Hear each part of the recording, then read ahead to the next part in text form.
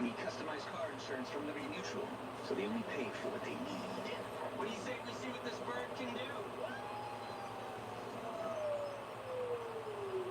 So you're not getting you a helicopter. Looks like the walking kid. Only pay for what you need. Liberty, liberty, liberty, liberty. Mom got Xfinity Internet, which delivers Wi-Fi faster than a gig.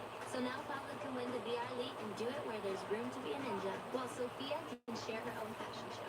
And while everyone is online, she can finally take a little break from being a mom. When internet gives you more, life also gives you more.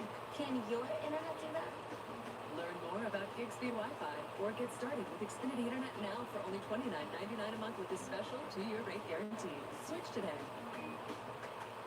Sunday Night Anthem, delivered by Uber Eats. Been waiting all day for Sunday Night Football and AFC Championship rematch with the Buffalo Bills and Kansas City Chiefs from Arrowhead Stadium.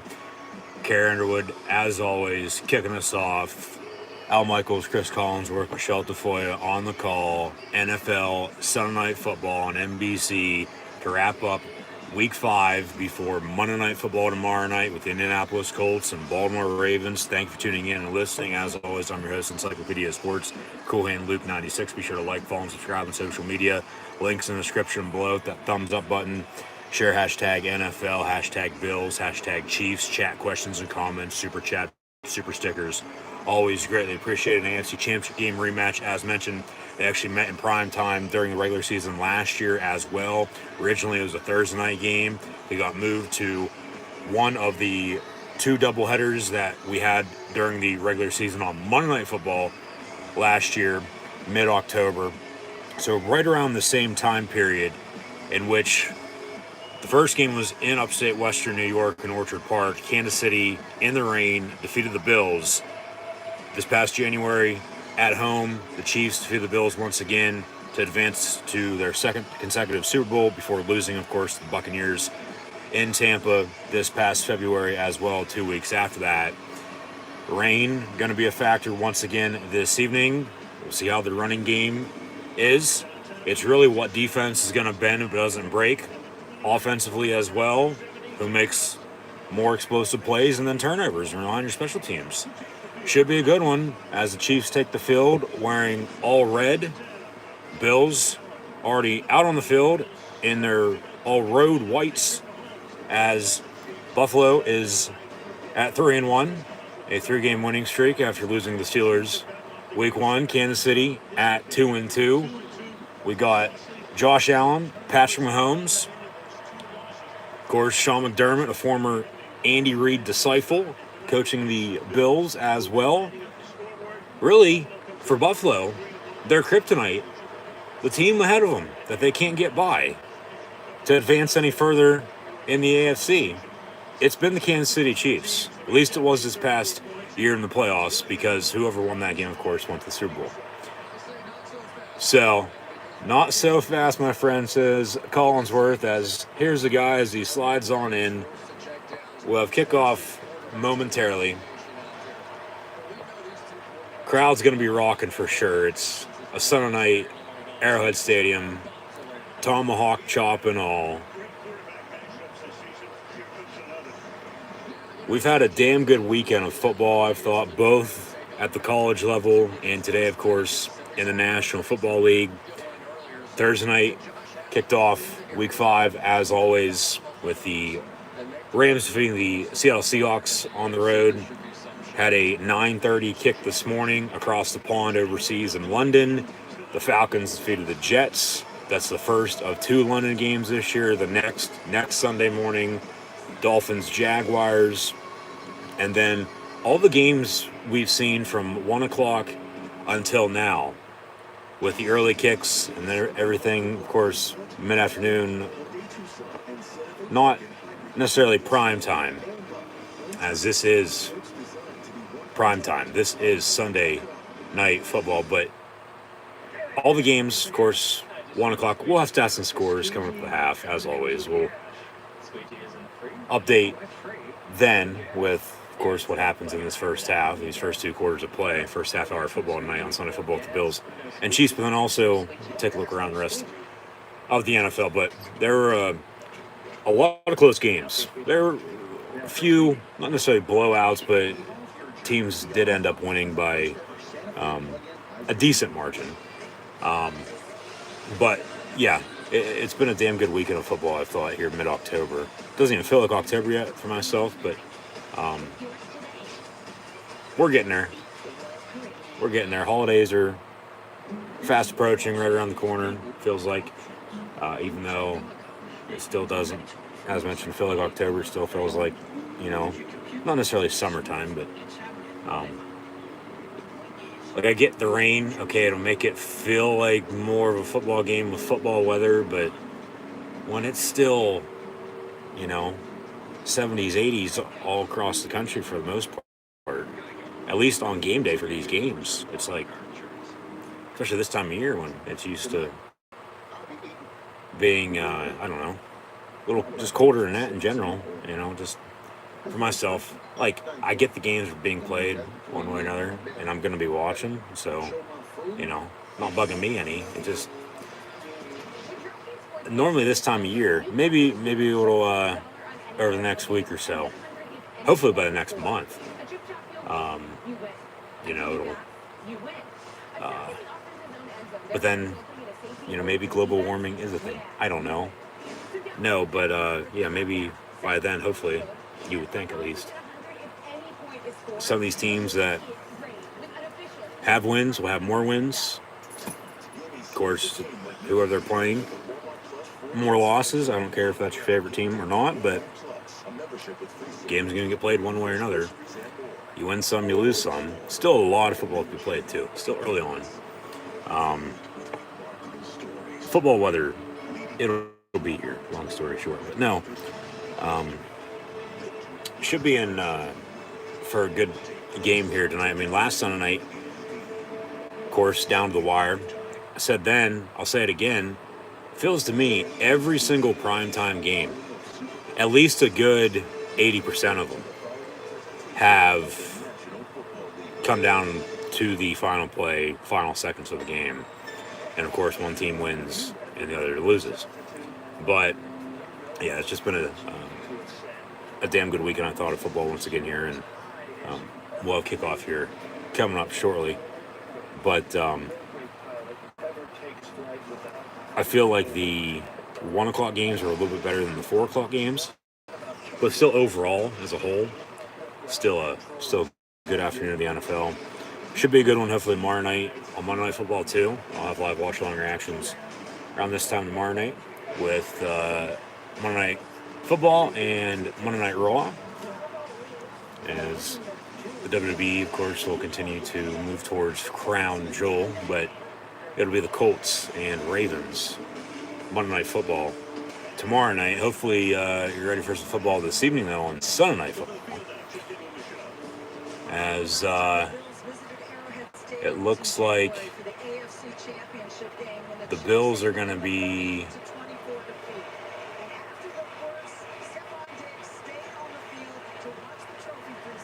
I believe the Bills are going to be back deep to receive here. The Kansas City's kicking off. And Bills head coach Sean McDermott said, "This is our measuring stick. If you lose in the AFC Championship game, that's the team we've got to beat." So Exactly. do everything with that in mind. This offseason, Buffalo has to get by Kansas City if they want to get back to the Super Bowl for the first time in what seems like forever. It's only been about 25 years, but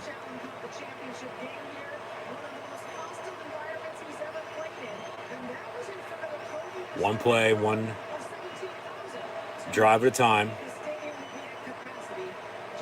Running game.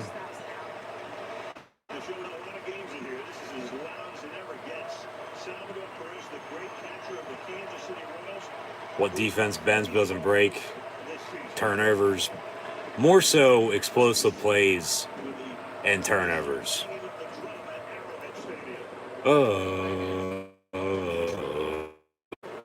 Tomahawk chop as they are banging the drum.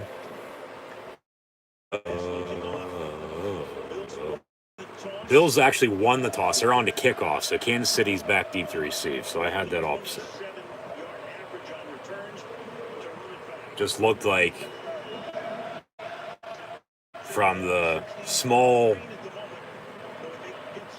spot that they showed on the screen, it looked like they were trotting on to return, but no, they were trotting on to kick off.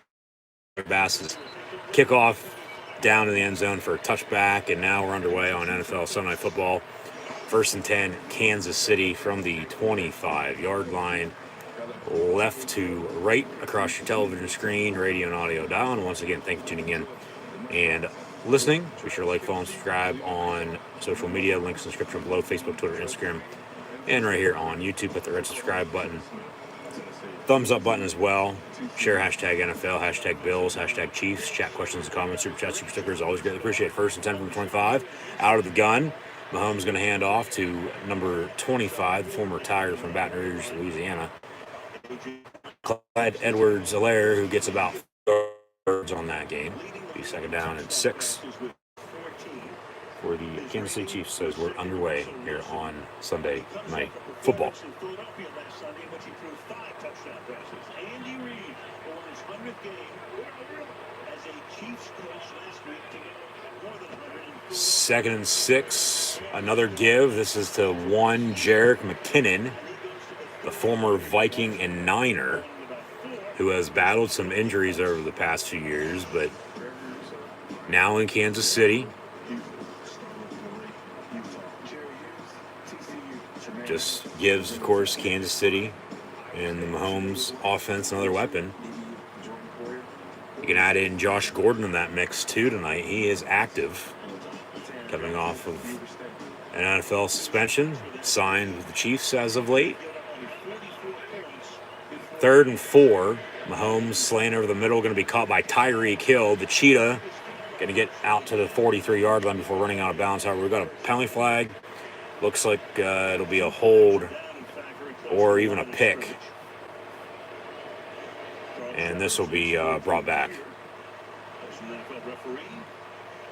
I believe this is on the Kansas City Chiefs. Prior to the pass, holding on the Bills, actually. Penalties going to decline, 1st down. So I'm 0 for 2 on one who was kicking off and who was receiving, and then there's that penalty. Because they never show who's kicking off and who's receiving unless they say, until they're actually doing it. And I was trying to get a look from the small angle that they were showing, and like I said, it looked like Buffalo was going out to receive, but they went out to kick. 1st and 10 after the penalty. Mahomes going to go deep near side. Has a man wide open, and he put too much on it and overthrew Kelsey. Incomplete. You don't have to throw him a bullet 50 yards downfield, man. Come on. He was wide open. All you have to do is lob it up to him. He's going to come down with it. Is it Travis Kelce or Travis Kelce? That's the question. But still in the end, yeah, it was intended for him, but it fell incomplete, just a little too much. Clyde motions out near side, empty set 5 wide, 2nd and 10 from the 43. Mahomes over the middle, incomplete, intended for Mecole Hardman at the other 43-yard line in Bill territory. So incomplete, 3rd and 10. In his first year, last year, took him to the AFC Championship game, 41-27 in the regular season. And this is it. Now, you don't get many opportunities against Kansas City to get them to a 4th down. So can they? So with 13-17 to play here, Williams going to motion back into the backfield. On the defensive side. And they also suspended Josh Gordon, who they signed last week. Mahomes going to roll out near side.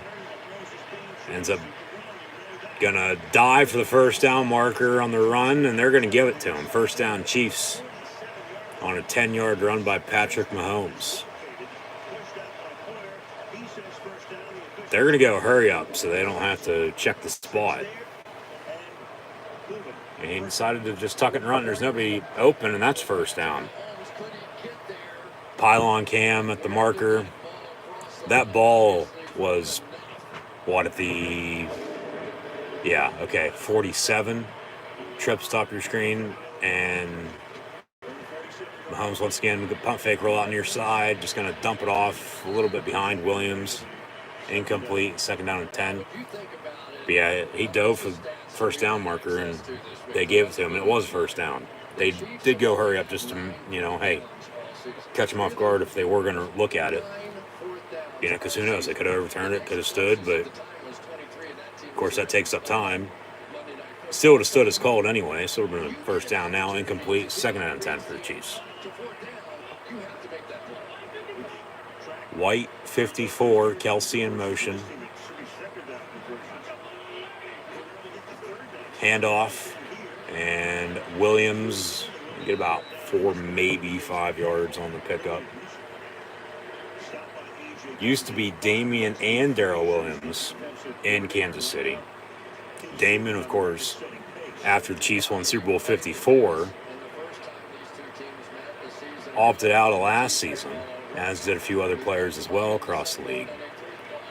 He's now in Chi-Town with the Bears, who won today on the road against the Silver and Black Raiders. Bears-Packers next week. Mahomes gets Buffalo to jump off sides on 3rd and 5, so he has an automatic first down, and then he just free play, almost picked off, but incomplete. So it'll be 1st and 10 here, unless they get him for a false start.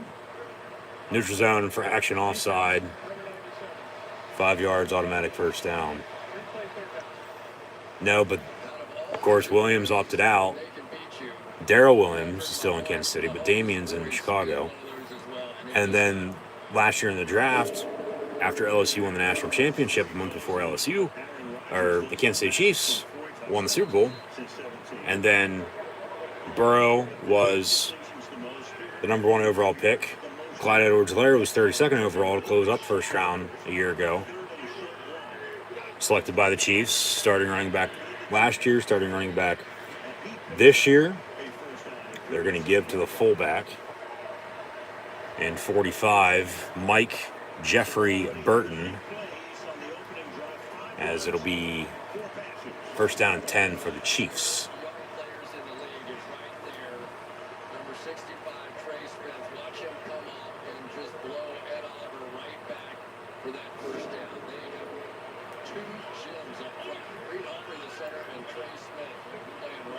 I feel like with Andy Reid, as many NFC Championship games as he went to with the Eagles and the 1 Super Bowl appearance they didn't win against Pats in 39, I feel, he's coming off his 100th win with the Chiefs last week, defeating the Eagles on the road from the Link last Sunday in Philly, to become the first ever NFL head coach to win at least 100 games each with 2 different teams. 140 with the Eagles, 100 with the Chiefs now, looking for a 101 this evening. I feel like Andy Reid's had more success in the Midwest with Kansas City than he did here in Pennsylvania with the Eagles. But at the same time, year-wise, he's still got a few more years to catch up to equal out what he did total for the Eagles. Now, of course, getting fired and winning a Super Bowl with the Chiefs. But and Philly, after Andy Reid, Chip Kelly, Doug Peterson, won a Super Bowl with Peterson. Should have never fired his ass either. But now Nick Sirianni, and they somehow beat Carolina earlier. But now 3rd and 7 for the KC Lights from 33, and incomplete, 10 for Byron Pringlecan. And now another flag, should be on Buffalo, it looks like. Maybe an automatic first down. Kansas City's drive just rolling on, staying alive. So you can staying alive to that as well. But yeah, defensive hold, that's 10 yards, automatic first down. Buffalo and defense just shoot themselves in the foot right now. Just giving Kansas City free yardage.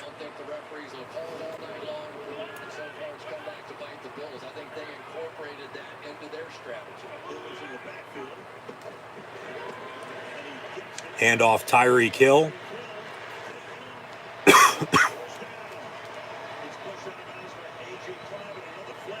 And who would have guessed? Another penalty flag on the field. Excuse me there. So with 10:31 to play, I feel like we've had a flag on every play of this game thus far. But a 5-minute drive will continue. Another hole, but it's on the Chiefs this time. So they'll replay first down. It'll be 1st and 20. That was on number 11, Demarcus Robinson. Take a look at how deep those safeties are. And the guy you're worried about is in the backfield, so you don't have to worry about that so much. But it is just amazing to me, all the RPO stuff, all the things that work for this Kansas City offense, I think due in large part to the fact that people are scared to death of Tyreek Hill getting up. Howell's at 1st and 5. And that's an offside.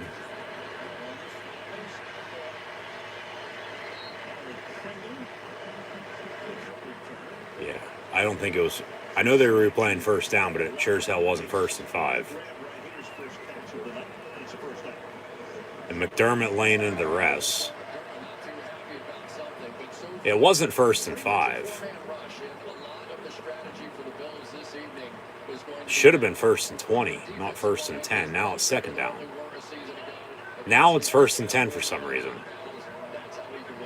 Okay, these officials have everything screwed up right now for some reason. They're throwing flags on every play. They can't get the down right. Mahomes just going to tuck it and run. Be 2nd down. Yeah, they jumped off sides again. They didn't throw that one, though. It is starting to get chippy here. But still got a lot of football left. So just, put your head down, get back to work, and move on. Yeah, Kansas City taking up about half this first quarter. 2nd and 7. I mean, if they score a 75-yard touchdown drive that takes up half the first quarter, got a whistle for another penalty flag. False start. Jesus Christ. Settle in. These damn refs. Like, seriously. All right. It is what it is. It's a penalty, throw it. If not, let him play. Like, if it's clear cut, throw it, but not. If it's not. Hardman in motion. And then a screen. 10 for Clyde Edwards-Helaire, incomplete. So now a 3rd and 12. Okay, 3rd and 12. I feel like we're back on track from, even with all the flags on every play now. They made sure everything was reset, and we're good to go.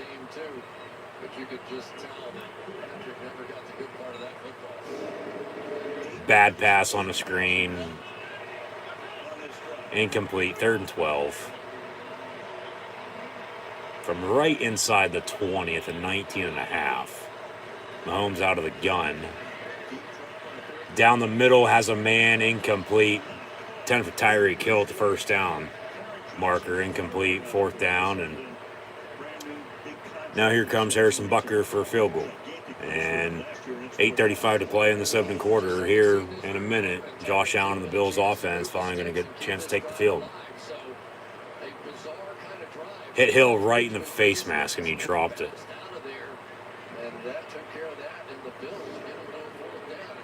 So defense bends, doesn't break. They force a field goal. Kansas City's going to settle for 3 here. From 38 yards, Butker's kick up and good. Go back to all the games from earlier as well today. A lot of special teams play. A lot of field goals. A lot of kicks either made or missed.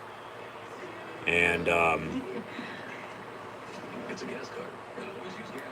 course, not necessarily one or, even though there were 3-game winners, but cost the team the win because they missed.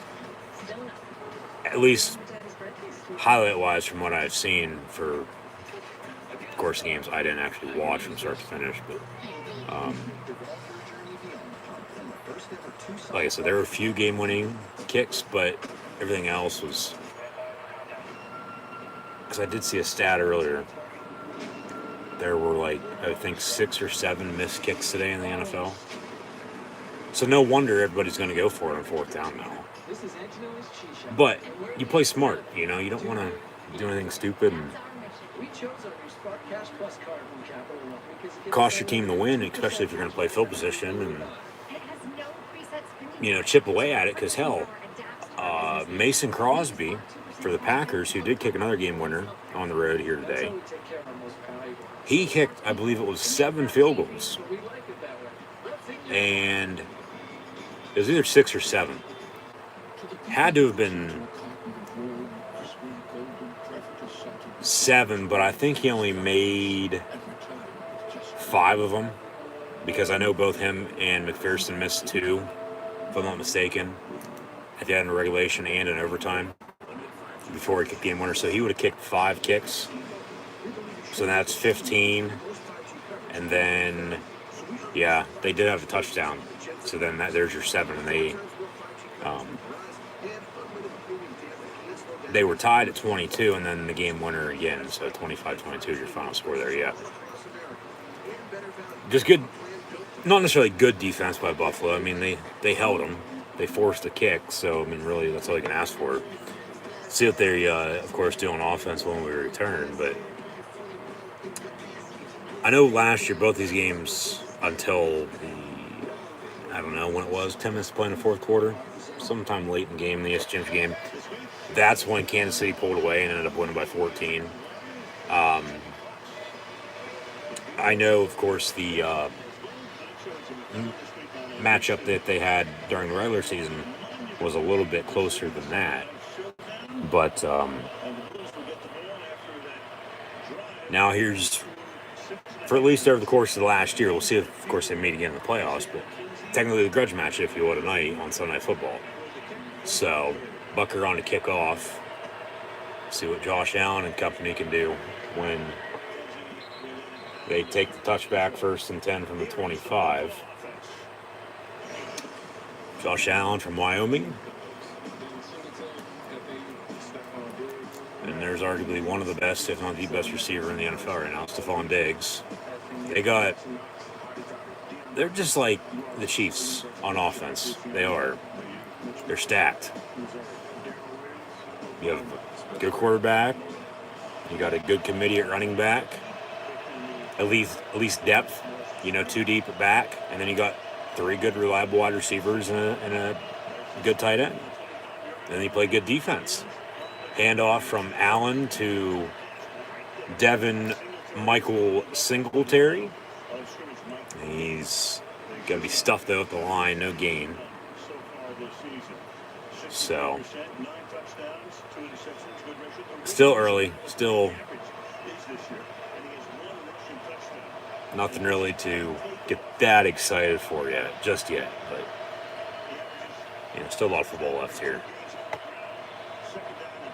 Really, like I said, I feel like it's going to be what defense bends but doesn't break, and then explosive plays, and who can get a running game going and, you know, run it out when they have to.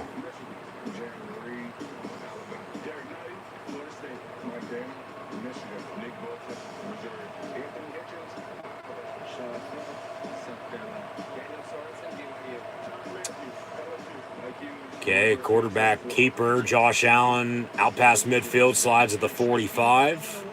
And that was on 3rd and 3.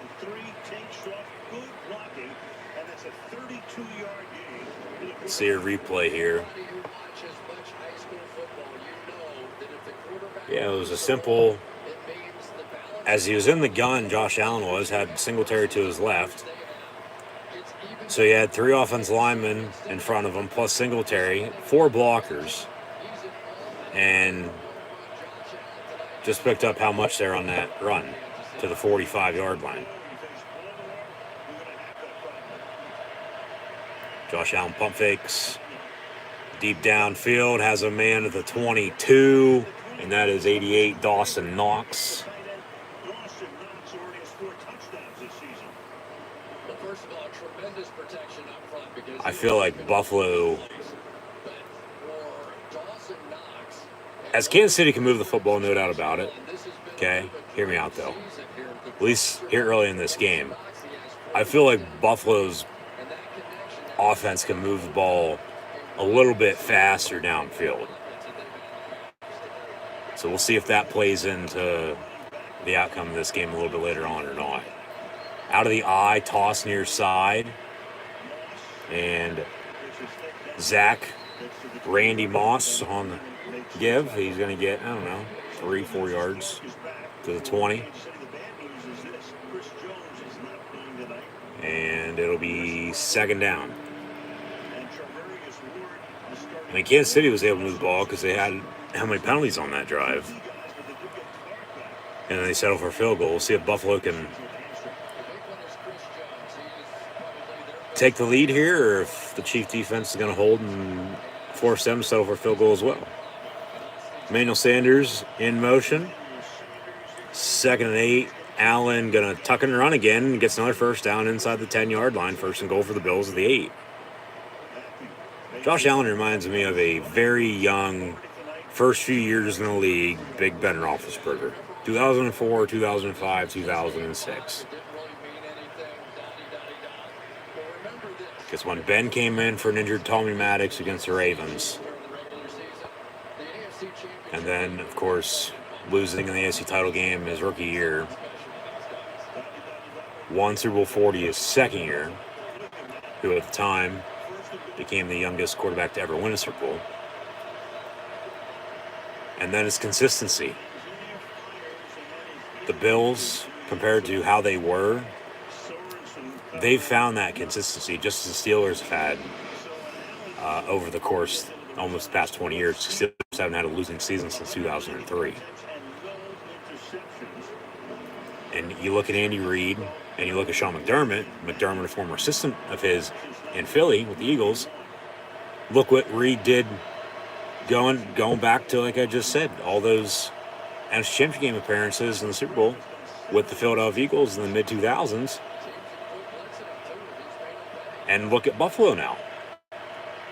They're able to, and they don't have Tom Brady in the AFC East anymore. Josh Allen, another quarterback keeper, he walks in the end zone for 6. Touchdown Buffalo. Like, really, the AFC East is the Buffalo Bills to lose, especially as bad as the Jets and Dolphins right now. I mean, Tua, we'll see if he comes back next week or not, but the Patriots barely squeaked by the Texans on the road today, and they got a tough Cowboy team coming up to Foxborough Gillette Stadium next week. Buffalo's in a big game here tonight, haven't lost since week 1. Talking about the Steelers, team they lost to. Buffalo's trying to get revenge, basically, for losing the Chiefs twice last year. Not once, but twice. Especially in the AFC title game when Super Bowl appearance was on the line. So, yeah, I feel like with those two offenses that, have taken up 10 minutes of the first quarter here, one drive apiece, the Bills are able to move the ball a little bit faster downfield. I mean, Kansas City can play, no doubt about it. They can move the football. They have, both these offenses do, for God's sakes. All the explosive players that they have, at every single position. Now, of course, the Chief offensive line's totally different than what it was over the past few years. No doubt about that either. But, of course, Buffalo has a lead now. Can they build off of it? Can Kansas City get back in it? It's still early, only a 4-point deficit here. But running game late in the game to run the clock and run away with it and pick up the W, but we'll see what Kansas City does. I'm sure both these quarterbacks, will probably make a few mistakes, no doubt about it tonight. Turnovers play into that. Whoever doesn't turn the ball over, they'll win. Crowd doesn't seem dead, but Buffalo just honestly made that look easy. They did. They have so many delicious snacks. They're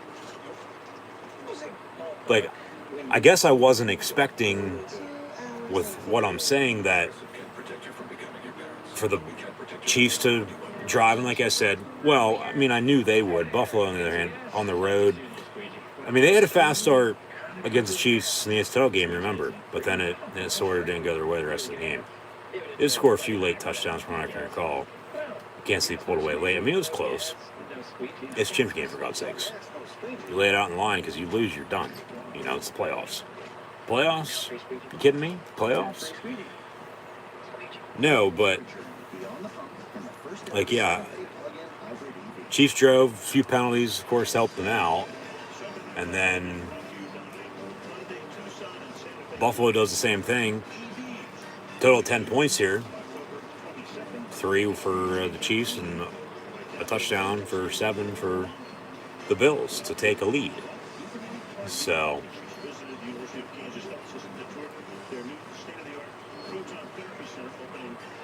here we go again. We'll see what gives. I'm sure something will, but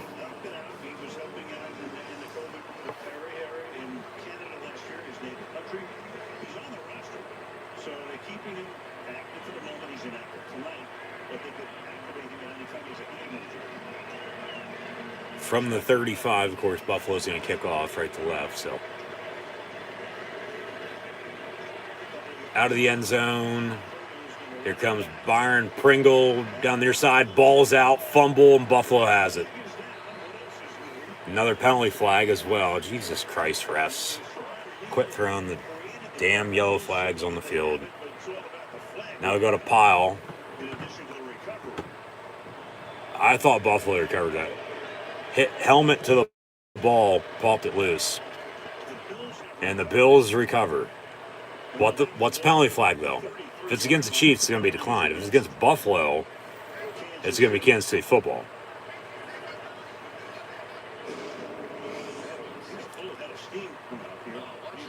Yeah. Right on the ball, but really just completely unseen by Pringle. Just a big hit to jar it loose. It wasn't like he was carrying it like a loaf of bread by any means. Hold on the return, decline. Buffalo Bill football, 1st and 10. They're going to try to extend this lead after a turnover already. 4:29 to play in this opening quarter. Because, I mean, if they can go in, allow Kansas City to drive, but force a field goal, make them settle, you get the ball back on offense, drive, score, take the lead, get this turnover, score again, whether it's a field goal or a touchdown, but even more so if it's TD. Take control of this game, quiet the crowd. Yeah, Kansas City's explosive, and we still have a lot of football left to be played. I mean, I guess I should just ask Houston Texans from a few years ago in the playoffs, since Kansas City was down 24-0 at the half, and they, of course, came back and won. But explosiveness-wise, can Kansas City, with Mahomes and everybody, play calling wise and just keep it simple still because it's early, get back into this game? I would think so. And at that point, then, we'd be in for a good one, especially a great finish.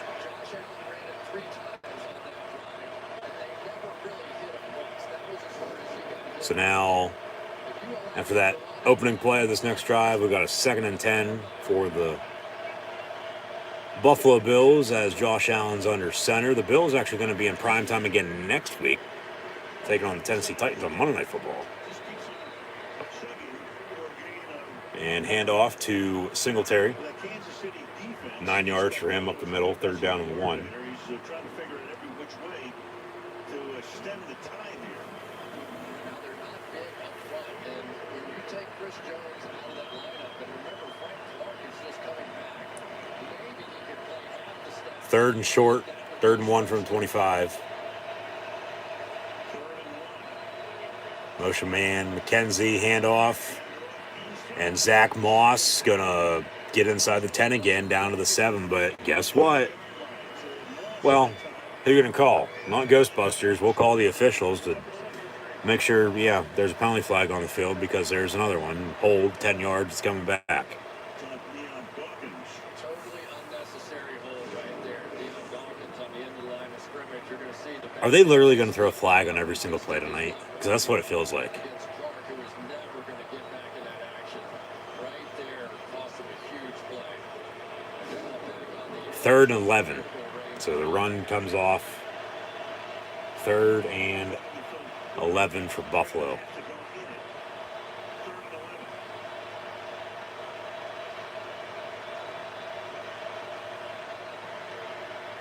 Allen looking near side, going to roll out. Another penalty flag. Oh my God. This has to be the most penalty flags there's been thrown in the first 12 minutes of an NFL game ever. Because with Pi 3-1-4 to play, we got another one. As Josh Allen rolled out, almost went down the sack, threw it away, incomplete. Now they're going to throw intentional grounding, I think, because there wasn't anybody there. Actually, there's 2 flags on the field now. So there's the first one, and there's going to be intentional grounding afterwards. So they'll probably offset. They'll probably still replay the damn down. Illegal motion, and then intentional grounding.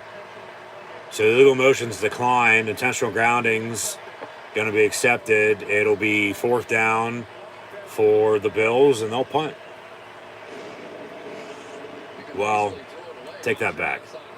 It's going to depend on where the ball is going to be spotted at if they want to bring field goal unit on to kick. That penalty might have just taken him out of field goal range.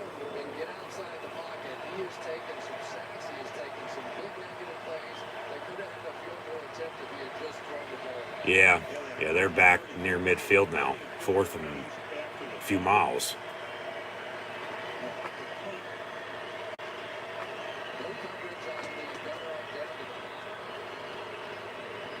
Buffalo booms it from the 5 on the punt return. Down the far sideline. Almost got loose. Now got some pushing and shoving on the Bill sideline. Penalty flag again. Got some coaches pushing and shoving with some players as well. These refs need to get control of this game. Plain and simple. They shouldn't be throwing a flag on every single play to begin with. And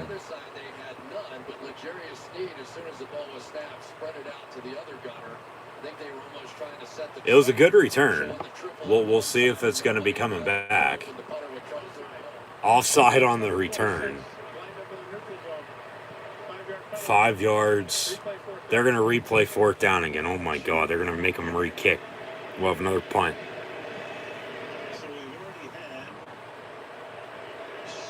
Probably about 10 penalties.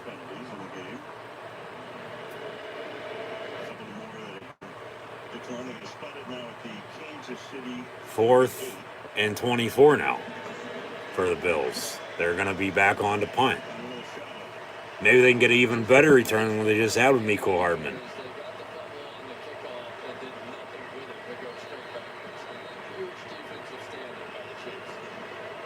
And we'll see if there's any more John with some pushing and shoving on the sideline.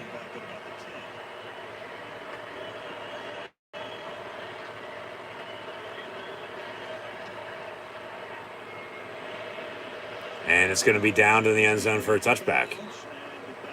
So differential is going to be, I'd say, 10, 15 yards or so. But, of course, the Chiefs jumped offside, so nothing they can do about that because they did throw the flag and they re-kicked.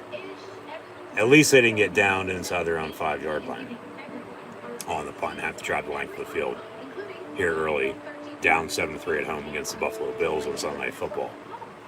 Touchback, your first 10 Chiefs win, we return. So once again, thanks for tuning in and listening. Be sure to like, follow, and subscribe on social media.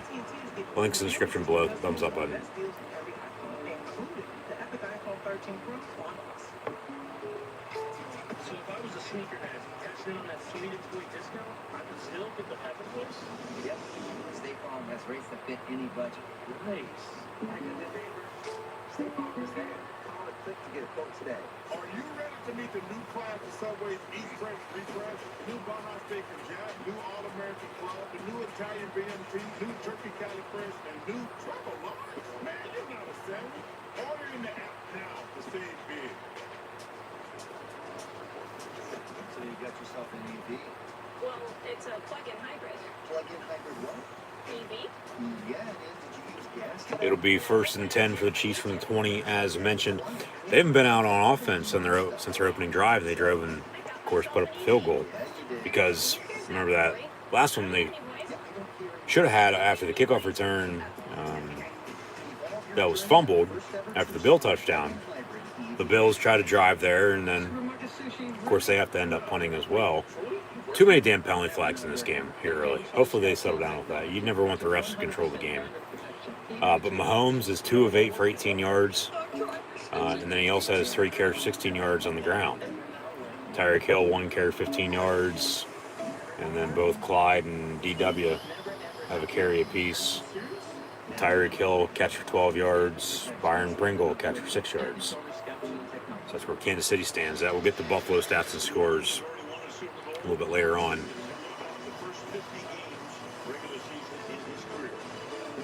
We're back to the action now.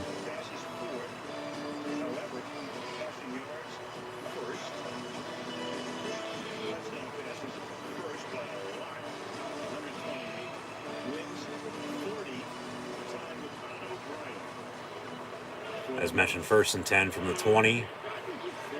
Gonna hand off Clyde Edwards-Helaire.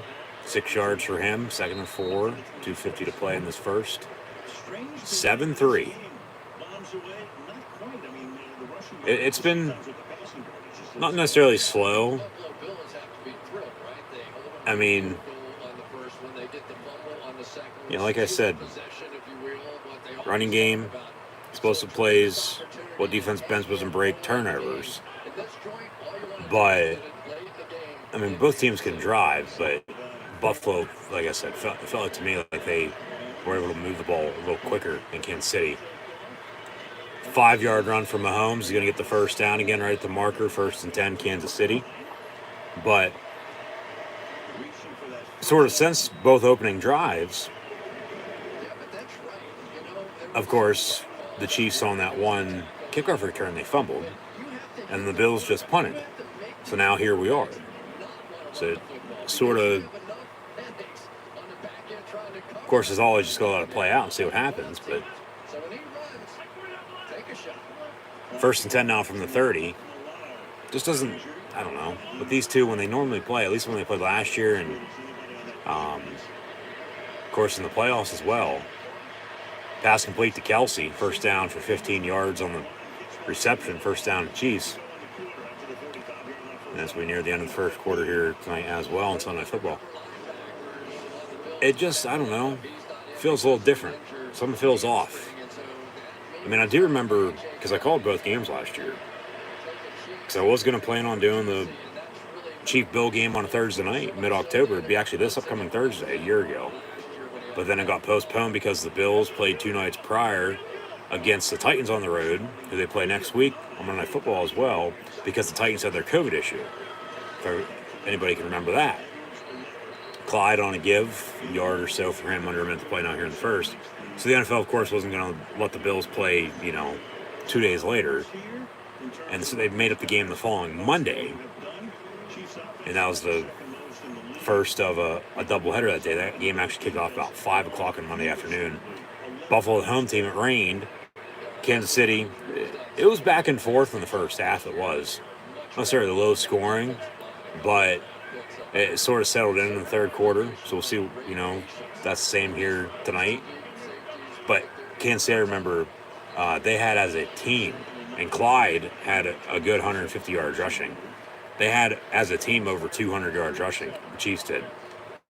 And then the title game, Buffalo started fast, but then here comes Kansas City, and, of course, at home in the AFC Championship game, they didn't lift their foot off the gas pedal by any means.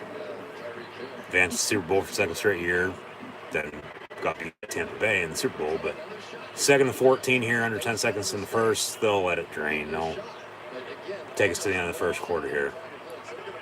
Yep. Nope. End of the first quarter. Bills lead the Chiefs by a score of 7-3. Hopefully this heats up here a little bit. Sometime soon at least. Not necessarily slow, just like I said, when you see these two teams, at least on paper, playing, and then what you're expecting to have happen, and I get on side on paper, side on field, no doubt about it, but the Bills and Chiefs, you would have thought here in the first quarter, unless it's taken them this long to settle in, that they would have already been settled in, to get it going and, of course, do what you got to do to win. But there's still a lot of football left, so I'll end it with that for now. So we'll see what gives. We'll see what happens. Hopefully going to be in for another good primetime game. I don't want to see this game here tonight once again, end. I mean, it really didn't last year. I mean, Kansas City pulled away in both games, but like I said, for most all primetime games this year, they've come down to the wire. But a few not mismatchups, but just differential, of course, final score, just, of course, to equal out. But, what was I going to say? I had the honor to do both games last year because they, for one, like I said, they were going to play on Thursday night. Didn't, because of Titans COVID situation. The Bills played them the week prior. Now the Bills play them the week after they play the Chiefs. Primetime game next Monday night, like I said. But rescheduled it for Monday. They played, and then Kansas City won, and then they met in the AFC title game, and the Chiefs won again. But I mean, Buffalo's got a lead. If they can, along with the Chiefs on defense, continue to play good defense, of course, keep your opponent out of the end zone, score more points than whoever you're playing as your opponent. Of course, name the game's to win, right? Score more points than your opponent. It's not golf. So, slow first quarter, even though a few decent big plays. I mean, running game, it's been Josh Allen for the Bills. Kansas City trying to establish handoff. Williams out to midfield. You get third down for, they say 5. Okay, third and medium as we begin the second quarter.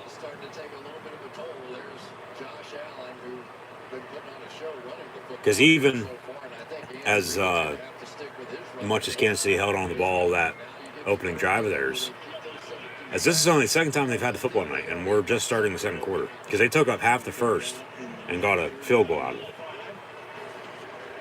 If time of possession comes into play and another penalty flag, oh my God, ridiculous. What's this? Too many grass blades being thrown into the air.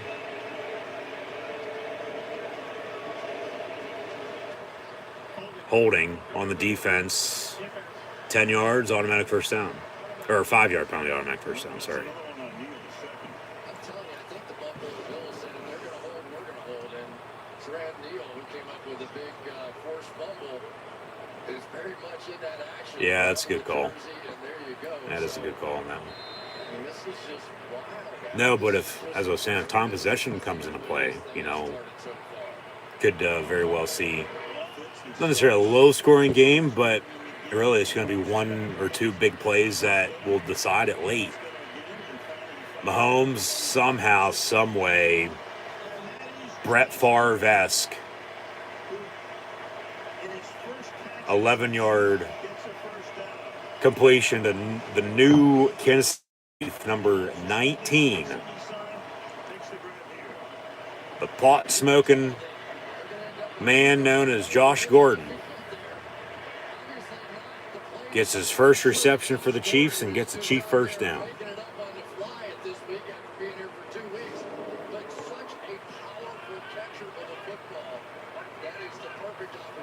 Mahomes in the gun from the 34. Mahomes, Cheech, and then Gordon Chong, or is it the other way around? Because that's a good connection right there. 9 yards on a screen to McKinnon. It'll be second and short. Yeah, it's all it does. Yeah, exactly, Collinsworth. All it takes is a little spark. Exactly. One play changes everything. And maybe that's what it was. You know, and the thing is, it's still early. Really, you don't talk about the sparks until, well, late third quarter. Maybe even a little bit before that, right after halftime. Because then if that happens then, you can try to control the rest of the game. But it's normally not until late. Not unless something sparks in the first half and you're playing well on defense and you're blowing out your opponent. Another first down for the Chiefs on that. Give to number 10, Tyreek Hill.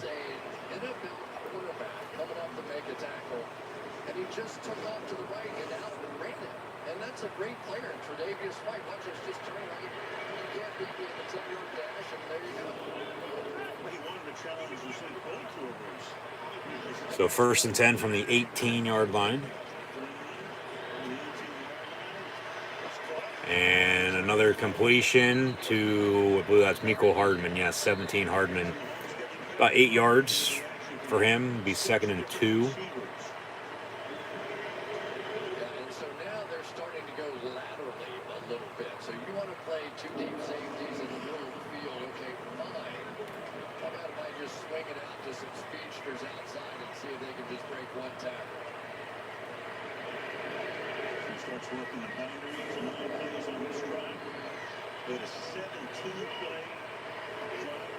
Referee comes up to hold Mahomes back from snapping the football because I guess Kansas City did add a sub late, and then the Bills did, or of course they just have to allow that if they do want to make a sub down on defense. Well, I don't think they did.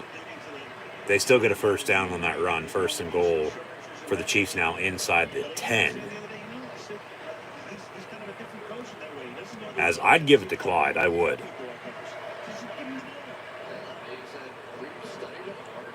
The way Andy Reid calls plays, Core's running game, he wants a timeout. Reid wants a timeout. Andy Reid wants a timeout. They're not going to give it to him. Play clock winding down, maybe a hold, no penalty flag. Mahomes looking to throw, dancing around, and then slides and then gets drilled on the tackle. So he's going to lose a yard after all that. He wanted a timeout, and he didn't get it. So now 2nd and goal. No, and then he tried to get it even more. Yeah, he wanted a timeout. They didn't give it to him. And then he wants a timeout again. They're going to give it to him this time.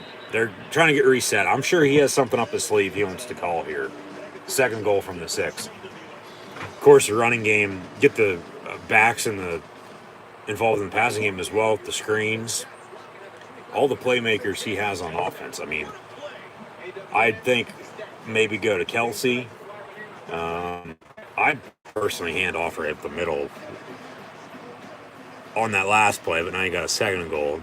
I mean, you could try to throw here again. I'd run it, and then you pass on 3rd down, but then the defense knows you're going to pass on 3rd down, so why not pass on 2nd down and then run it in from, shorter out, say at the 1-yard line on 3rd and goal, and then you get a touchdown out of it.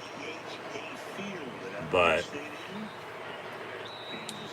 yeah, so we'll see what Andy Reid calls here. Him and Eric Bieniemy, the Chiefs offensive coordinator, who hopefully should get an offensive, or more than an offensive coordinator job next year in the National Football League as a head coach. I don't know what kind of formation that was, but it's a touchdown. Pass complete to number 13,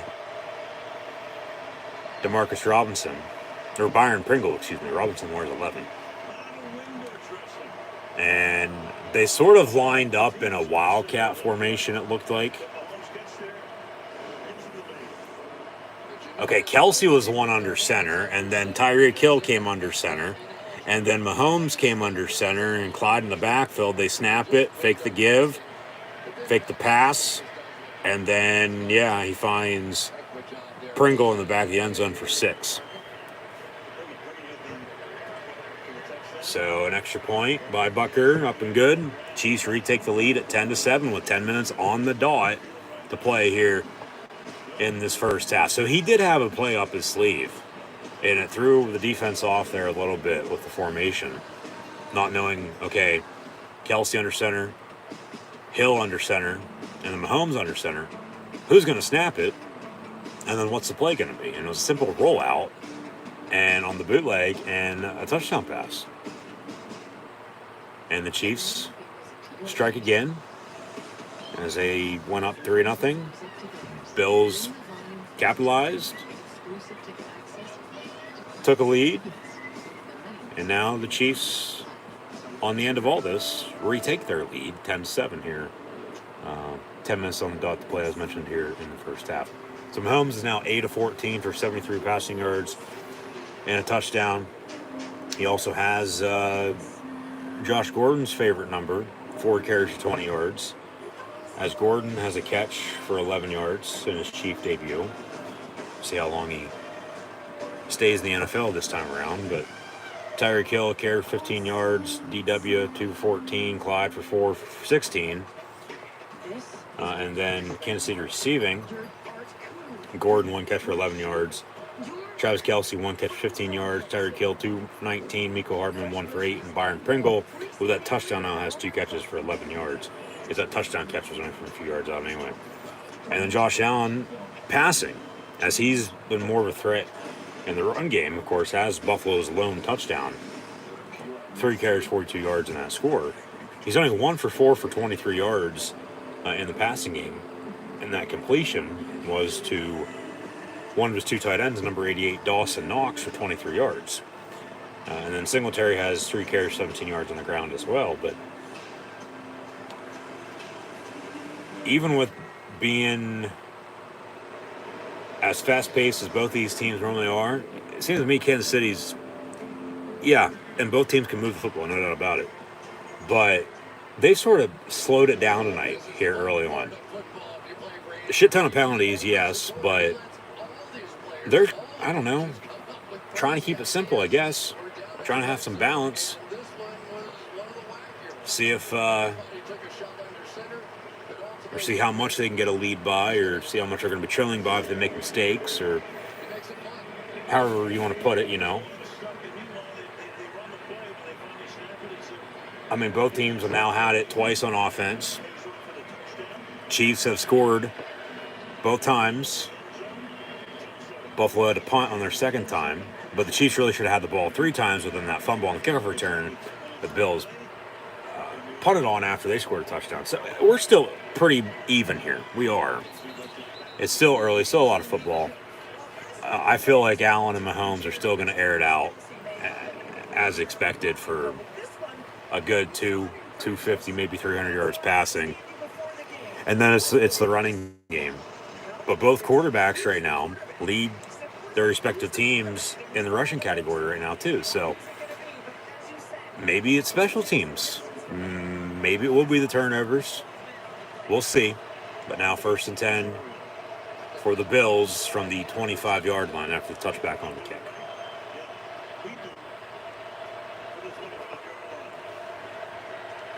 Under center's Allen, and he dumps it off to Zach Moss, who drops it incomplete. You got to catch that. Got to catch that. A 5th grader could have caught that football on the dump off from Josh Allen. Yet Zach Moss is in the NFL and he can't catch a football right now. You got to catch that.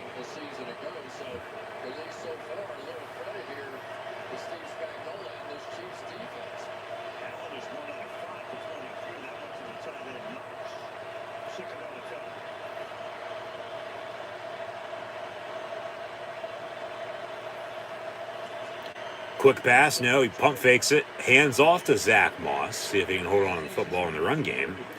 He can. He does just that. Gets about 8, maybe 9 yards on the run up the middle. Yeah, they've got two backs here. Zach Moss. See where they spotted at. Told him to spot it. Be 3rd and short for the Bills. 10-7 Chiefs. You're under 10 to play now here in the first half.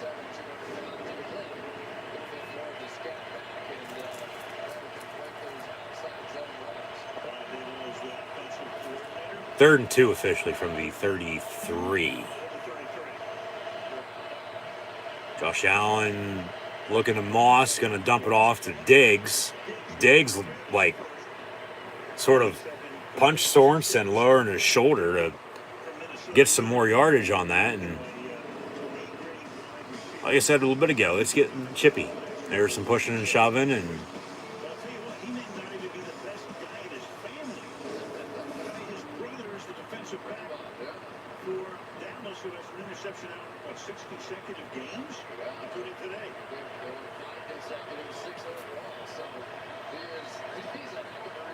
got a first down out of it, but like I said, these officials needed to take control of this game. And here, second quarter, they sort of died down on the penalties. Pass down the middle, complete to Moss. So the Chief defense just got Moss there for another 20-yard gain. In Chief territory now go the Buffalo Bills. Fake the run, fake the underround. Dump off, and then he has daylight in front of him.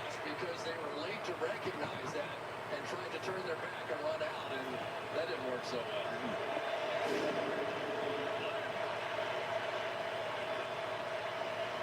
Just keep the defense on their feet. Keep them on their heels. Allen, 1st and 10, looking to throw. Steps up. End zone, has a man caught. Touchdown, Emmanuel Sanders. Bills retake the lead, 13-10. Now we're going. We're starting to cook now.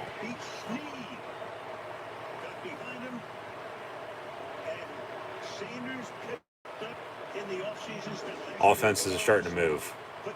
Points are starting to be scored. Starting to heat up. Sort of an in and out for Sanders down the far sideline.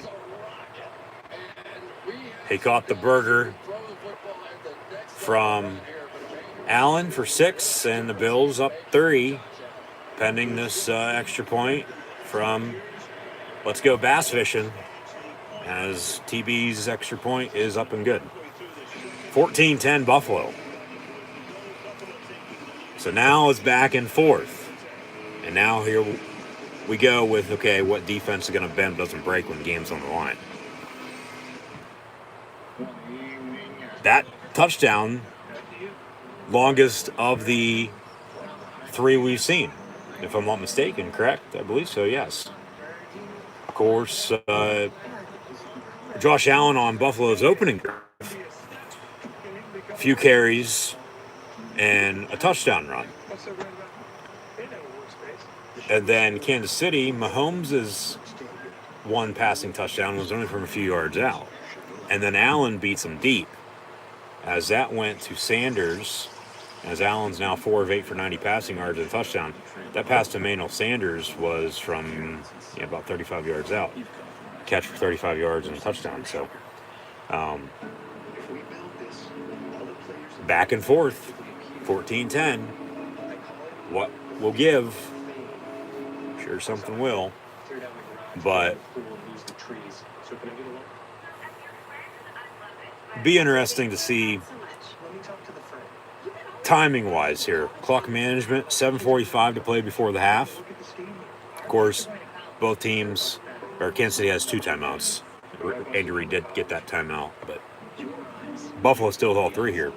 Plus 2-minute warning, of course, no doubt. But with as long as Kansas City on their only 2 drives of the night, as much as they've held on to the football, not draining the clock, but hell, they took up half the first quarter, for God's sakes, and they took up a decent amount of time there to score their first touchdown because they only got a field goal on their opening drive. As they're leading Buffalo by double, twice as much in time of possession right now, by about 7 minutes. 14-7 here, with the score 14-10, of course, but 14 minutes to 7 minutes. You know, yeah, quarter and a half in, 7:45 to play. So,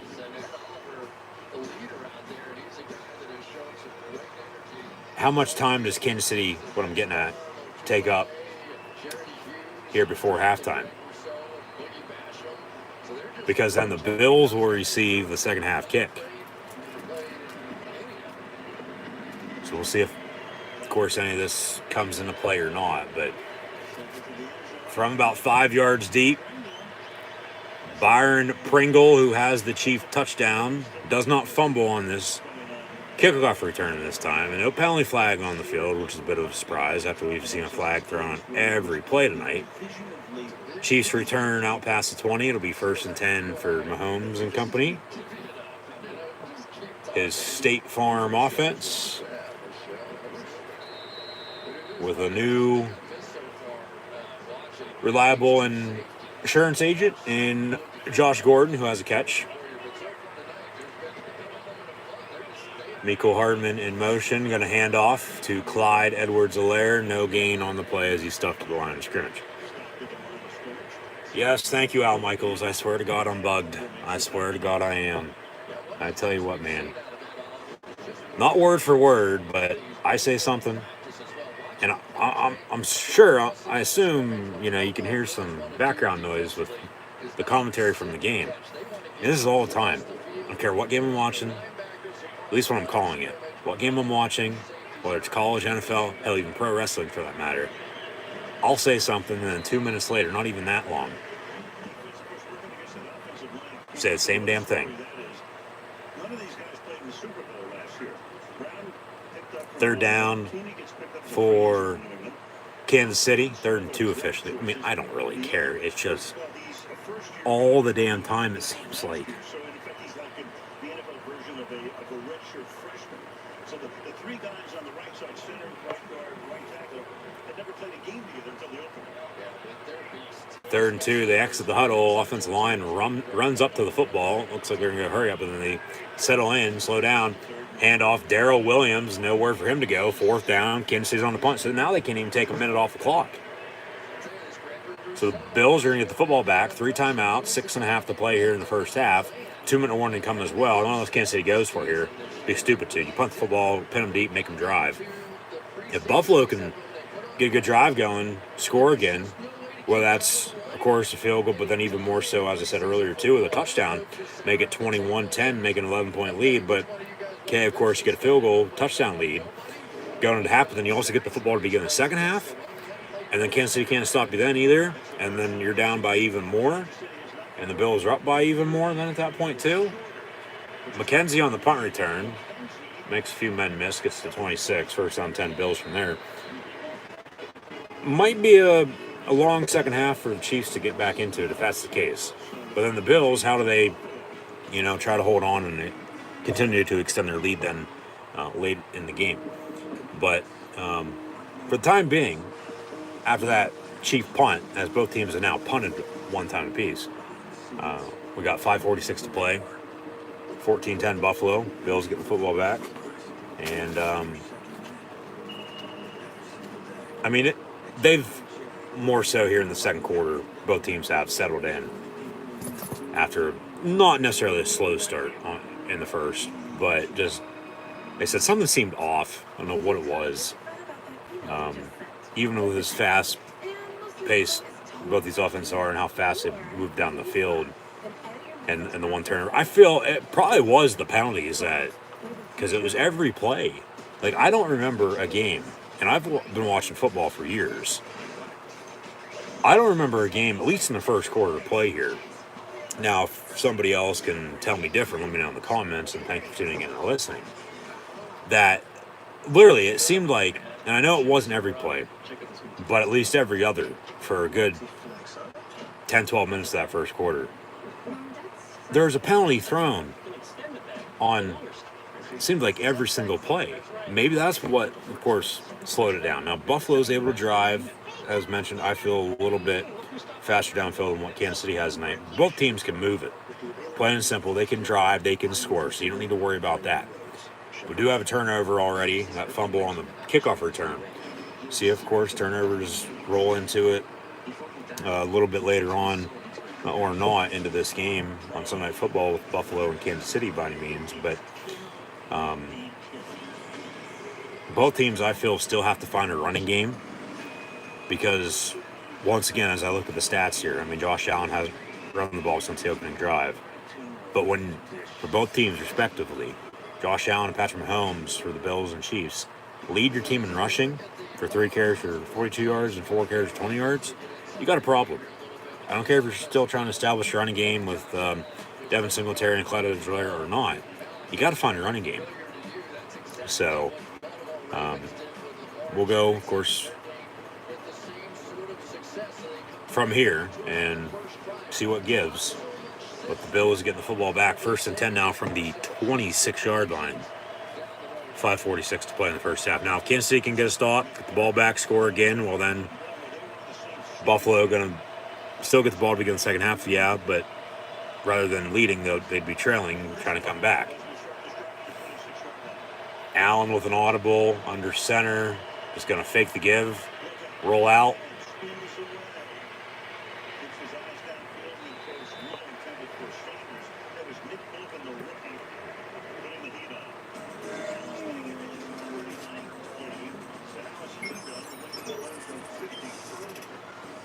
And that pass falls incomplete.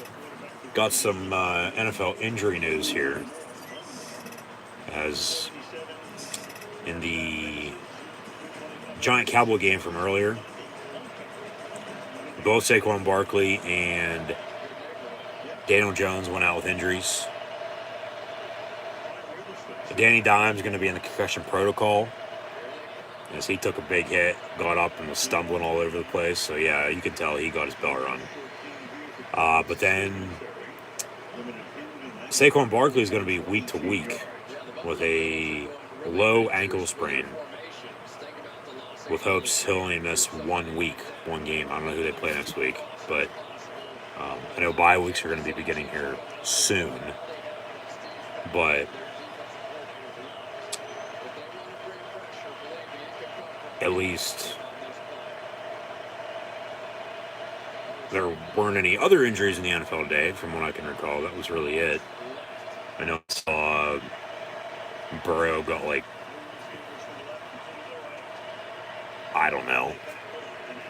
punched in the throat or something. 3rd and 8, deep ball down the middle. There's an explosive play. Diggs is wide open, and it's going to be a 1st and goal for the Chiefs. Or Bills, on the road against the Chiefs here from the 10-yard line. What a play. What a play by Buffalo.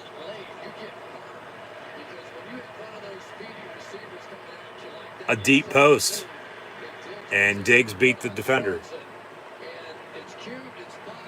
Wow. And now a 1st and 10 officially from the 11. So they got 8 shots to punch it in. See if they can get a running game going here. Josh Allen's going to keep it himself and then be tackled in the backfield for a loss of a few. 2nd down.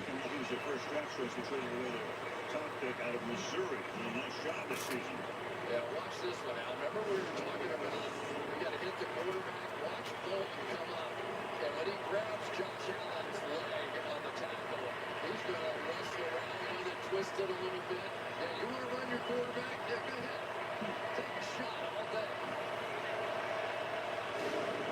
It's now 2nd and 11 from the 12, more so the 13-yard line. Diggs setting up Buffalo with this field position. Sanders in motion, pass near side, intended for Diggs again, incomplete. 3rd down. So after that big play, Buffalo's only a play away now from having settled for a field goal because Chief defense stepping up. As we near halftime, 3:22 to play in this first half. Kansas City can get a stop, force field goal, get the ball back. 2 timeouts, 2-minute warning, drive and score, tied up at 17. We're going to have a ball game in the second half.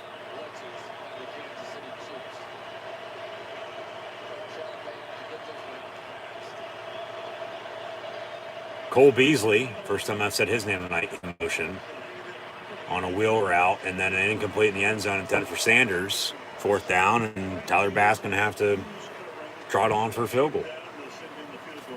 It's interesting in the championship game, every time they got in a situation like that, You can't settle for field goals all the time. Kansas City did. I get Buffalo's 2 touchdowns are going to settle for the first. Kansas City had to settle for one on their opening drive, and then they scored. And then both teams have punted a time or two apiece.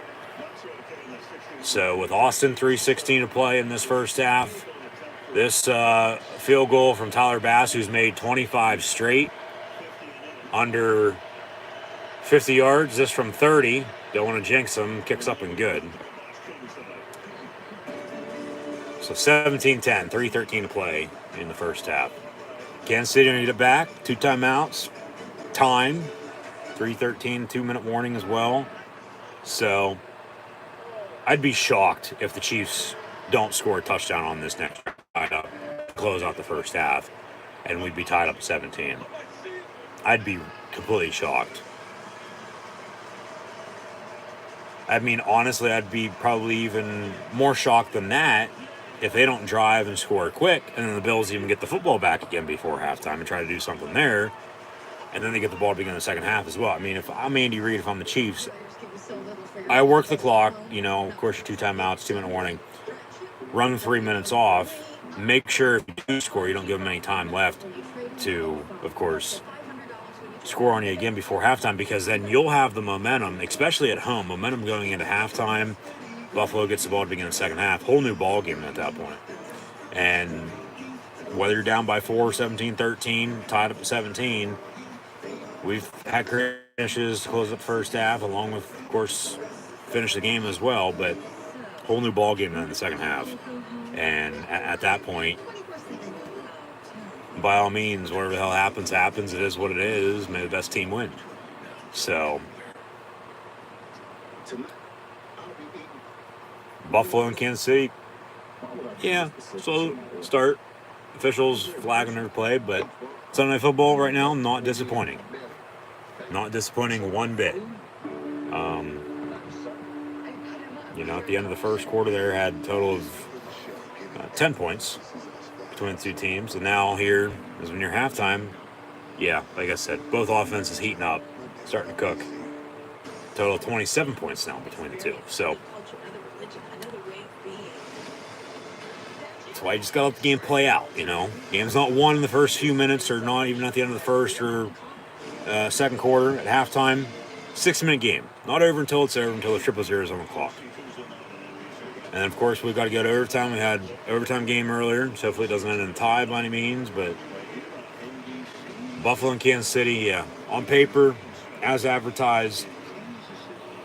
Of course, we'll see how everything finishes up, but still got a lot of football ahead of us here tonight. 3:13 to play in this first half.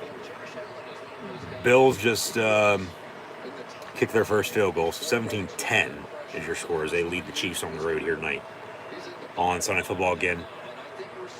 They'll be on to kick off, be 1st and 10 for the Chiefs, as they'll take another touchback. Actually, the ball is actually going to roll out of bounds at the 3-yard line.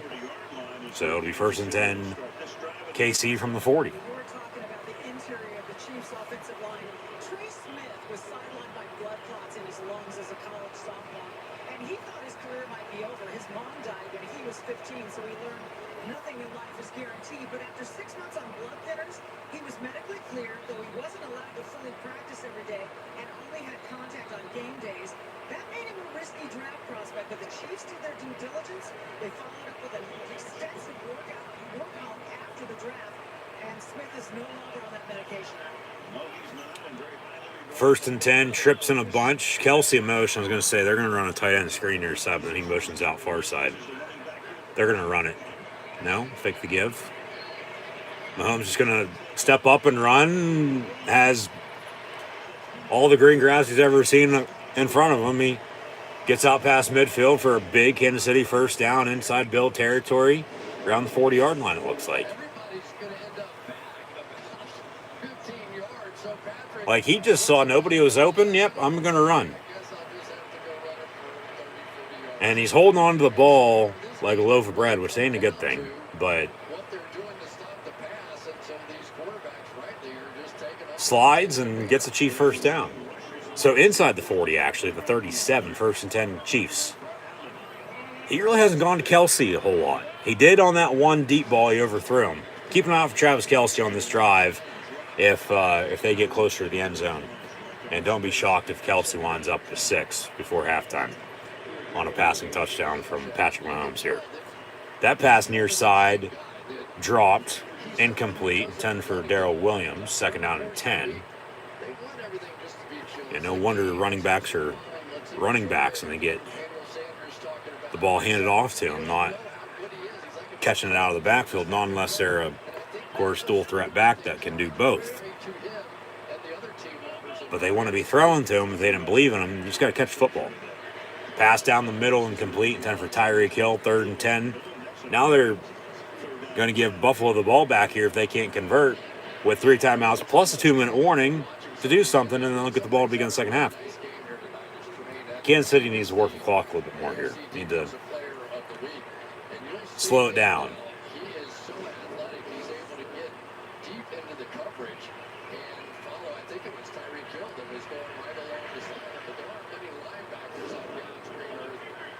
So 3rd and 10 from the 37. After that long run, they haven't moved the ball an inch. Now I got a flag. Probably a false start. Yeah, exactly. False start. We were due for a flag there. I hadn't thrown one since the last time they threw one. But with as many penalties as they've thrown tonight, it seems like it was just 5 seconds ago. 3rd and 15 now. So they're going the wrong way.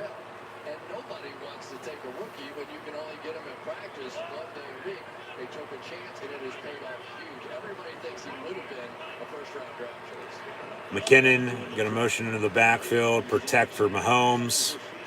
Mahomes going to roll out far side. Throws it. Is caught by Kelsey at the 32, but he's not going to have enough for a first down.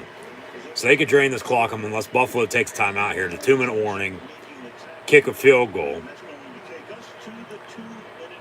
And cut it to 4, and then give Buffalo the ball back before half to drive and score to extend their lead before half. Plus, they'll get the ball big in the second half again. So we could be sitting at, 17-10 here still. They miss the kick or even go for it, don't convert. 17-13. Buffalo scores. Field goal 20-13, 20-10. 24-10, 24-13 at the half. Still got to figure out here with 2 minutes to play what the hell is going to happen and where we're going to be sitting at. A lot to figure out, no doubt about it. One play at a time, though. All hypothetical, we can figure out or think this is going to happen, predict this, that, whatever's in between, this, that, or the other. But, we're not playing. They are. So, yeah. We'll see what the Chiefs do here on 4th down. I'd kick it. Just continue to play good defense. Take it in the second half. Just hope to stop before halftime, of course. And then you're only down by 4, and then stop them early in the second half, and maybe take the lead then. So, 2 minutes to play. 2-minute warning here in the first half tonight on Sunday Night Football. Bills have the Chiefs in a 4th down as they lead by 7, 17-10. Game's picked up here in the second, but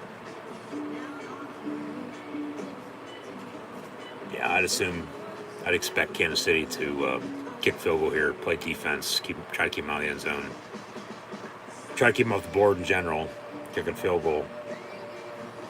Only trailed by 4 at the half, and then whole new ball game, like I said a minute ago, in the second half. And this game will probably, as most of all the primetime games this year have, come down to the wire. So we should be in for a good one. As advertised, as expected, like I said a minute ago as well, but there's a little bit of a slow start, I thought. It's since picked up, so we're good. But really, the Bill and Chief game, at least in the regular season last year, was sort of like this right before halftime. And then, of course, Dave's title game, Bills' early lead, back and forth, but then the Chiefs at home in the title game to get the Super Bowl for the second straight year, pulled away for the win. They're going to go for it, actually, on 4th and 5. They're going to try to draw them off, probably call a timeout. Now they're going to snap it. Here we go, 4th and 5, Chiefs going for it. Mahomes looking to throw. Has all day to throw. Has a man, is going to be deflected, almost picked off, intended for Kelsey, incomplete. So you could have got 3 out of that, and you decided to go for it and don't get anything. Now you got Buffalo with the momentum, giving them the ball back after a turnover on downs. And you got to try to force a field goal here. If not, anything better with holding them to 0. Because if they give up a touchdown here and you're down 14 at the half, and then Buffalo also gets the ball to begin the second half and they score another touchdown, and then you're down by 3 scores, down by 21, early third quarter at home. I mean, don't rule out Kansas City from coming back by that large of a deficit, no doubt about it, because they've done it before.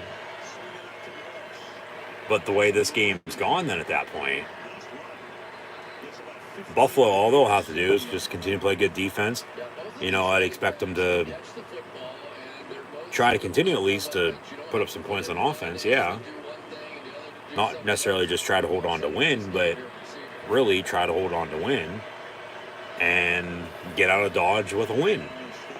Josh Allen, 1st and 10 near side, looking to throw deep downfield, has a man wide open, Dawson Knox, and the Bills making it look easy. Easy peasy, lemon squeezy. Touchdown Buffalo. Oh my God. What, 2 plays? Yeah.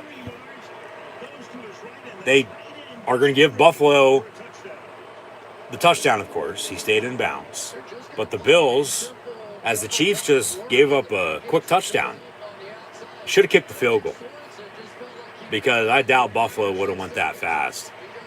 They're just capitalizing off of that turnover on downs. But who knows? Maybe not. Maybe they still would have done the same thing.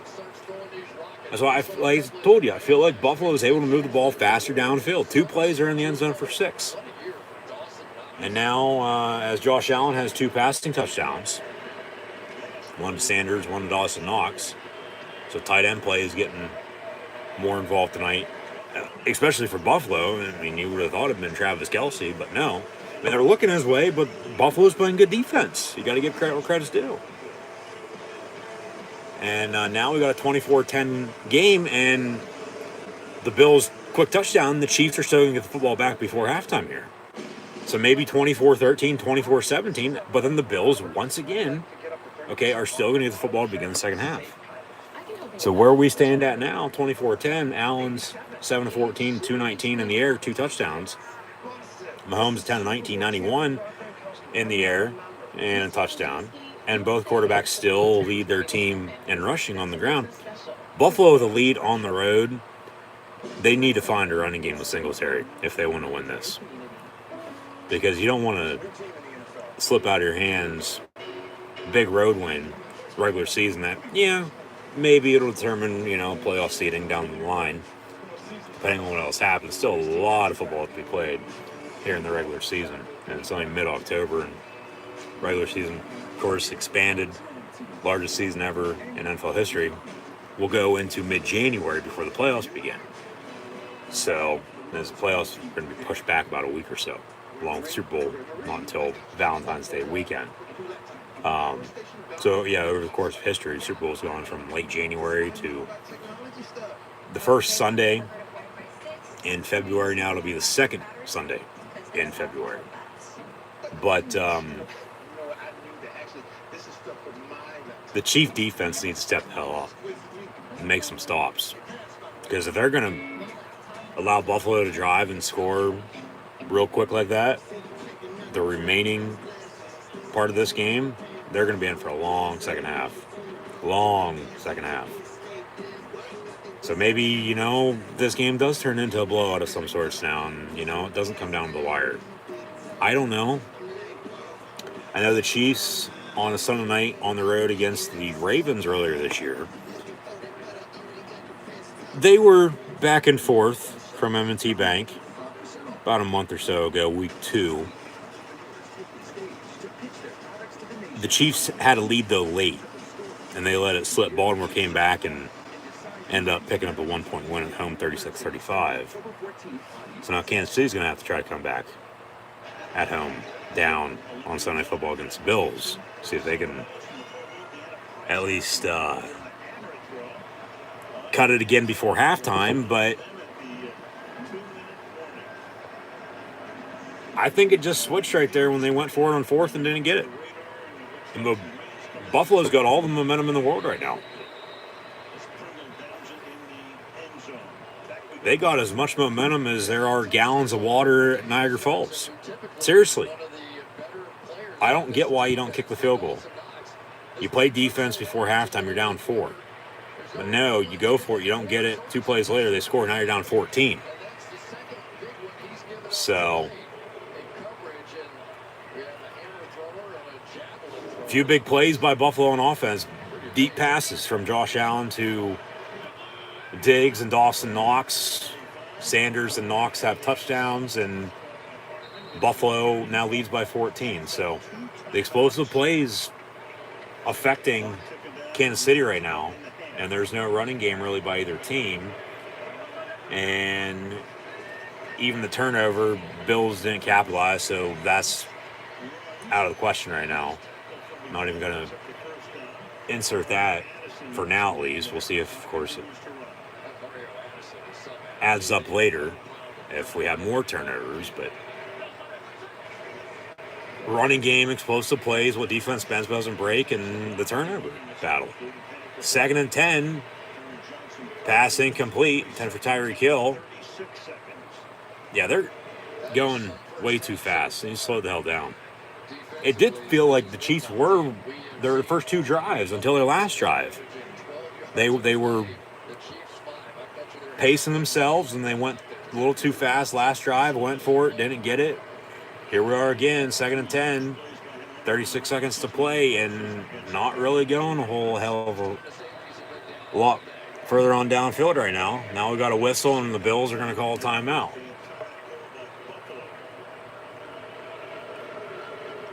So 36 seconds to play here.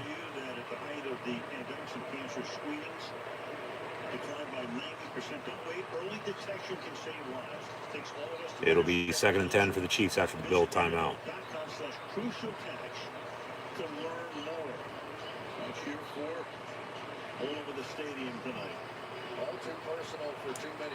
Coming up halftime, as always, as the rain starts to fall, we'll have first half stats and scores, along with taking a look around the rest of the NFL from this afternoon during Week 5. Coming up shortly, stay tuned from the 40, 2nd and 10 after the timeout with the rain starting to come down. Mahomes looking to throw, going to go deep down the far side, has a man wide open, Mecole Hardman. He stays in bounds. No, they say incomplete. Didn't catch it. Inbounds, he caught it out of bounds. See a replay of course, both feet were in or not, but incomplete, 3rd down and 10 after the incompletion. He caught it, whether he was in bounds or not. And no. 1, that's a catch.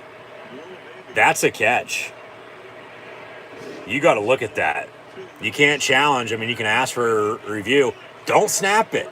Do not snap it. They're going to blow the whistle. That's a catch. That's a first down for Kansas City in Bill territory. On-field ruling of an incomplete pass is now under further review. I have found unspooled video evidence to return. They're going to have it. 1, 2 feet in bounds. That's all you need in the NFL because nobody has 3 feet. That's a catch. And he caught it. There's control possession. That's a catch. That is a catch. It'll be first down, Chief, at the, it's going to be at the, I think that's when he reached trying to figure out where the hell's the ball going to be spotted at. Because it's going to get it reversed. It's going to get a return. It's going to be a catch. That's a catch right there.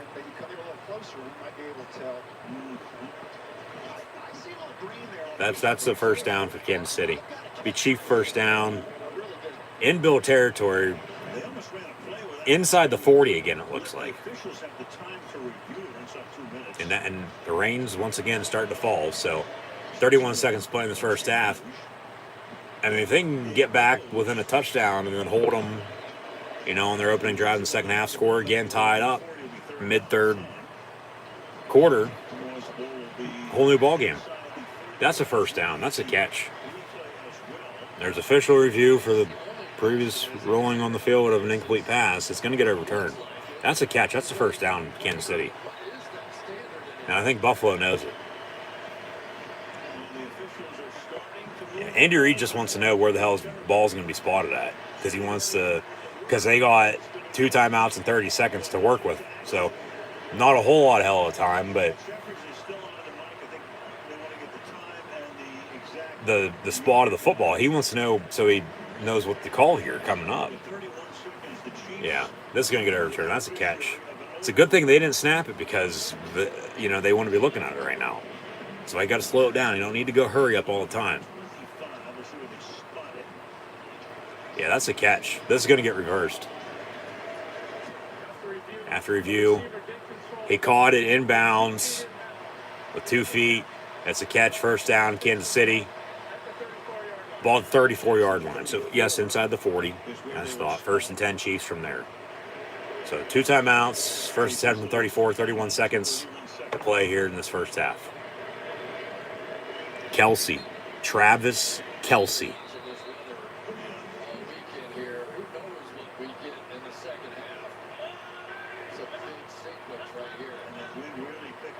First and 10 from the 34. Motion man's Travis Kelce. Mahomes looking his way. Over the middle, it's caught by Travis Kelce. First down Chiefs inside the red zone. Flag on the play coming from behind. This will be coming back for a hold.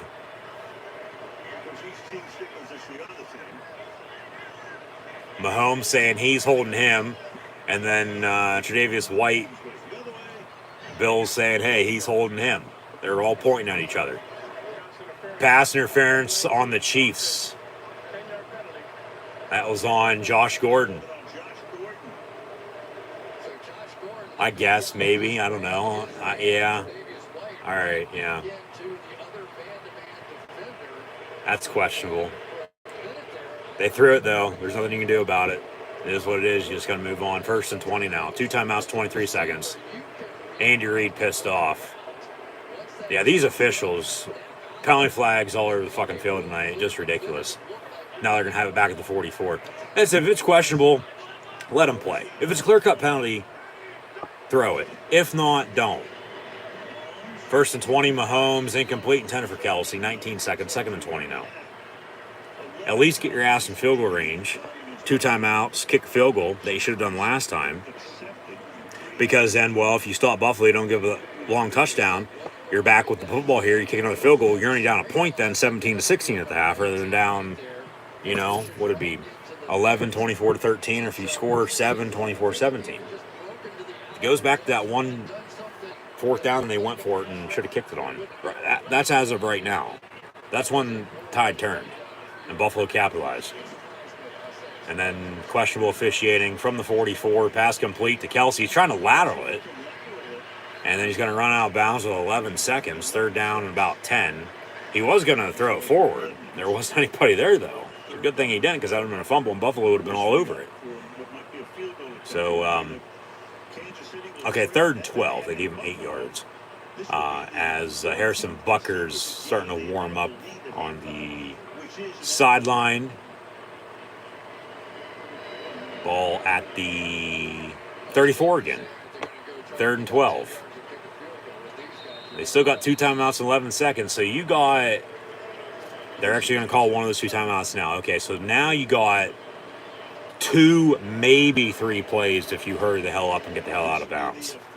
You at least got 2 plays here. So...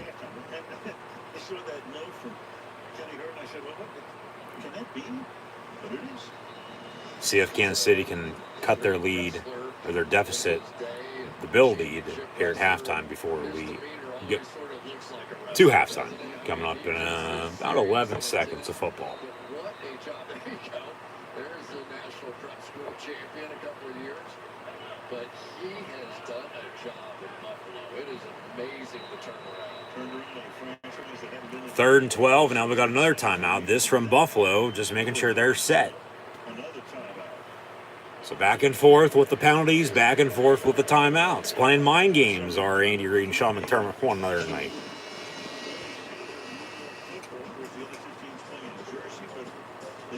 And Sunday Night Football, the only saint of New York football, not the many saints of Newark, but even with the Jets, and of course they have to play the Sopranos theme song with this, as both teams woke up this morning hoping to win on Sunday Night Football.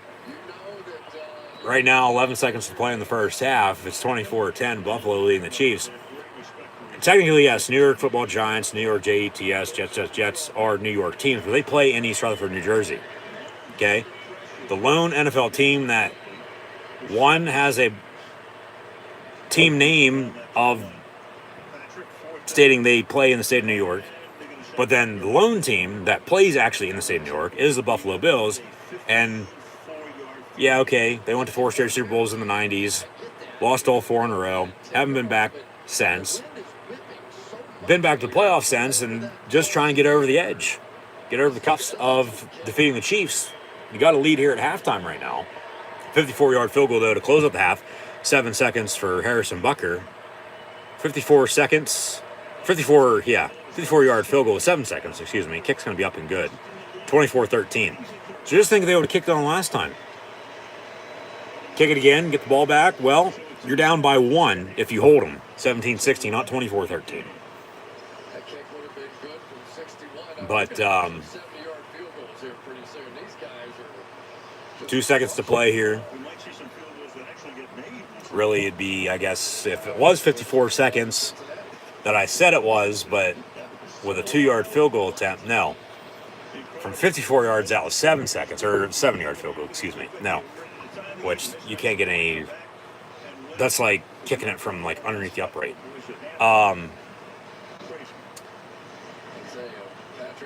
There'd be 49 seconds left if that was the case, to do the math. But no. Yeah, they should have kicked it on that last drive they went for it, I thought, on 4th down. They didn't convert, and then 2 plays later, Buffalo scored. 24-10. They kick it. They stop them. Get the ball back, kick it again. You're down a point right now, 17-16 at the half. Not by 9 or 11. 24-13 right now. So they'll squib it, I'd have to. Yes, yeah. It hits a guy, and then there's not going to be any time left. Well, actually, 1 second, and then it rolls. So they would have almost got a fumble out of that. The Bills do recover, but then the Hail Mary from Mahomes. So at halftime now, Sunday Night Football, 24-13, Buffalo leading Kansas City. And we're going to be in for a fun second half, no doubt about it. Both teams have to find a running game. The Chiefs have to make a stop on defense. And we'll see if turnovers come into play or not. But at halftime, with the lone team that plays in New York, and it is 10 times better than both the Giants and Jets combined, the Buffalo Bills lead the Chiefs 24-13 at half here tonight on Sunday Night Football.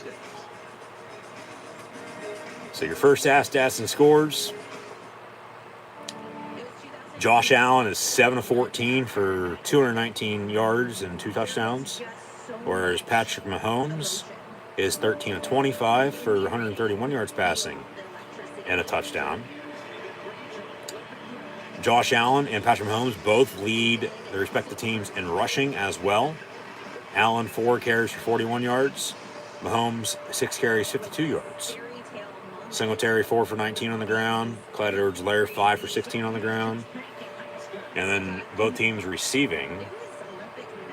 So yes, both teams have to find a running game.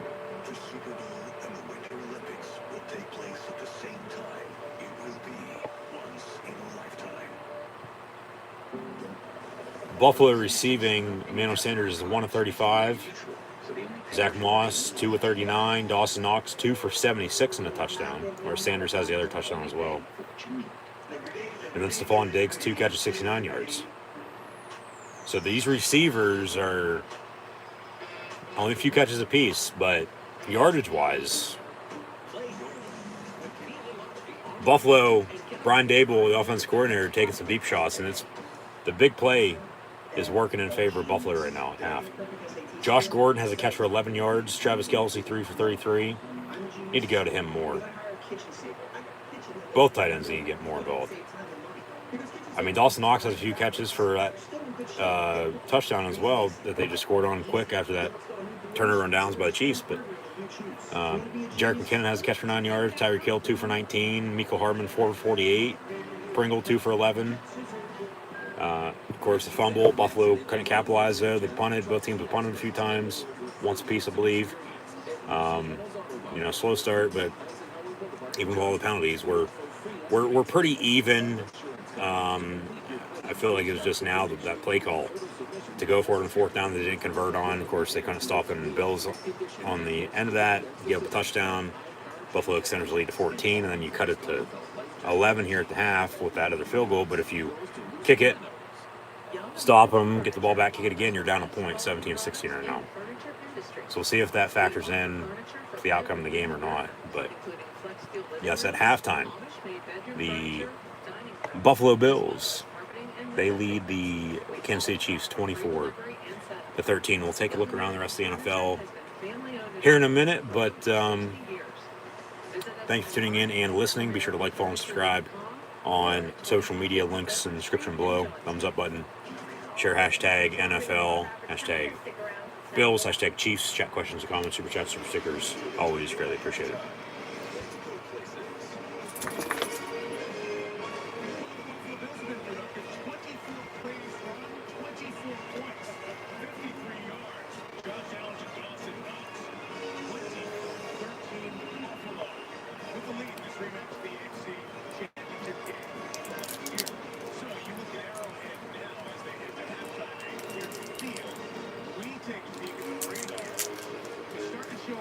This second half's going to be rain.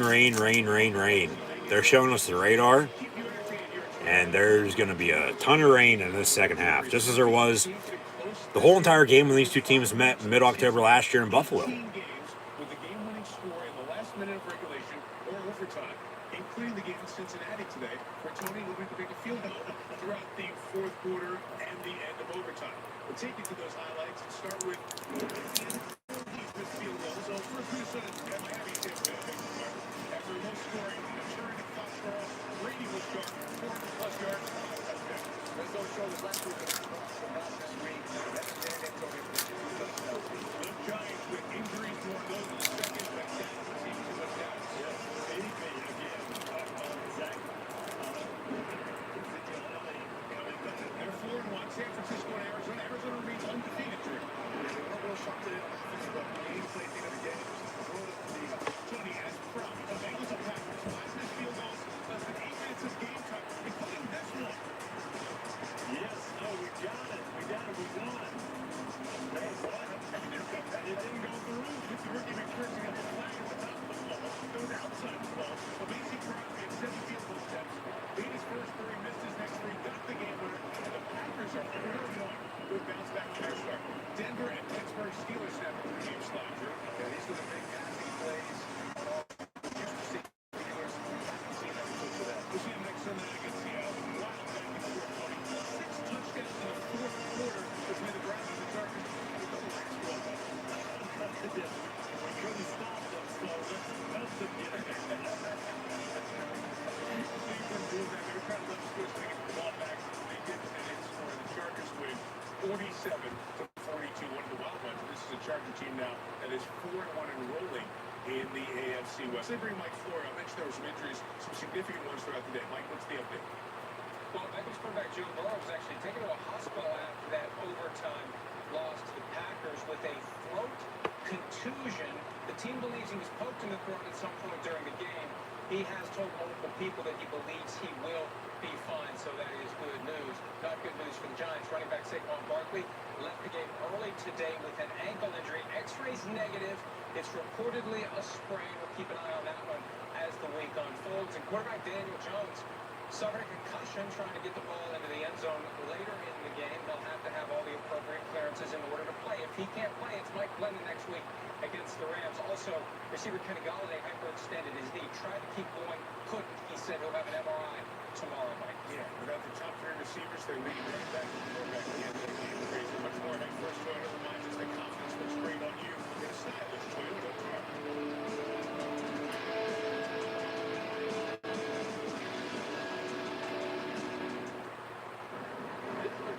Yes, we were friends. Yes, they wanted to say good luck on the interview.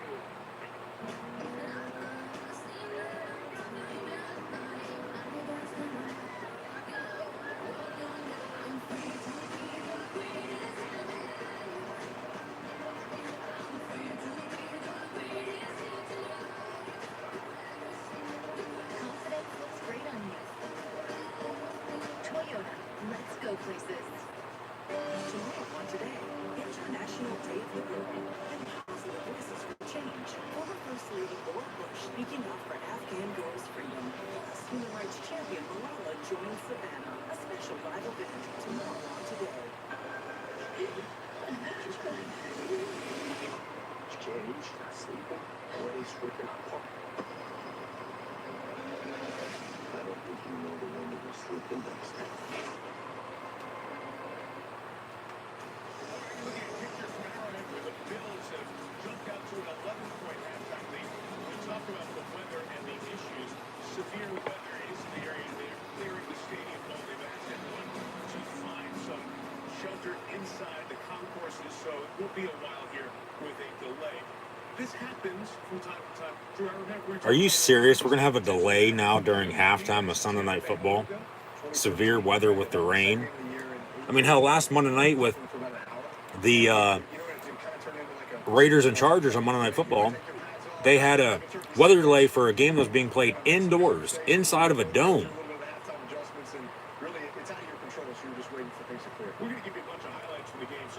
Now we're going to have a delay during halftime. What the hell? Are you serious? They're asking fans to seek shelter. Game is currently in a weather delay during halftime. Well, at least the weather delay came at a perfect time, I guess. Teams are already in the locker room. Here at halftime, Bills leading the Chiefs 24-13. Where he'd stop it for 25, 30 minutes and then get started again, see who can adjust and get ready. So we're in a weather delay for just now tuning in on Sunday Night Football. This is, come on. Let him play, it's rain.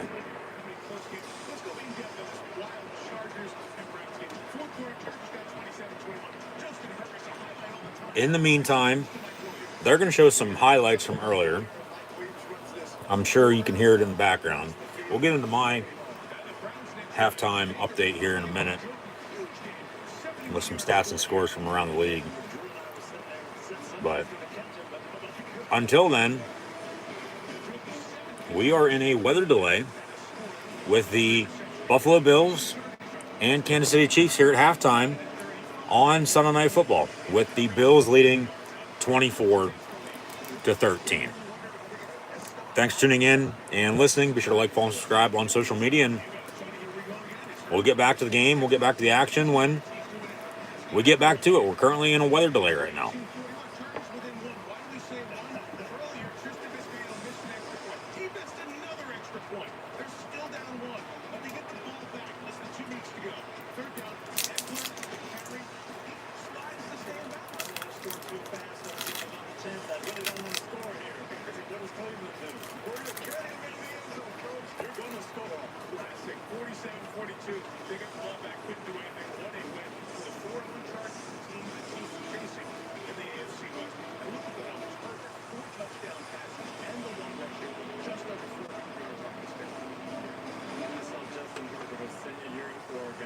Chance to meet them before the season started, and you knew this was an impressive guy, but what he's done his first 2 years in the league, it's amazing.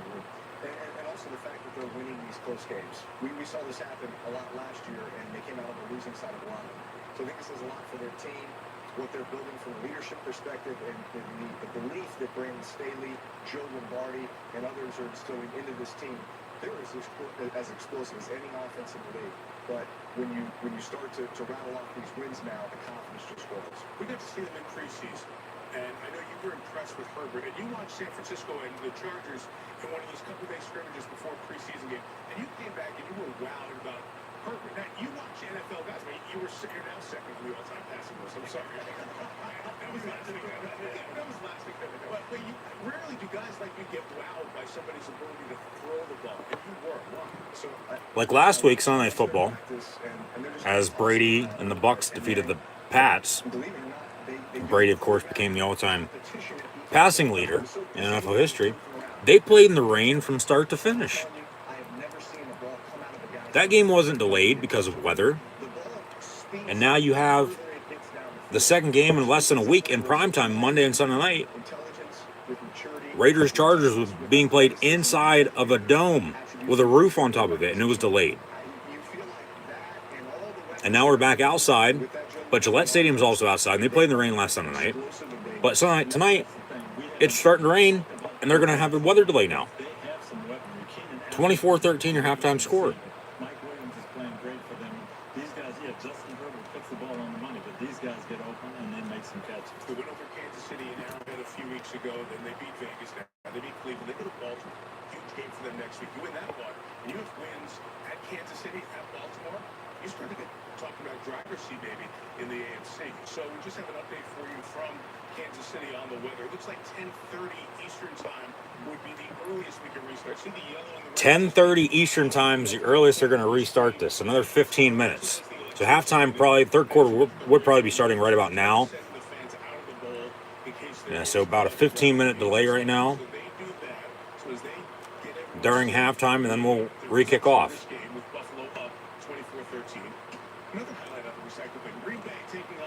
Until then, halftime is going to continue.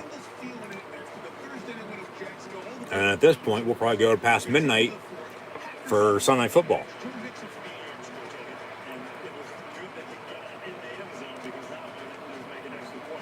I don't think if it continued to rain all night, they would delay the game until tomorrow sometime, would they? I don't think so. And then make them pick up from there.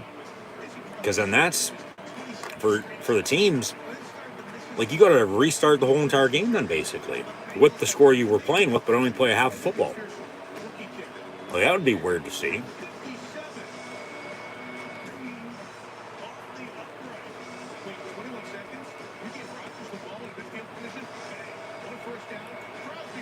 Just let them play. Who cares if it's raining? Let them play. It adds to the game. It adds to the football. It's like, we've always played in rain, snow, sleet. Whether it's overcast, sunny out. Who cares what the weather is? You sign up, you know you're going to get hit, for one. And you know you're going to get whatever the weather is. If it's hot out and sunny out, you're going to get sunburned. If it's raining, well, you're going to get wet. So they're going to continue to show these highlights, but for the time being, we're not going to get back to the action anytime soon because of goddamn weather delay.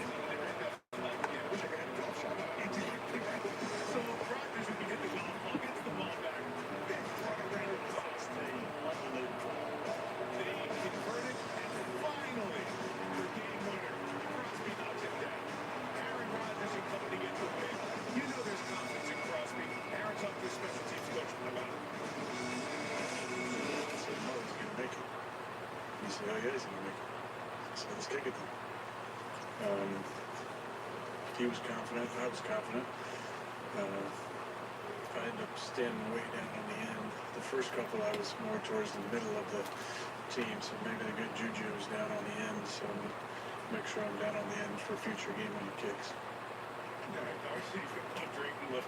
Rodgers, that little Rodgers grin on his face. He's most confident. And the Packers are exactly. And the Packers are 4-1 again. First off, before the conversation a little deeper, a win like this, where you're on the ropes a little bit, but you pull it out on the road, one of those happy flights back, what can that do for a team? It really does energize you, and it tells you, hey, we can win in any circumstance. You've got to keep playing, doesn't matter, keep battling, and this will help Green Bay in the long run. Well, similar win to 2 weeks ago on Sunday night when they went to San Francisco, got the ball back late, had to make a couple big pass plays, and Mason Crosby hits a 50-plus yarder at that point too. So the Packers know how to win these close games.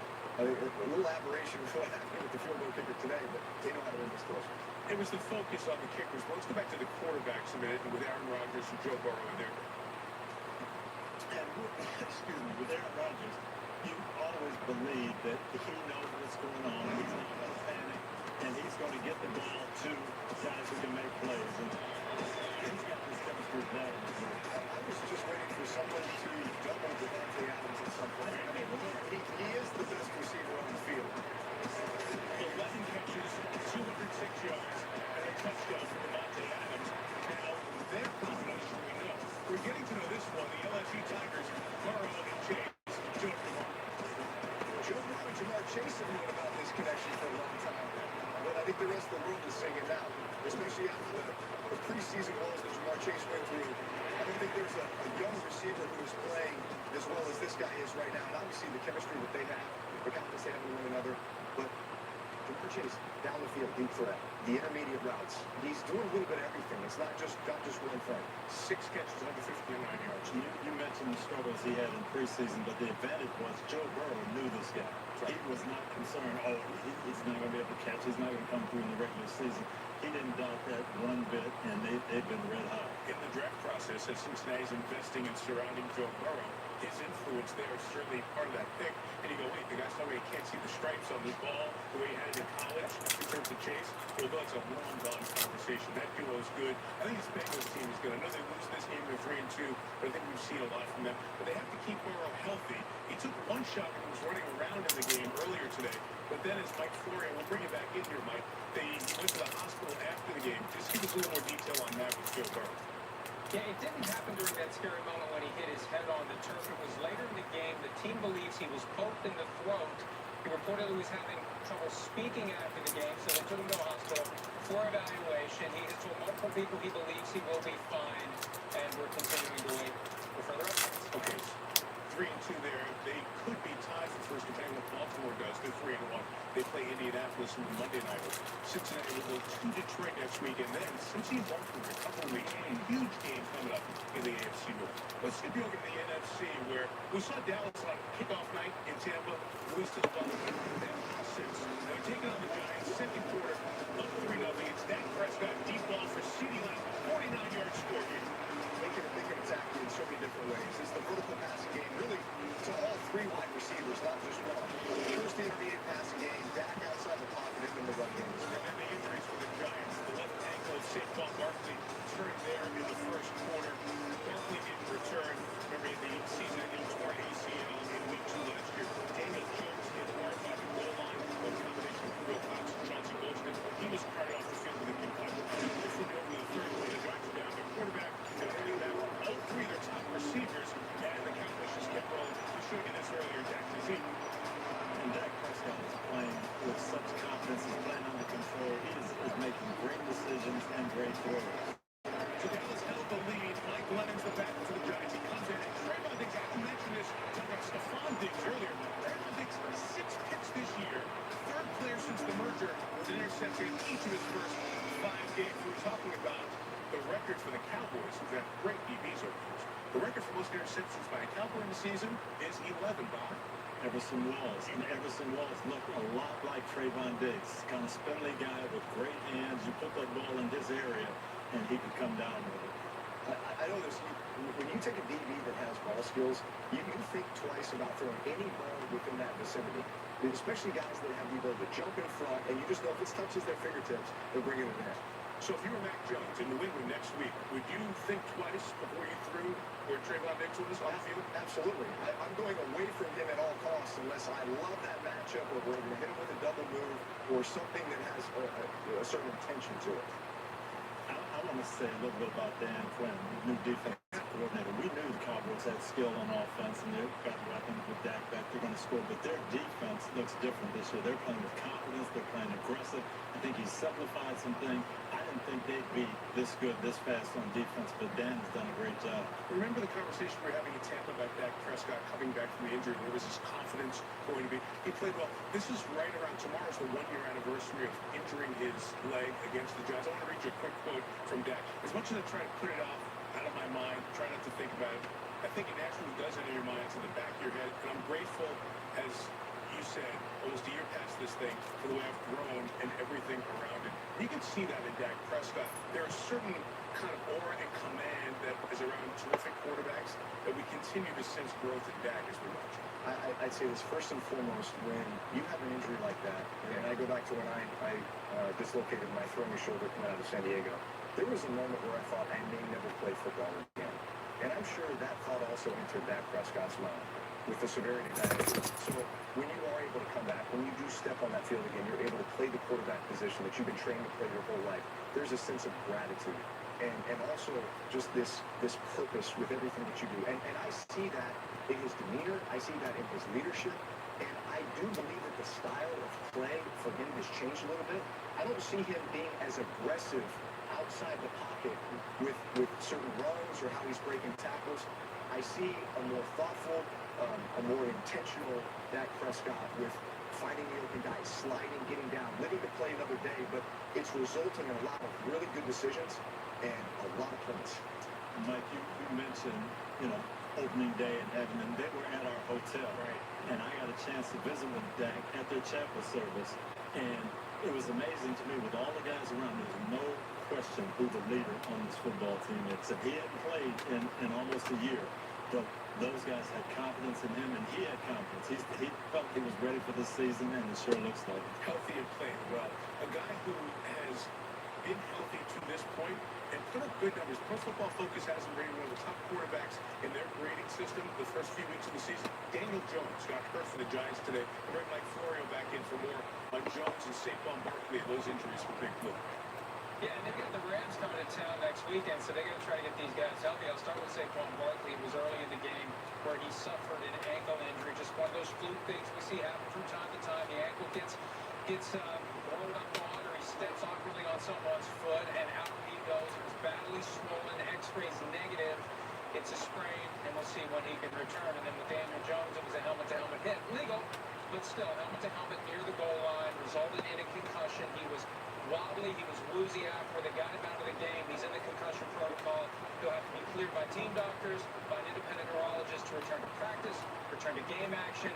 It's Mike Glennon until Daniel Jones is back. And also receiver Kenny Golladay hyperextended his knee early, tried to come back into the game, was having trouble with it. He'll have an MRI on it tomorrow. And Sterling Shepard and Darius Slayton were already inactive for the Giants going into that game. So, I mean, your whole fantasy football team of Giants wiped out here in the last couple of weeks. That is so tough. As you say, all those injuries, and now you lose your two best players on offense and two guys that handle the ball the most. Mike Glennon's got his work cut out for him. He does, but the Giants win last week's game despite a couple of those injuries. They kept it close today until the two main guys went down. But so they got to find a way to get healthy if they want to make a run of this. Yeah, Alan Fritz just showed the woes of the Jets who lost in Atlanta over in London early this morning. And the Giants, those two teams continue to struggle. Meantime, speaking about in Kansas City, where the Bills have an 11-point halftime lead, the electricity that's in the air with that storm that's moving, you can see the flashes of lightning. It's why they asked folks, most of them have, some haven't, to clear the bowl at Arrowhead Stadium.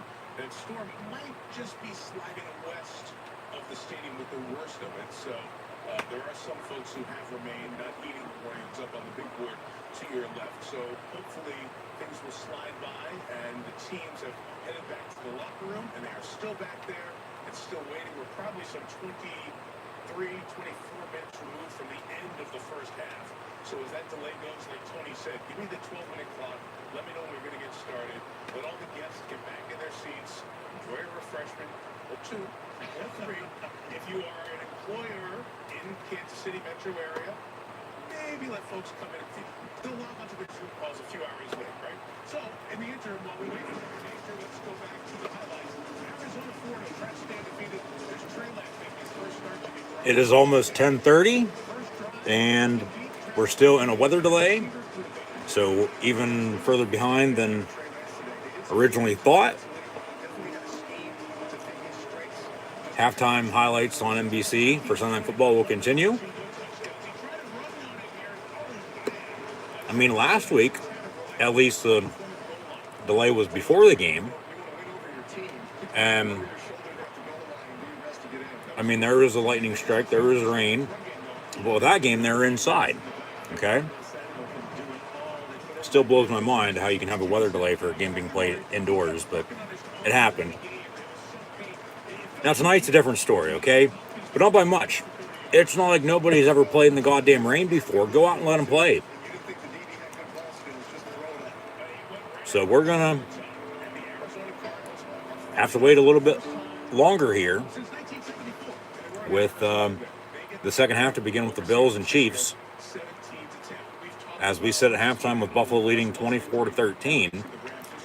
And this Week 5 NFL Sunday arguably will go down as one of the longest ever because of the 9:30 a.m. kick here on the East Coast for the game that was in London this morning with the Falcons and Jets, in which Atlanta won. Of course, all the games from 1 to 4, 4 to 7, and then, of course, Sunday Night Football. So you're looking at a good 15, maybe 18 hours of football in one day when it's all said and done. Hopefully we can get back to the second half here momentarily, but we've already been in a weather delay now for, I don't know, about 20, 25, 30 minutes or so. And they said by 10:30 they're hoping to get back out there, but the teams have still not exited the locker room to go back out yet. So until then, we're still going to be in a weather delay on Sunday Night Football. So for the time being, I'll leave it at that. And we'll get back to it here hopefully sometime soon. But yeah, currently in a weather delay. They say lightning delay because there was a few shots that they were showing with the weather that, yeah, it looks like a thunderstorm's rolling through, but we'll see what happens, of course, when we get back out there, but we got to wait until the second half begins to see that. So there's not really much else to be said right now because we'll still continue to recap this week here momentarily. First half stats and scores, take a look around the rest of the NFL as well when we get back to it. But for the time being, now they're going to go back down Michaels and Chris Collinsworth in the booth. And they still have that message up on the video board, up on the Titantron. And they show the weather with the radar, and it's still raining. Doesn't even look like it's raining. There's a lightning strike in the back behind the scoreboard. Now we got some Bill players just sitting in the tunnel trying to keep loose.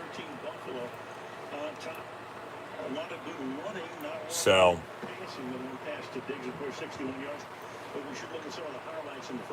they're going to show some more highlights of this game, and we'll see what Michaels and Collinsworth have to say now. But, you know, I think everybody's just waiting for this game to re-kick off in the second half following this weather delay. And there's nothing anybody can do about it until then, including all the players and coaches. So, like I've said, I'll leave it at that. This really has turned into, it's not a stunner anymore because we've seen Chiefs now this season struggle with this strategy. This is the one that has slowed down Patrick Mahomes. Keep those two safeties back there. Don't let them have an explosive play to Tyreek Hill. Go beat up Travis Kelce. Get your hands on Hill. If you get a couple of penalties, no big deal. And that is working right now. You brought up an interesting point before about home field advantage. Granted, it's week 5. They play 17 games, not 16 this year, as we all know. One more. I'm going to take a look at the quarterback comparison. But when it comes to home field advantage, as you look at the comparison of the two quarterbacks here, what happened thus far in the first half, only 131 through the air from Mahomes, 52 yards rushing. They are the two leading rushers. But going back to what you brought up before, if Buffalo wins this game, last year, of course, Buffalo had to come here because of the standings and what it wound up in terms of record. If Buffalo wins this game, they will have 2 more wins in Kansas City and own the tiebreak, which is tantamount to having a 3-game lead in the race for the conference championship. Yeah, and Baltimore will have that same leg up on Kansas City as well. So early in the season, you can't get knocked out. And we know Kansas City is way too good to keep going like this, but we have to talk about the defense. The big mistakes on the Kansas City Chiefs defense, and they're missing 2 of their best players out here tonight, and they are taking a toll on what is happening. Now, do I think Patrick Mahomes can come back and throw it around and get him back in the game? Of course I do. But I also feel a Buffalo Bills team that is much more comfortable than what they were a year ago. They're much better. They are rotating 8 and 9 guys along that defensive line. So in much the same way that the Kansas City Chiefs looked at their game at the Super Bowl and said, we have to fix our offensive line, the Buffalo Bills said, if we're going to go beat Kansas City, we have to go 8 deep on the defensive line. They did it, and they've been playing great. The top 2 draft choices were defensive linemen. Here are the standings right now. So Buffalo, 3-1 coming in. New England wins today. Miami and the Jets are each 1-4. In the West, Chargers win a crazy one at home against Cleveland. Denver and Vegas both lose today, and KC will either be 3-2, 2-3. Michelle Tafoya, what's happening downstairs? Well, Sean McDermott was just out here in the tunnel where I am. I am just inside the tunnel off of the field. And I asked him what the players were doing in the Buffalo locker room. He said it's hot in there. It's really small. And so he came out just to get some air. A couple other Buffalo Bills have as well. They're hanging out in the hallway, kind of stretching, staying loose. He says, McDermott does, his team is very businesslike right now. They didn't want the radio on. He offered them the radio. They didn't want it. They are eating sandwiches, although a couple have complained to me that there's too much peanut butter on the sandwiches. It's like 70-30 with the jelly, so they're not enjoying those as much. But basically keeping it, business-like, but very relaxed. I mean, if you talk to the guys that I've run into, it's relaxed. Now, the best-case scenario, the NFL tells us, is that 9:45 is the time that these players could get back out here on the field. They give them 5 or 10 minutes to warm up. But again, 5 or 10 minutes to warm up once they get back out there at 9:45 local time. That's Central, so 10:45 Eastern time, about another 10 minutes or so, and then 5-10 minutes to warm up. So probably, I don't know, 5:10 till 11 before we even get back underway here in the second half. And that's at the earliest. Who knows? Hell, this game could go into 2-3 o'clock in the morning. And then how are we cutting it? Are we cutting it, square or rectangular? And white bread whole week.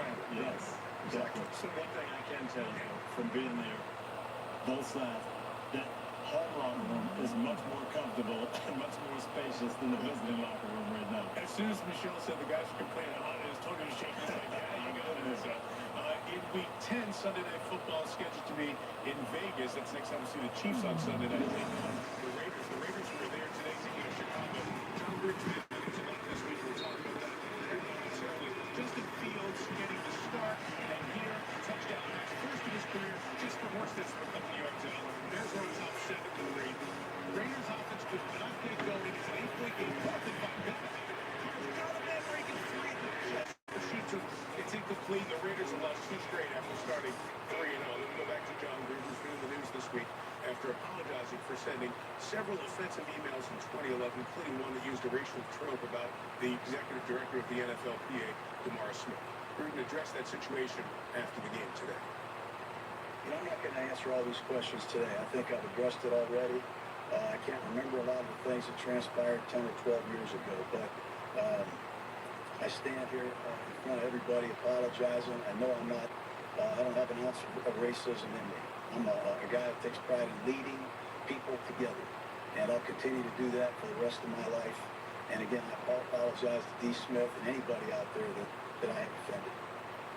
What are your reactions to this one? Yeah, we talked about it a little bit pregame. What John Gruden did in that email, definitely insensitive, definitely inappropriate, definitely immature. I thought he attacked the character of the man, but he apologized for it. He said it wasn't racially motivated. I have to believe it.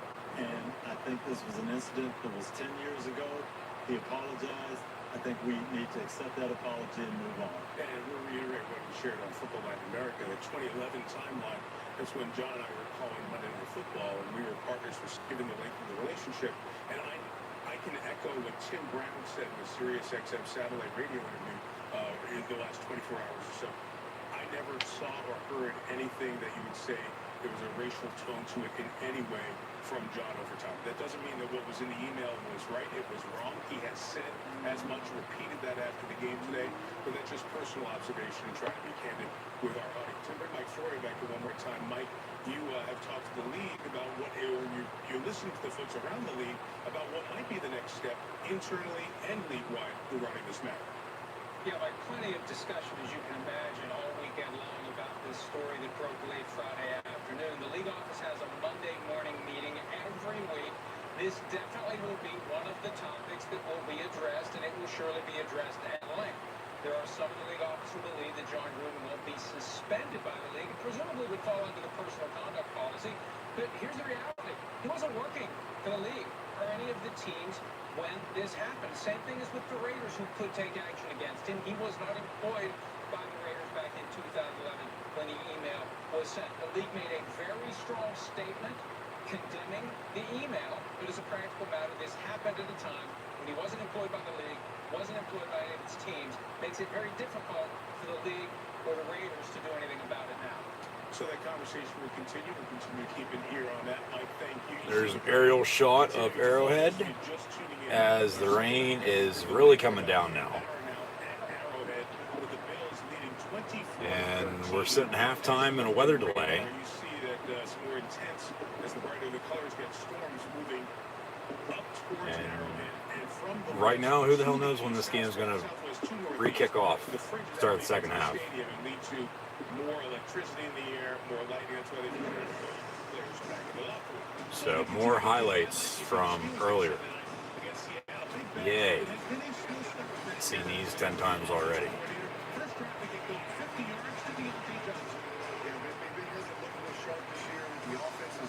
And like I said, they restart this game soon, or if they wait, who knows when the game's going to get over. They really did, and that set up some of these big passes. I think Mike Tomlin's got to be happier about that 147 yards rushing, as well as these big pass plays. Concussion for Teddy Bridgewater. We weren't sure if he was going to play till later in the week.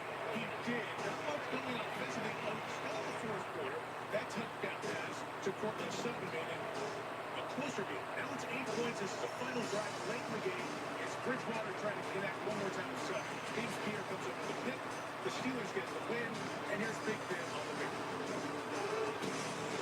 They feel really comfortable. I felt like I could sit back there and slide and go to second, third reads at times. So, like I said, I'm proud of the way the guys played and fought today.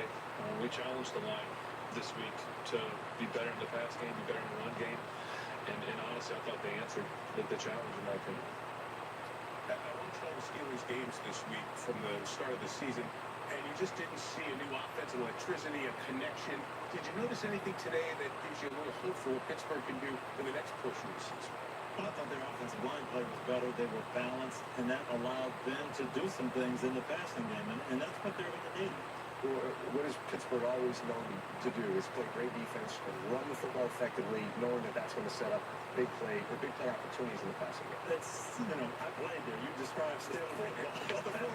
That's what you're going to need in November and December. That's what they're trying to generate. It wasn't there early in the season. A lot of long yardage situations, long third downs, and Ben Roethlisberger is not going to win these games by himself now. They're going to need everybody. They're going to need that offensive line to step up. When you take a step back and look at the Steelers, you see offensive linemen drafted 4 of the starters over the last 3 years. Rookie starter at left tackle, rookie starter at center. But the run game's starting to come together because of the guy they drafted first overall, Najee Harris. His numbers today, compared to the first 4 games for Pittsburgh, significantly improved. And Tony, that's what you were talking about, how the Steelers got back to something they need to do better. And good running backs. They want the ball. They need the ball. You're not going to see what they're going to do in 12 carries, 14 carries. Get them 20 carries, get them some holes, and this young man can deliver. Exactly right. Give him a chance to get the rhythm, find the rhythm, and that'll continue to grow. Yeah, so Najee Harris with that impressive performance, also involved in the pass game as well. He was, I believe, suffering from cramps late in the game. He was not in those last drives or two. Balaj was in there, but Harris being a factor in this run game will change it for Pittsburgh as well. We'll see the Steelers next Sunday night against the Seahawks, quarterbacked by Geno Smith because of the tendon middle finger injury that Russell Wilson suffered on Thursday night. Update from Arrowhead. Best case scenario is 11 Eastern, 10 Central for the resumption of the Best case scenario is still 11 p.m. Eastern time for kickoff to begin in the third and fourth quarters of second half, as the rain's really coming down now and there's some more lightning strikes. So it's at the earliest 11 o'clock. So that's at least another 15 minutes. And then we still got to play another hour and a half of football then afterwards. So probably 12:30, 1 o'clock by the time this game wraps up.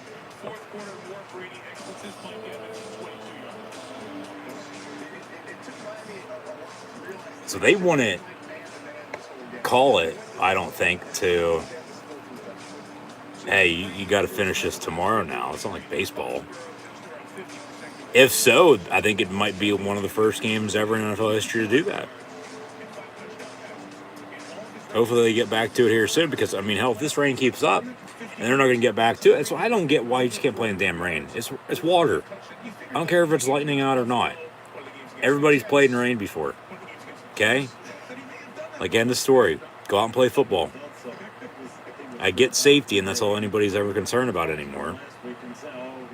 But just, at least it's not as bad as last week, for God's sakes. You're inside of a dome and you have a weather delay, which made no sense. Weather delays in general nowadays don't make any sense. So, wasn't expecting a weather delay last Monday. Came at a perfect time, though, before the game. And now tonight, wasn't expecting a weather delay either, even though, okay, new rain was in the forecast. And then here we are, it comes at another perfect time at halftime. You know, so how do these teams, and the question, or the answer to the question will be is, well, nothing's going to change. They're just going to go out and do what they had planned to begin the second half anyway, probably, for the most part.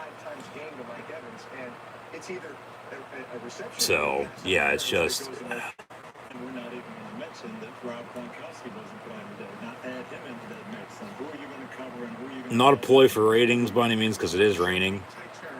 But there's no need for a weather delay. Let them play.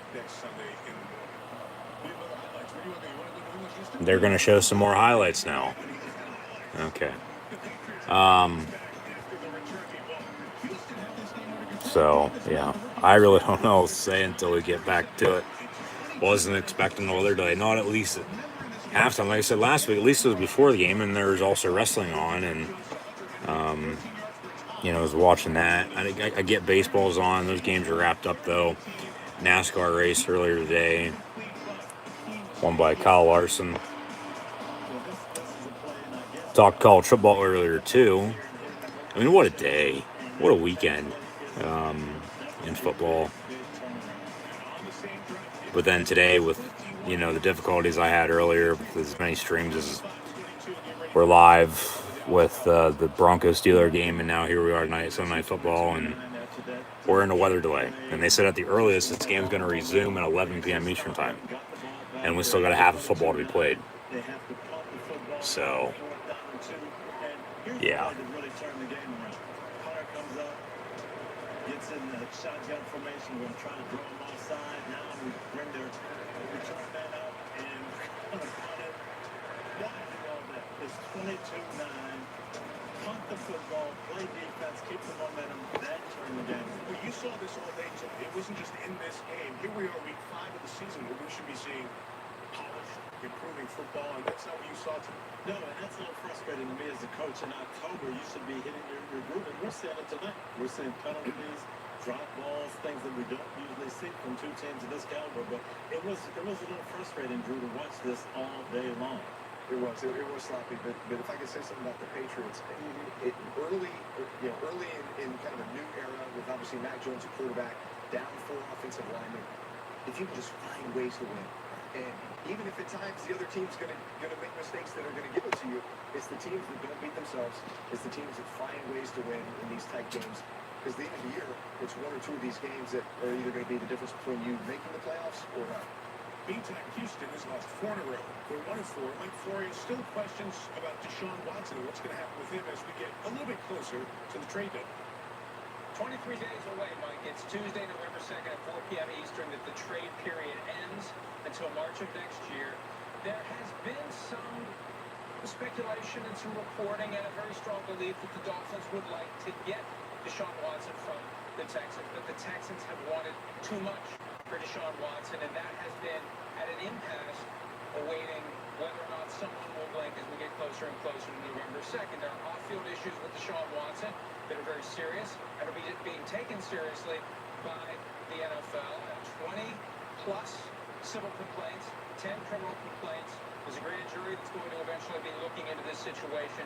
A ruling from the grand jury isn't expected before the trade deadline. That's a factor as well. But the Dolphins definitely interested. The question is, will the Texans soften their demands between now and November 2nd? And what's the health of Tua Tagovailoa when we see him come back? Well, if you want a drink, we can add some water to it if you'd like. Sounds good right now. The rain continues and has gotten heavier and Arrowhead. It is literally pouring, raining cats and dogs in Kansas City with this thunderstorm that's rolling through, as that is why we're in a weather delay, probably for at least another 10 minutes, but maybe and probably longer. They said at the earliest just a minute or so ago it'd be 11 p.m. Eastern time for the game to resume, so they're going to be about a quarter behind, because normally come 11 o'clock, say on a Sunday night for Sunday Night Football, they're late third, early fourth quarter, and then the game wraps up, between 11 and 11:30. Well, hell, this rate, we're going to be going till at least midnight, 12:30, 1 o'clock probably, this Sunday night, because we're in a weather delay with the Bills leading the Chiefs at halftime. So, couldn't have come at a better time, honestly, but how do these teams come out of it? That's going to be the big question, because if one of them doesn't play well in the second half, everybody's going to blame the weather delay. Okay, that's why they lost. Nothing's going to change, though. I feel like both Andy Reid and Sean McDermott will have the Chiefs and Bills ready to play, no doubt about it. And they'll go out as they would start a game. I mean, it might be a little bit slow in the second half once we get back to it, but it'll pick up. It'll pick up just as it did there early second quarter, and then slow down a little bit. And I mean, like I said, I don't think they would postpone it anymore and not necessarily call it, because they'll play the game, they'll finish it, no doubt about it. It's just a matter on when, because like I said, I don't believe they've ever postponed a game like they start it one day and finish it the next because of the weather. I'll do some research here in the meantime, but who knows what the hell is going to happen here, because the rain was literally dropping like flies. And, as long as it's raining, they're fine to play. That's why it's just raining. Like, there was lightning, but that's why they're not. So it's just play, because we'd almost be done with this game by this point. So weather is a factor, and we have a weather delay. And then if by the time we do get back to the game and there's no lightning but it's still raining, are they gonna play? Or are they gonna, like, what if it quits raining and then they get back out there and play, but then it starts pouring and lightning again?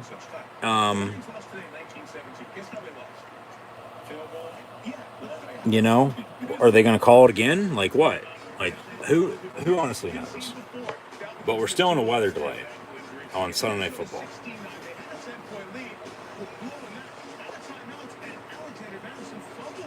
Detroit still fighting, rip the ball out.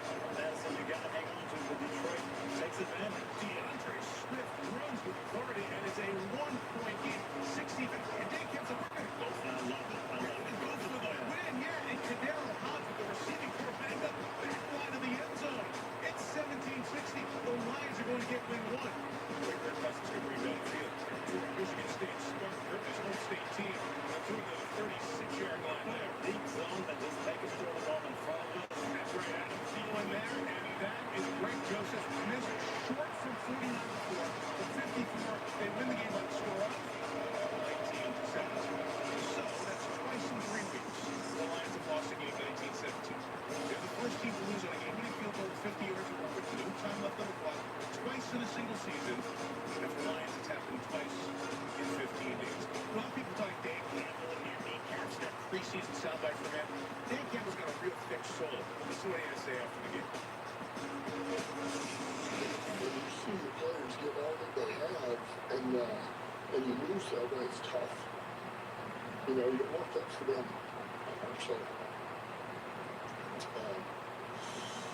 but it'd be better for it, you know. And there again, credit goes Sullivan. You know, we made the one mistake that cost us. It was the easiest bit and the easiest hot take when he came out at his press conference and said we're going to bite people's kneecaps off. But you don't see a coach that emotional and sad 5 games into a season. As a coach watching that, tell me what that was. Well, that's emotion, that's heartbreak. But I'll say this, I love the way the Lions are playing. They're showing heart. And let me tell you, Dan Campbell, I went through the same thing our first year. We're losing games like this. We started out 0-5, losing games at the last minute, making plays to lose games. I remember walking off the field, and this guy just yelling to me, Dungy, you stink. I thought we were supposed to be better. I'm never coming back to a game as long as you're the coach here. And I just walked with my head down. I wanted to cry. But you know what? 1 year later, we were 5-0 and in first place because our guys kept fighting. I think the Lions believe in this man, and I think they're going to be better. They're playing better football, too. And you know him because you're in the same locker room with Dan Campbell. People forget he's the associate. From what I've been able to find, for NFL games affected because of weather, nothing has been postponed or moved after the game started. Okay? There's been games, of course, moved a day or so to, of course, with scheduling conflicts, make sure both teams can play each other on the new set date. But this is all before the game was started. Here we're at halftime and in a weather delay. I know for all other weather delay games for football over the past, I don't know how many years, the games, of course, did eventually restart. There was a Penn State, Michigan State game a couple years ago. It was a 3.5-hour weather delay. Normally it's, half hour, hour or so. Nothing longer than that. But here we are. It's not like this game is at 1 o'clock. Here we are, Sunday Night Football. 8:30 kick. We get to halftime at 10, and then it's a weather delay, and we've been in this delay now for about an hour or so. The NFL has made a statement. They're optimistic that both teams can retake the field at about 10 after, and then re-kick at 11:15. So when all is said and done, about an hour and 15-minute weather delay at halftime. And Now we're only going to have to wait about another 15, 20 minutes or so. So 10 minutes ago, I said 10 minutes. Well, now here, it's 15, 20 more minutes. So they think. They're optimistic that they can get back and play here, restart the game, begin the second half. Bills leading Kansas City. Buffalo over the Chiefs 24-13 at the half. So, no, because everything I had found, or what I could find in this short amount of time, I should say, you know, whether it's preseason or in the regular season. I know last year there were a few games, of course, you know, rescheduled because of COVID. The Steelers got an early bye week last October. They're supposed to have it right before Halloween. They got it the first week of the month because of the Titans COVID situation. The Bills are affected by that as well, along with the Chiefs, because this matchup, was supposed to be a Thursday night game last year. They met on a Monday afternoon, right at supper time at 5 o'clock.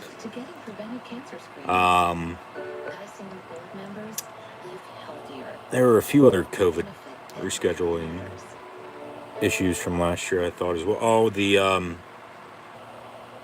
Steeler-Redskin game as well, Washington football team.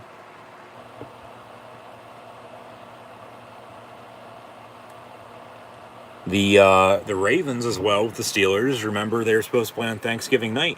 They didn't play, what was that, like week 13 maybe? They didn't play until the Wednesday after. They played a full 6 days after they were supposed to play each other. And that's why the Washington football team Redskin, whatever the hell you want to call them, nickname-wise, Steeler game was moved the next week because they're supposed to meet on a Sunday, but then they met on a Monday. As last year, we had an NFL game played on every day of the week: Sunday, Monday, Tuesday, Wednesday, Thursday, Friday, Saturday. Because Christmas was the Friday game with the Vikings and Saints. Of course, a few Saturday games as always. Thursdays, and then the Sundays and Mondays throughout the year. Okay, yes, there too. The Tuesday game was rescheduled because of COVID with Buffalo and Tennessee from Nashville. They'll play next week on Monday Night Football. And then also you had on that Wednesday after Thanksgiving, the Steelers hosting the Ravens on a Wednesday afternoon at like 3 o'clock. So players going to take the field in about 5 or 6 minutes, they say, with the rain still coming down. And then we'll have kickoff at about 11:15, I guess. So we'll still recap first half stats and scores, along with taking a look around the rest of the NFL as well. But now we got some old highlights. See, why can't they play in weather like this? This is rain in Kansas City. This is 1998. And then it cleared up, and then the Chiefs, who they beat? The Seahawks?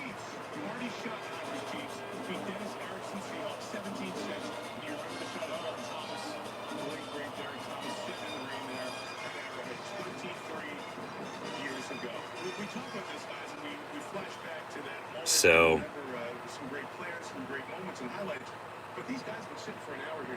yeah, basically you're going to restart. Yeah, basically when it happens as a coach, you tell your guys, hey, sit down, relax. We can't tell you when we're going to play, so don't even think about it now. We'll let you know when there's 15 minutes left or 12 minutes to get yourself going. But the big thing you got to do is just relax and conserve energy. That's exactly right. I didn't take it as far as to say, take your pads off, lay down, kick your feet up, grab a sandwich. Didn't sound like they were happy with their peanut butter sandwiches, peanut butter sandwiches next time. But no, it's exactly that. Rest and relax. Get your mind off it, because obviously once the second half kicks off, this is going to be a big half. Hard to reignite the pilot and get going. This argument might be the biggest half of NFL football in years. At least in the regular season. They're going to show some more highlights in the meantime.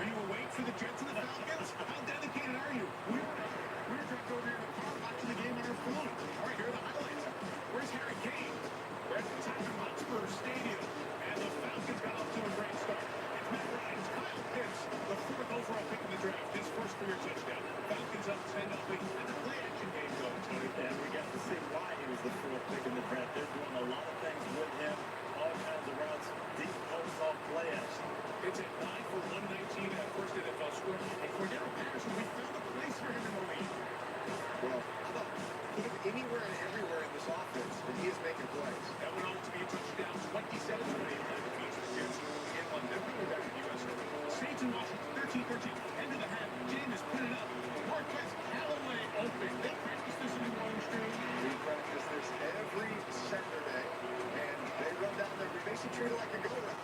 Whoever wants it, jump up and grab it. Well, he got it now. Alvin Kamara will take one and grab it and one for the year. He had 2 touchdowns. Callaway had 2. 33-22. The Browns holds on to it. And as the Saints are great to the Washington football team, 2-3. We talked about it watching the game. I haven't seen the Saints look the way they did week 1. One is not happening, even though they're winning by 11 in this case on 7.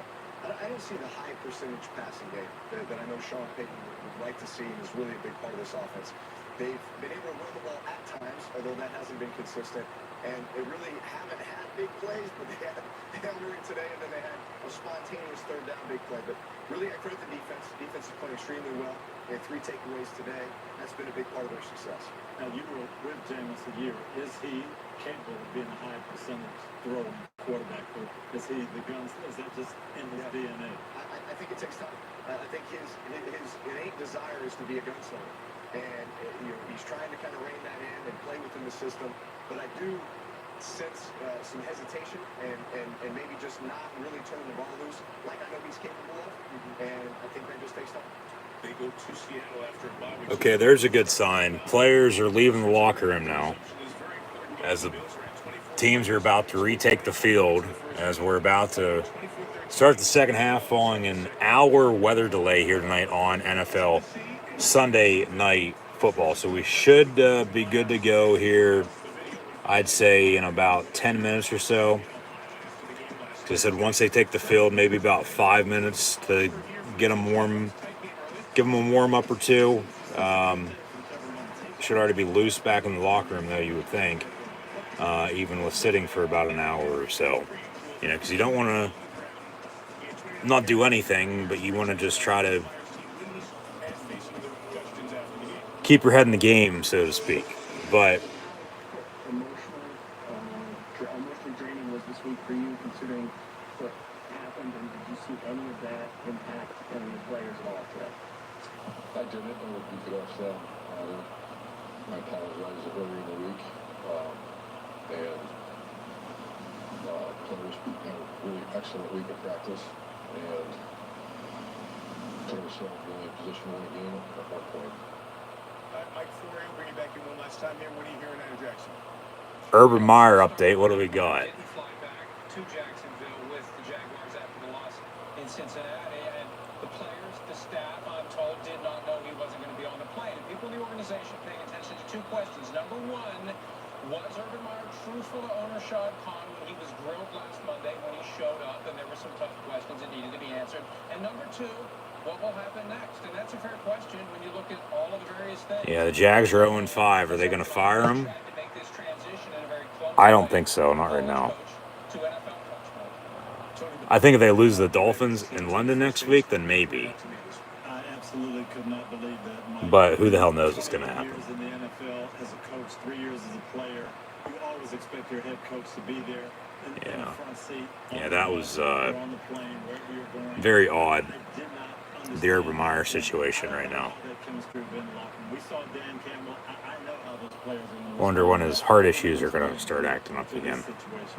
Well, it's tough because as a head coach, he comes in to try to change the culture, right, and create a new one. And you got to be Surprised he didn't get a heart attack after that video came out, But at the same time, or let alone when the video was being recorded. the other players, I'm looking at the leadership, and I'm taking it upon myself as a player to bring the team together and say, you know, guys, at some point this team needs to take control of itself. In other words, I don't think they'll fire him. accountable to one another, and If they do, it's not going to be until the end of the season. And at that point, they'll probably just mutually agree to part ways, and then he'll be free to do whatever. The thing is, with that statement they made, the Jaguars, for conduct, they're trying to get him so they don't have to pay his ass. Players back out on the field, starting to warm up again. All right. We've just done the halftime marathon, guys. Bills and Chiefs are back on the field. The Bills get the ball to start the second So Bills will get the ball to begin the second half. About an hour later, we're going to begin the second half after an hour weather delay. All right. Just hopefully they don't slow it down and speed this second half up and still get done on time. That's not going to happen. We're already an hour behind.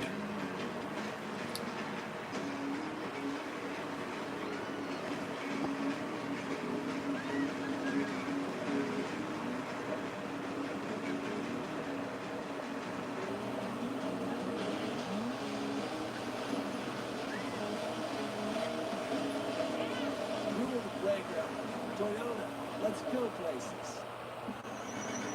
This Friday, unbelievable true story from the studio that brought you The Revenant and the director of Gladiator. The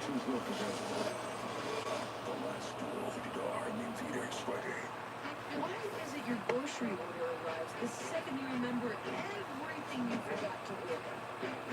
Like, without fail. Who drank all the milk? Fresh groceries and unlimited free. Yeah, the Urban Meyer situation's just... There's always been drama wherever he's been at. Florida, Ohio State, now in the NFL with the Jags, they're 0-5. You know, he doesn't like to lose, and I get a rookie quarterback. I mean, I thought the Bengal game, they were getting better. And then they get beat by Tennessee today by like 20 at home. So, home or away, they're still 0-5. But it seemed to me last week they're just trying to figure out a way to fire him for cause so they don't have to pay him. And then they go their own separate ways and move on and do whatever you want. But no, they're just giving an update there. I guess that was the final thing they were going to leave us with before we get back to the second half here following this weather delay. But yeah, what a weekend he had last weekend. What a week leading into this weekend of football it's been, and what a weekend of football this weekend we've had. So we're about to begin the second half here, it looks like, at halftime, as we are still currently in a weather delay.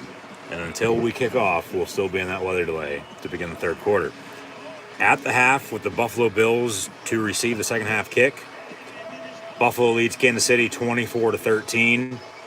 Josh Allen is 7-14 for 219 yards passing, 2 touchdowns. Also has 4 carries, 41 yards on the ground. Devin Singletary, 4 carries, 19 yards. Zach Moss, 2 carries, 10 yards.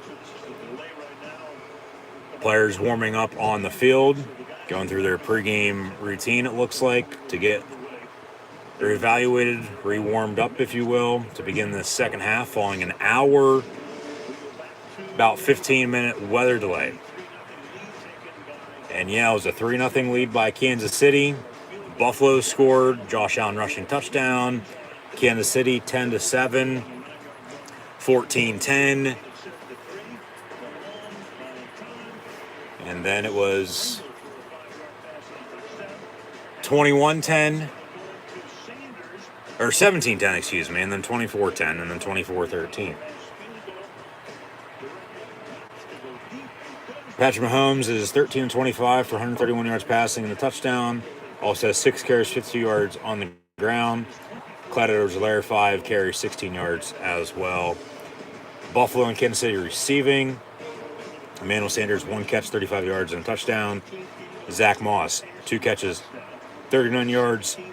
Dawson Knox, 2 catches, 76 yards and a touchdown.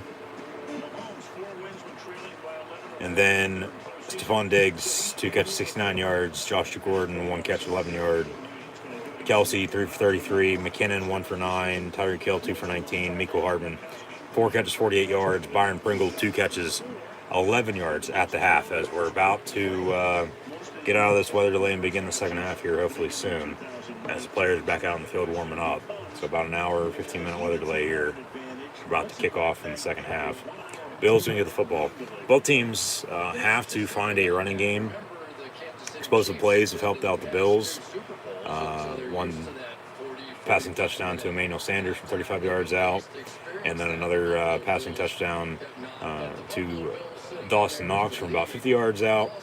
And that Dawson Knox touchdown was a play after the Chiefs decided not to kick field goal and go for it on 4th down, and didn't convert. 2 plays later, Bills extended the lead 24-10. As it was 3-0, and then 7-3 Bills, 10-7 Kansas City, 14-10, and then 17-10, and then they go for it on 4th down rather than kick a field goal, make it 14 or 17-13, and then so 24-10.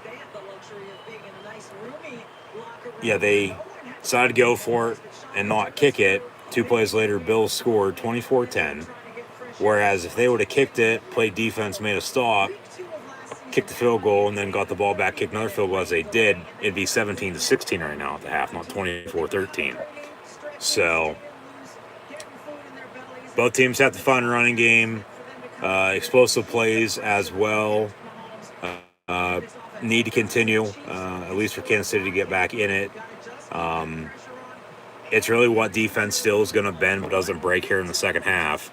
And along with turnovers, whoever doesn't turn the ball over is going to win. If Buffalo can get a running game going, on the road with a lead and run this clock, especially after a weather delay, as it seems like some fans have left, but for the most part, Arrowhead Stadium is still packed.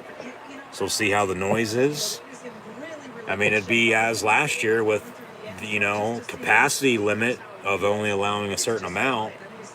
And now you're back to full strength, and now you got an hour weather delay. And yeah, who knows how the field condition's going to be with how wet everything is. It looks fine. It feels like it, you walk around in it, the sod, not damp, it's not soggy by any means.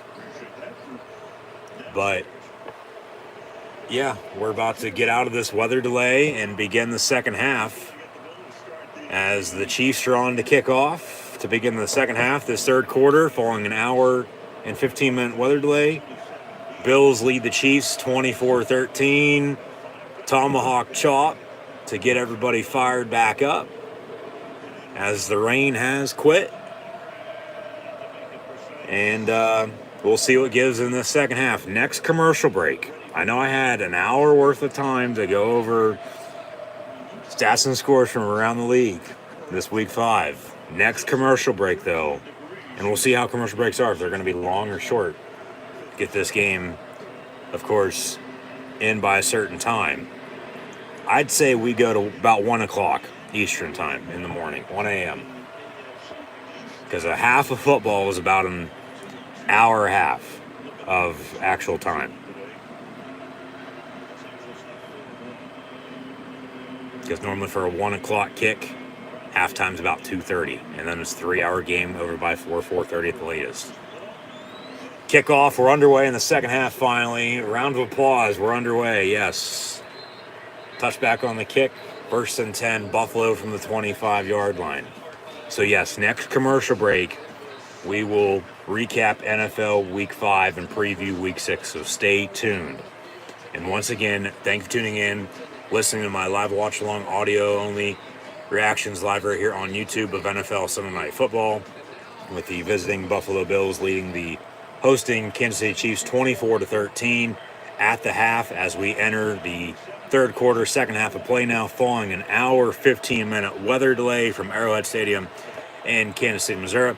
1st and 10 from the 25. Allen under center in the eye. Here we go. Handoff. And that is Devin Singletary on about a 3, maybe 4-yard run. We'll see how these officials are, as, of course, early in the game. Seems like there's a flag on every single play. But at least we're back. At least the players are back out on the field. Coaches coach, players play. Officials are out there as well. And this second half is now officially underway as Sunday Night Football is in fact restarting. 2nd and 7 from the 28. Allen gonna pump fake, tuck it and run. He's gonna be brought down about a yard and a half shy of the first down, 3rd and short here early 3rd quarter. Once again, following a weather delay here tonight on Sunday Night Football. So they will resume this game tonight and not at a later date. 3rd and 2. 3rd and 2. Be sure to like, follow, and subscribe on social media. Links in the description below. Thumbs up button, share hashtag NFL, chat questions and comments, super chat, super stickers, always greatly appreciated. 3rd and 2, Allen looking to throw out of the gun, complete, and then dropped by Stephon Diggs. 4th down, they're going to go 3 and out on their opening drive, and Bills on the punt. We'll see what the Chiefs can do on their opening drive. Because if Kansas City at home can take control of this game after a weather delay, Buffalo might be in for a long second half, but they make a stop. Okay, the Chiefs do. Go back to when they went for it on 4th down. If they would have kicked the field goal then, made another stop before halftime, got it back, kicked the field goal like they did, they'd be down in point now, 17-16. Be a little bit closer, of course, rather than 24-13 as we stand 13:44 to play in this 3rd quarter. Bills on the punt on 4th and 2. Watch for a fake. Watch for an offside, of course. They will punt. But if the Bills can just build on what they have and roll away with the win, hopefully this game doesn't turn into a blowout in the second half after an hour weather delay. Hopefully it stays close. It's a close game till the end. Comes down to the wire. Everybody on the edge of their seats waiting to see what the hell happens. And keep people interested in it and, go from there before Monday Night Football tomorrow night. But technically when this game gets over, it'll be tonight. But if Buffalo can hold on to their lead and give Kansas City hell, well, then it might be a long second half for the Chiefs. So handoff, Clyde over to Lair, 2nd and 11.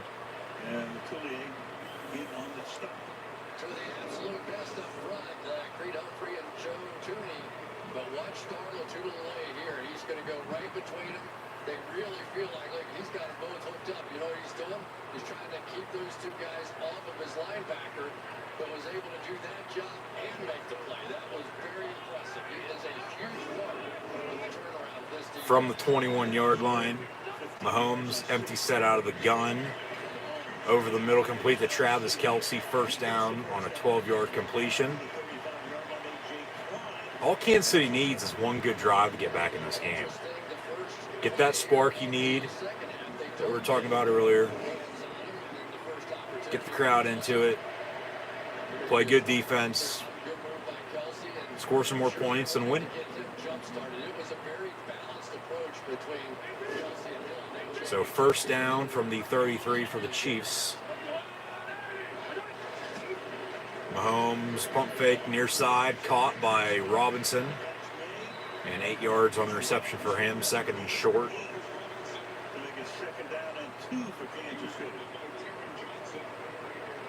All the details right. Lucas Niang on the outside that time with a cut block to set up the easy throw. Rousseau right there is going to get cut. Let's get those hands down, make sure that big 6'6" gun doesn't by throw down, and Kansas City starting to look like Kansas City. Mahomes now under center, 2nd down and 2. Kelce in motion. Toss to Clyde, and then he's going to be brought down for a loss in the backfield. Lucky they didn't throw a horse collar flag on that for that tackle, for a horse collar tackle. And more so, like clothesline headlocked him on the stop to bring him down, which that's a good tackle. So now 2nd and long, or 3rd and 4, excuse me, 3rd and 4. I don't know what I'm thinking. It's getting late. McKinnon in motion near side.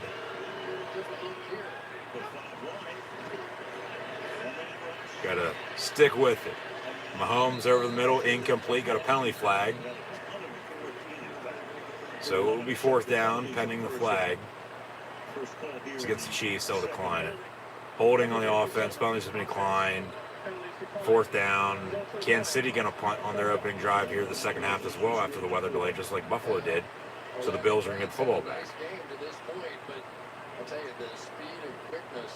Yeah, that's a hold. That's the thing. If it's a penalty, throw it. If not, don't. Plain and simple.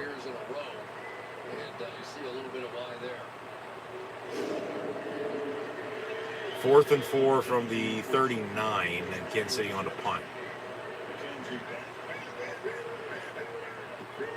Special teams and turnovers after this weather delay could be a major factor. Just keep that in mind. They will take a commercial break. 10:50 to play in the third. Hopefully these commercial breaks aren't as long. They probably will be, though. Because they're not going to change anything they would, you know, from start to finish. But at the same time, who the hell knows?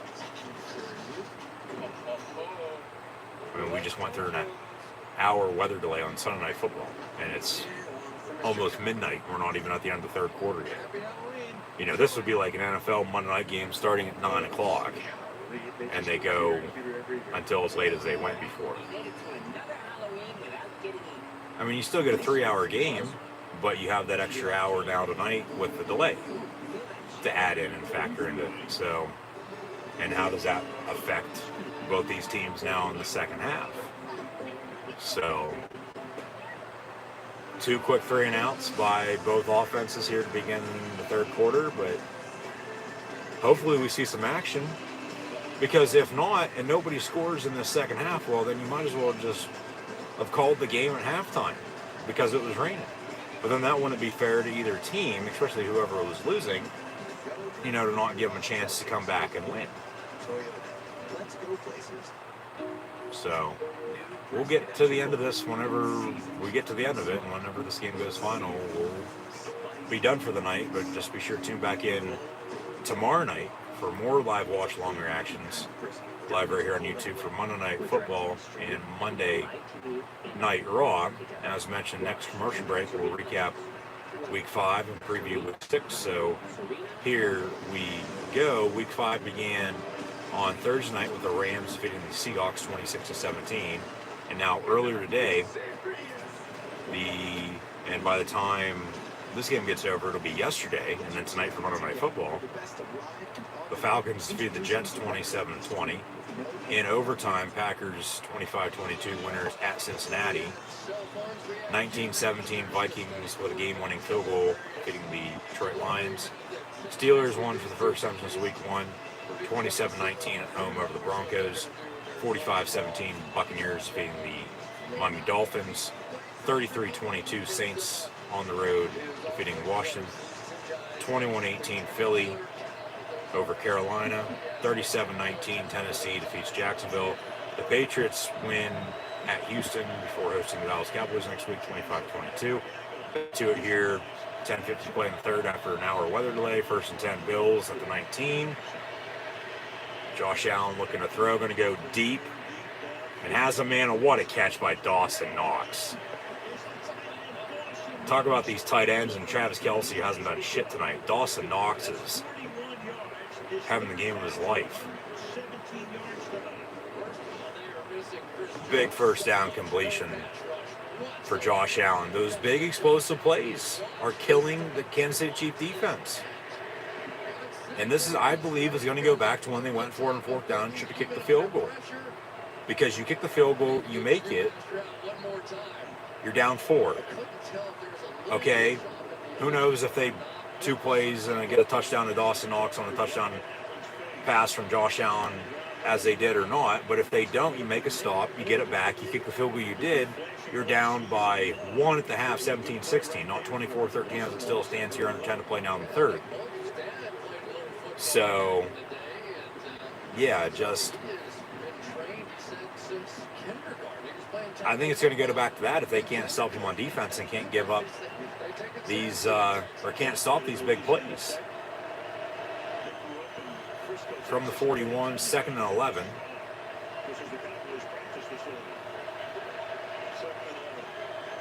Diggs in motion, fake the give, Allen going to dump it off to Knox again on a tight end screen. And it'll be 2nd and 10. So also today in the NFL, as mentioned, the Patriots 25-22 winners over the Texans. The Bears defeat the Raiders from Vegas 20-9, as the Silver and Black now have lost 2 in a row. Chargers 47-42 winners over the Browns at home. The Cowboys also won 44-20 over the Giants. And then the Cardinals 17-10 at home winners over the 49ers. Monday Night Football tomorrow night, Colts, Ravens. But by the time this game gets over with, it'll be technically tonight. We'll preview Week 6 here in a minute. Flag on the play. Who would have guessed it? We've had about a million flags in this game.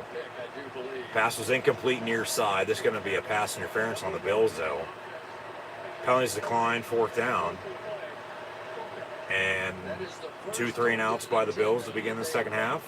Kansas City went 3-and-out as well. Do they go 2 for 2 and have another 3-and-out when they get the ball back here or not? But Chiefs here in the meantime will get the ball back here after another Bill punt coming up. 24-13 your score. Because if we get through the third quarter with nothing going on, well, who's going to step up in the fourth and make a play to get back in this game or seal it?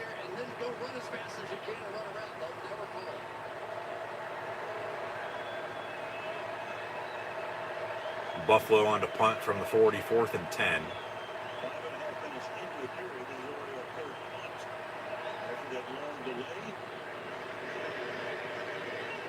And it's going to be downed inside the 10 at the 7-yard line by the Buffalo Bills. It'll be 1st and 10, Kansas City from there. Players and coaches from both teams for 3 words to describe their respective quarterbacks are the words you see in blue are used for Allen, those in red for Mahomes. And the ones in white are those they have in common: powerful, unorthodox, and strong. Now, some guys had a tough time finding just the right words, but Dawson Knox immediately said rocket about Allen, and Clyde Edwards-Helaire came up with elastic for Mahomes. Chris, I've heard you use the term rocket quite a few times tonight. Yeah, but I was getting a mortgage. You read my mind. First and 10, Mahomes fakes the give, pump fakes, deep ball downfield, incomplete. Him and Robinson, a little miscommunication. Got a late penalty flag coming in from behind. So, once again, who would have guessed it? A hold. Half the distance. It'll be 1st and a mile from the 3.5-yard line. Well, penalty's going to be declined. That's odd. Normally, it's half the distance. You play the down, it'll be 1st and 20, but no, it's going to be incomplete, 2nd and 10.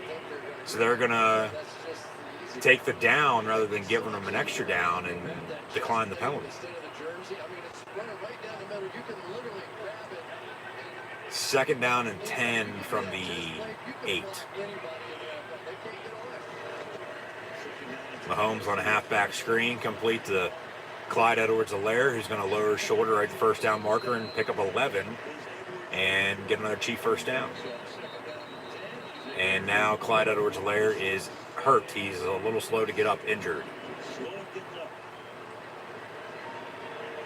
So the second year back out of LSU who will need some attention. His backup is Darrell Williams, injury time. Now we're going to take a timeout because of the injury. And I don't know. It looked like he took a decent hit, but if I'd have to guess, these players are probably going to start cramping up again because they sat for how long? Go out and warm up in a quarter of the amount of time that they normally take before a game and are playing again, and you get hit like that, you're going to feel it probably. So Chief first down and 10 though after the injury, after he picked up the first down, but hurt on the play, so they still trail by 11 here, 24-13, mid-third quarter after an hour weather delay. But now NFL Week 6 will kick off on Thursday night, Buccaneers-Eagles, Next Sunday morning, Dolphins-Jaguars. Sunday afternoon games then.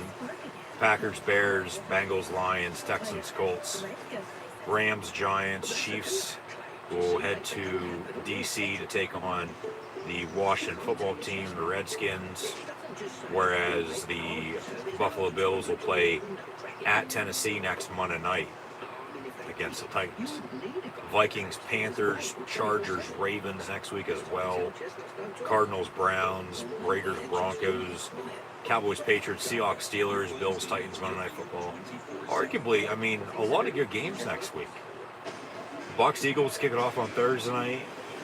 I mean, Dolphins, Jaguars isn't that bad of a matchup. You know, there's only one win between the two of them, as Miami's 1-4 and Jacksonville's 0-5, of course, but that's arguably, on paper at least, a good matchup. Packers, Bears is going to be a good one. You know it always is. Lions still searching for their first win. Lions host the Bengals, oh my. Texans, Colts. Colts don't play till tomorrow for this week 5, but and the Ravens, who they play at, host the Chargers again next week. But that's an interesting AFC South matchup. Rams are going to beat the Giants because the Giants aren't going to have anybody healthy. Chiefs and Skins should be a good matchup. Vikings, Panthers as well. Chargers, Ravens. Cardinals, Browns with two former Oklahoma quarterbacks and Kyler Murray and Baker Mayfield. Pump fake from Mahomes after the injury. 1st and 10, complete to Mecole Hardman for a few. Be second down in about 5. Raiders, Broncos in the AFC West. Who can snap a 2-game skid? Because if not, somebody's going to lose 3 in a row. Cowboys, Patriots. Seahawks, Steelers next Sunday night, and then Bills, Titans next Monday night. So honestly, week 6 here early this season might be the best week on paper of NFL games here so far this year. Second down, Mahomes over the middle, incomplete, 10 for Hardman again. Third down, 7:20 to play in this third quarter. They got to run the ball better. Now you got an injury at your starting running back position with Clyde Edwards-Helaire, so who knows if he'll be able to come back. They haven't gone to Kelsey enough. I mean, they have, but they just haven't hit because of good defense by the Buffalo Bills here tonight. 3rd and 5. Josh Gordon has 1 catch. Tyreek Hill's been shut down. He's in motion. Mahomes over the middle, going to dump it off the Hill, and it's picked off by the Bills. And Micah Hyde's going to return it for a pick 6. And Buffalo strikes first after the weather delay with an interception return for a touchdown to extend their lead 30-13 pending the extra point. Now, if you, of course, you want to flip the scores, Kansas City would be leading by that score then with 7:12 to play. This goes back to when they went for it on 4th down and should have kicked it. Because that's when the momentum switched. Because Buffalo, 2 plays later, scored. And they haven't looked back since, even with an hour and a 15-minute weather delay.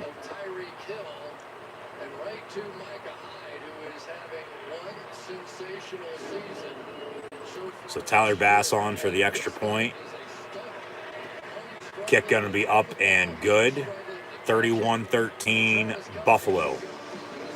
As Mahomes throws an interception, it is returned for a touchdown as it hit Hill right in the hands of Micah Hyde right there to catch it. A little bit of the spin move, and he walks into the end zone for 6. Touchdown Bills. 31-13 here. 7 minutes and change to play in the third quarter following an hour 15-minute weather delay. 31-13 Buffalo on the road leading Kansas City on Sunday Night Football in the AFC Championship rematch. I'm your host, Encyclopedia Sports, Coin Luke 96. Thanks for tuning in and listening. Be sure to like, follow, and subscribe on social media. Links in the description below.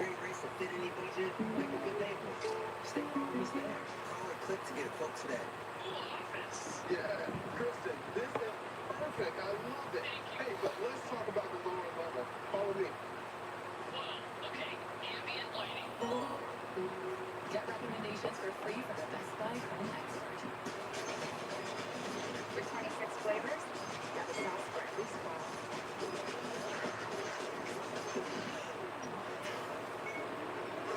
trip on the trip. It's the greatest of all times. Buffalo Wild Wings.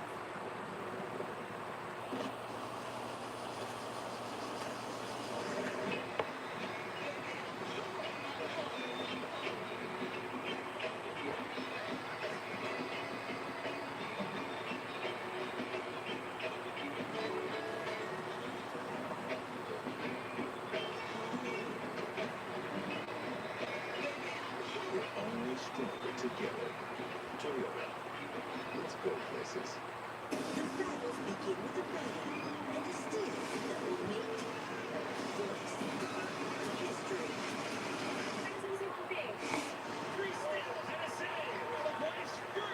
Voice Monday and Tuesday on NBC. Wednesday. Vance of Vance Comebacks is here. Executive producer Jimmy Fallon. Flash on the cover hits. Set for TV on Wednesday only on E! Toyota, let's go places. By Liberty Mutual Insurance. Only those who have need. And by the last rule coming from theaters this Friday. Let's go. This area where you're going to be the 7:30-35 to 5:01. Personally, 6 state rankings.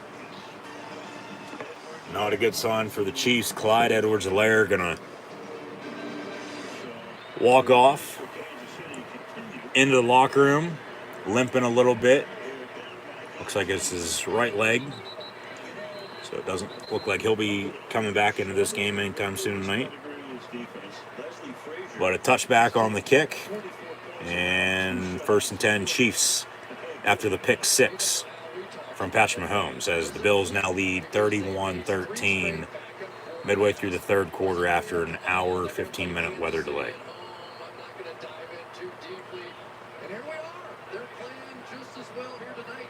First and 10 from the 25. Tyreek Hill in motion. Mahomes near side, gonna roll out, and I don't know who he was thrown to. Just throws it out of bounds, incomplete. So, 2nd down.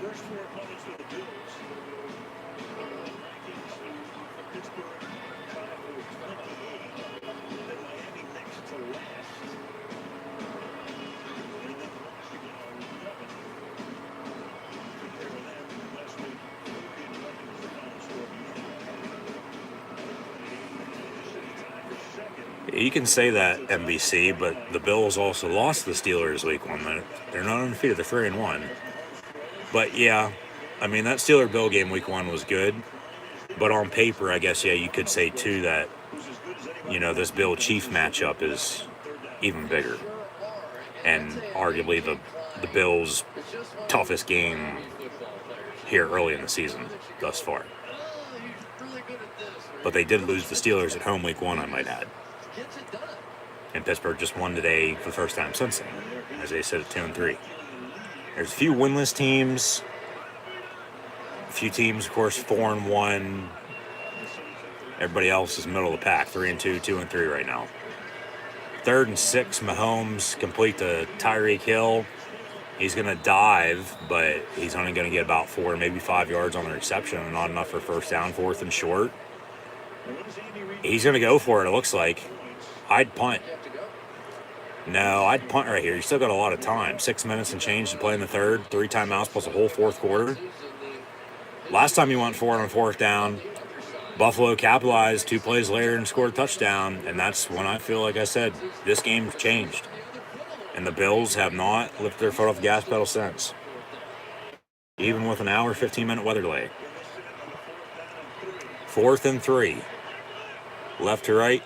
Hardman in motion. Mahomes in the gun looking to throw. Going to step up. Dumps it off, and it's incomplete. Dropped. Flag on the play. Hit Hardman right in the hands, and he dropped it. Incomplete. Personal foul. They're going to get Buffalo in a roughing the passer. 15 yards automatic 1st down, and Kansas City's going to keep it. Chief football still after a failed 4th down conversion. See if the Chiefs can capitalize off of the penalty now. See if it was a late hit roughing the passer. Maybe a little bit. I mean, that's a clean tackle, though. They're probably throwing the flag because it was below the waist. No, these damn penalties anymore. These officials, it's ridiculous. 1st and 10 from the 48. Fake the give to Williams, who's the starting running back now, the number 1 with Clyde Edwards-Helaire injured. Pass going to be caught by Travis Kelce. He's going to get 12 yards for the reception. First down, Kansas City. They need about 3 touchdowns to take the lead. And only about 20 minutes of football. And with as long or even quick as both these offenses have had the football tonight, time's sort of on their side, but not really. But you still got a lot of time to do what you want to do. 1st and 10 from the 42. Handoff, Darrell Williams. I think that's the best run by the Chiefs all night long, and it went for 9 yards. Still a fun running game. Clyde Edwards-Helaire out for the rest of the game. A left knee injury, not a right leg. Left knee injury. He's getting an X-ray right now, so they feel it could be severe. Yeah, he's limping pretty good there.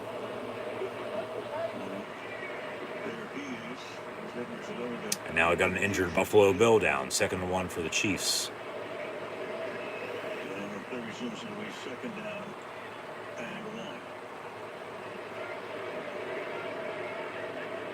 They're going to take a commercial break. Okay.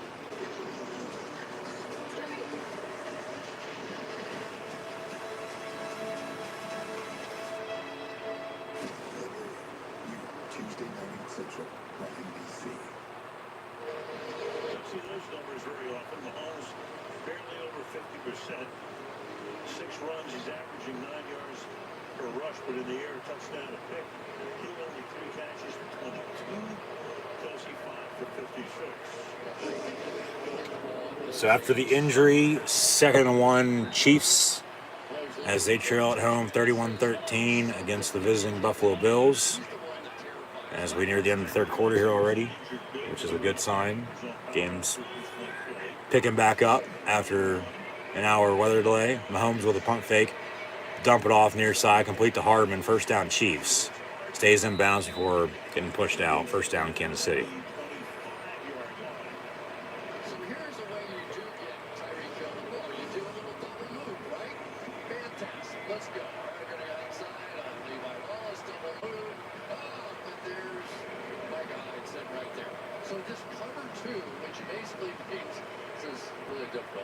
Safeties on the back end. But what it does is it keeps speed players Mahomes going to be under center with Williams, the lone man in the backfield at fullback. And then Mecole Hardman's going to motion in as the running back. Fake the give to him. Mahomes going to roll out now near side and incomplete. I don't know who he's thrown to, but incomplete, 2nd and 10.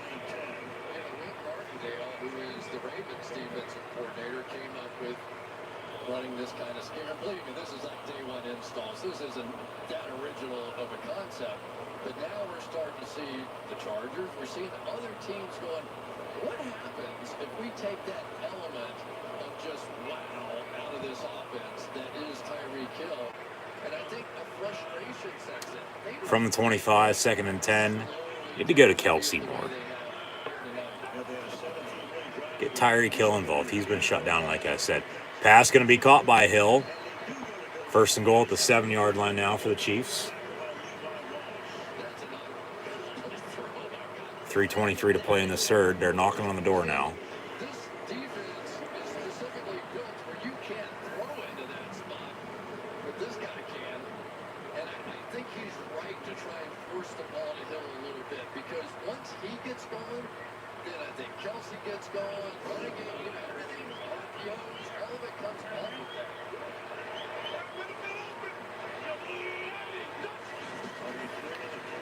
Fake the give to Darrell Williams is going to be deflected and picked off the line of scrimmage by the Buffalo Bills.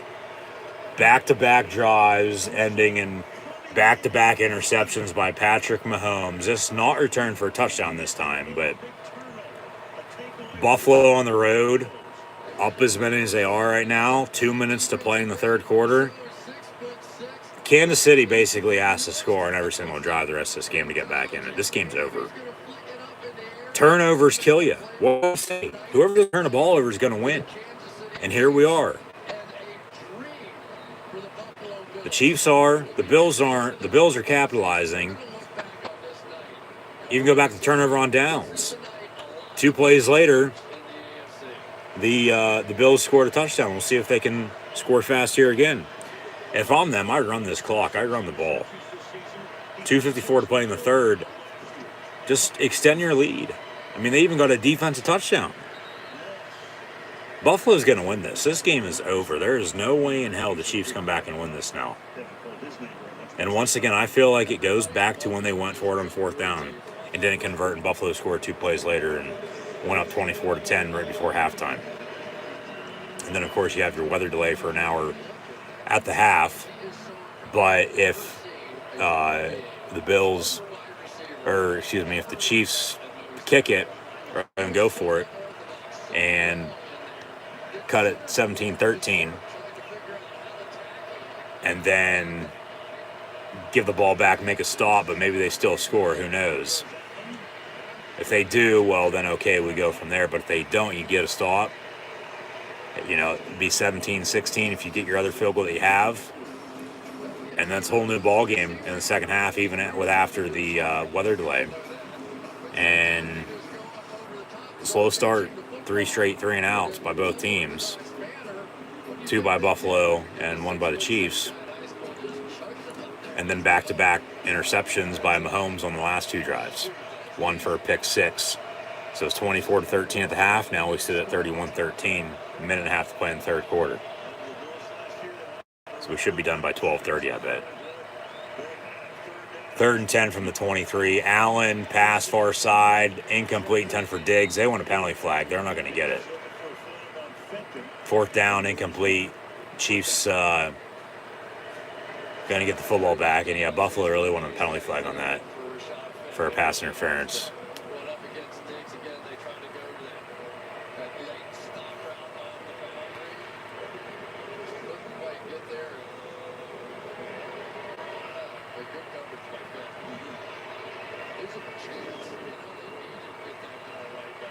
So, another turnover. This doesn't result in any points, though, for the Bills. Buffalo on to punt. Kansas City on the return. Actually, it's going to go out of bounds around the 50, so it'll be 1st and 10 at midfield for the Chiefs. They preview next Sunday Night Football, Seahawks, Steelers. I'll have live watch-along reactions then live right here on YouTube, so be sure to tune in. Hopefully we don't have a hour weather delay at halftime in between, but you never know. Never say never. Every contest. We thought we had rains on Thursday night. Pittsburgh knocked off Denver today at home, 27-19. Roethlisberger, 253 and 2 touchdowns. From the 48, Mahomes out of the gun. Quick pass near side, caught by Darrell Williams.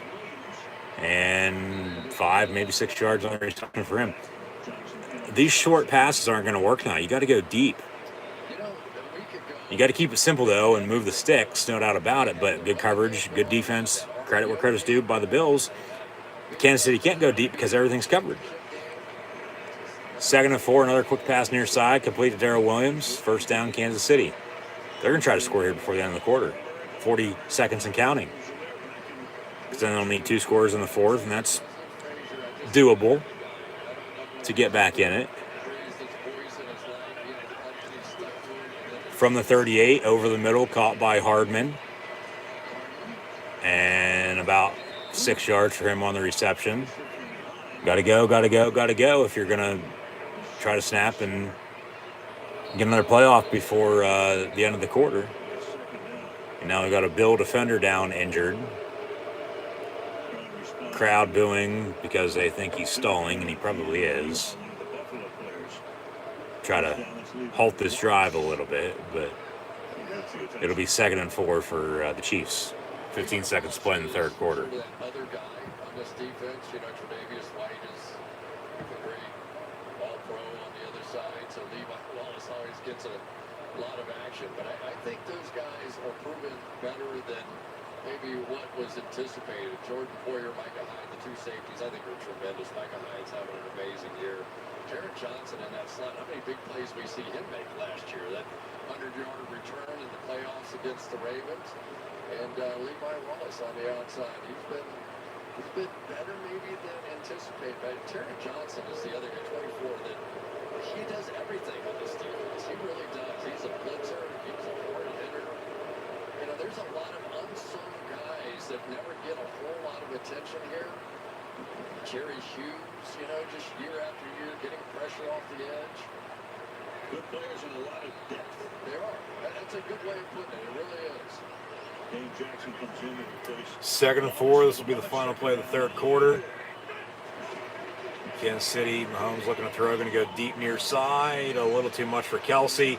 They threw a penalty flag for a pass interference on that, but they didn't throw a pass interference on the other one that Diggs wanted a PI for. And they were both PIs. They didn't call the other one, but they called this one.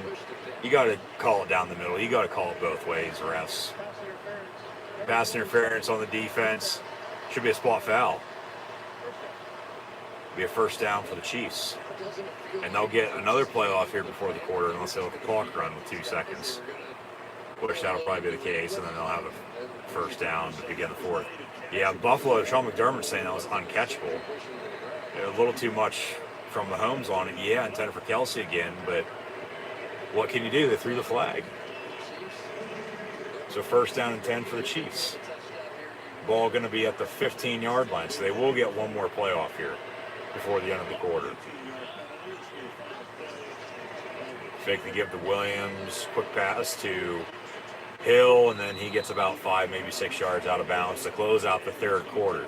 So at the end of the 3rd quarter, when this game should have went final about a half hour or so ago now, but because of an hour and 15-minute weather delay, because of rain and lightning, we're just now at the end of the 3rd with the Buffalo Bills leading the Kansas City Chiefs on Sunday Night Football in an AFC Championship game rematch by a score of 31-13.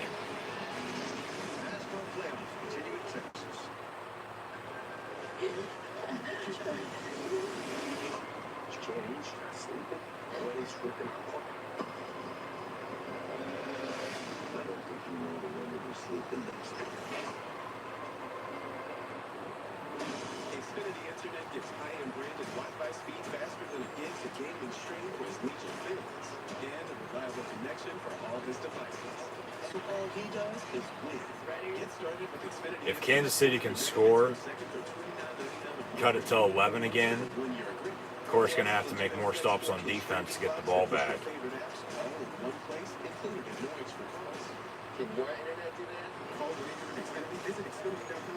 You know, we might have ourselves a ball game here in the fourth quarter, but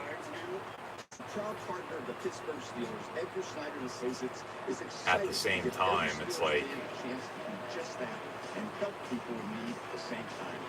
it's going to be tough, I'd say, for Kansas City to come back and win this. After they threw that other pick, but then they do make a stand on defense, get the ball back. I still feel like this game is over and Buffalo's going to hold on to win. I'd be completely shocked if Kansas City can come back and win this. But at the same time, I wouldn't, because that's just how Kansas City rolls sometimes.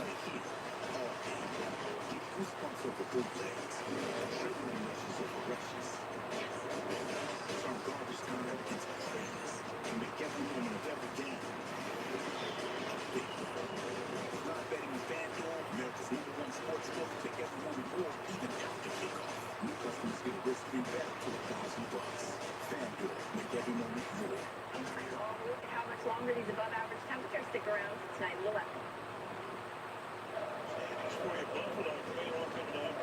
Patriots win today. Miami and the Jets each meanwhile the West Chargers win. Crazy win against Cleveland, Denver, and Vegas both lose. And the Chiefs are 2-2 at the moment. Well, the Chargers keep winning all those games they usually lose. 1,000%. So now 2nd and 5 from the 10-yard line to begin the fourth quarter. Here tonight on Sunday Night Football for the Chiefs at home, trailing the Buffalo Bills 31-13 after weather delay at halftime for about an hour, 15 minutes or so. 4 yards on the reception right there at the first down marker. He's going to be about a half yard shy, though, of the first down, be 3rd inches. They need to score quick, and they need to score again and again and again and again and again and again. Not that many agains, but they got to score a few times and quick. 3rd inches for the Chiefs. It's okay every once in a while to let somebody else be the hero. Give to the fullback, who's Darrell Williams.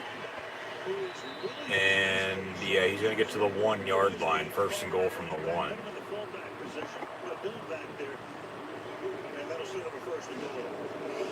Why do they do this? Because everybody knows where number 10 is. So you start looking at him. What are they going to do? Oh, pitch and out. Okay, here comes the fullback. So really, so many times, Kelsey and Hill are used as a distraction and nothing else. Starting to rain again. We'll see if they give us another weather delay tonight. Quick pass on a bubble screen. It was more of a toss. And it was caught by Travis Kelce, who walks into the end zone for a touchdown. So a passing touchdown from Mahomes to Kelce. Starting to rain again, like I said. We'll see if they have another weather delay here. I hope not, especially in the fourth quarter here. Let them play. You know, they should have let them play coming out at halftime in the rain. This game will be over by now. The question is, do they kick the extra point or do they go for 2 to make it a 10-point game? And then, of course, a touchdown and a field goal would tie it if you'd hold. They're going to kick the extra point, make it an 11-point deficit, as it was earlier. 31-20 with 13:42 to play. As it is starting to rain once again.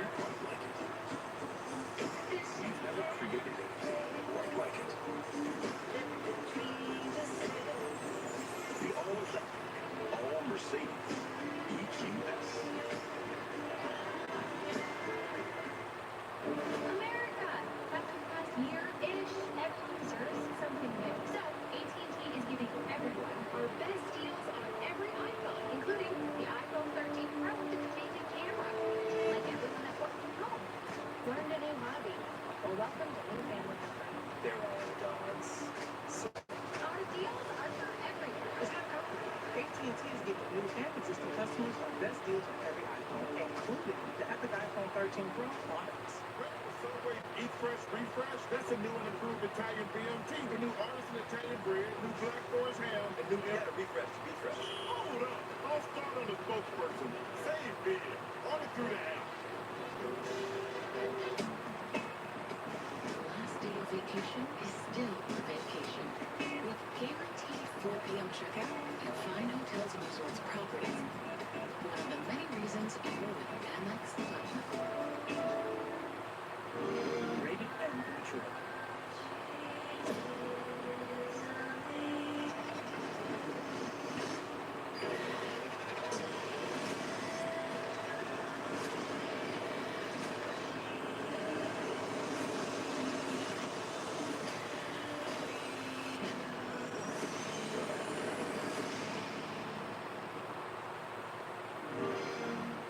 Play it day one with Xbox Game Pass. See, it's raining as hard now as it did during halftime, and we had a weather delay for an hour.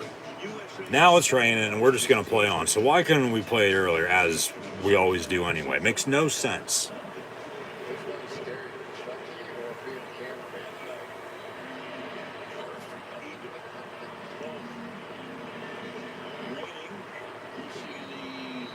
Chiefs need to start me up.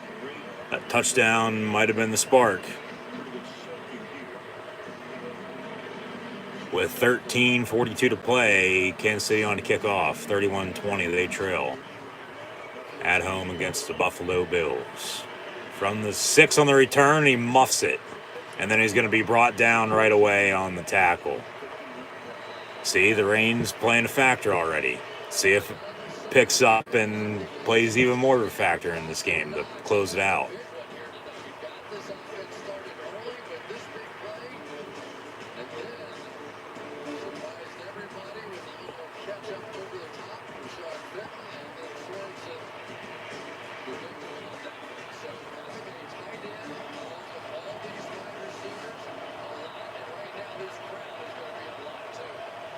So from the 15, 1st and 10 for the Bills. Handoff and Singletary for about 2, maybe 3 yards on the run, 2nd down. They're just run the ball. That's all I do. Run the damn ball, run the clock. Eventually, he is going to fire some shots here. I'm not sure what it is. Usually he likes to save it for those 3rd down and 7+ if he would ever get one of those. But the defense needs to make one of the plays down the sidelines. 2nd and 7 from the 17.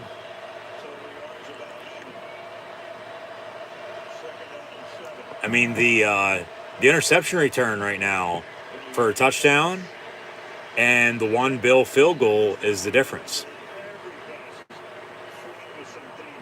So the turnover going to come back and kill the Chiefs if they lose this. But it's going to go back even further than that, I think.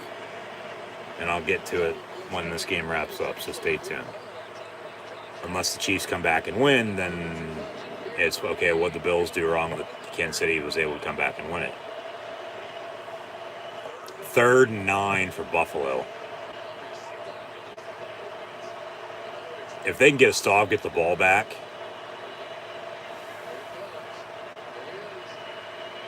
Josh Allen getting pressured. Josh Allen going to avoid the sack. It's going to be coming back for a hold anyway. He got the 1st down on a 10-yard run. This is coming back, though, for a hold. They'll replay 3rd down, 3rd and 19. 12:05 to play as it is. 12:05 here on the East Coast, past midnight now after an hour weather delay at halftime. Holding 10 yards, replay 3rd down.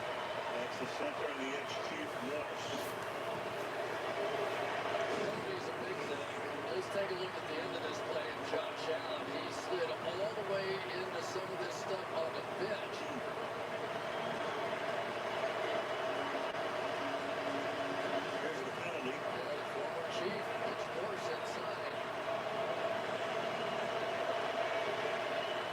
I don't know about that for a hold, but okay.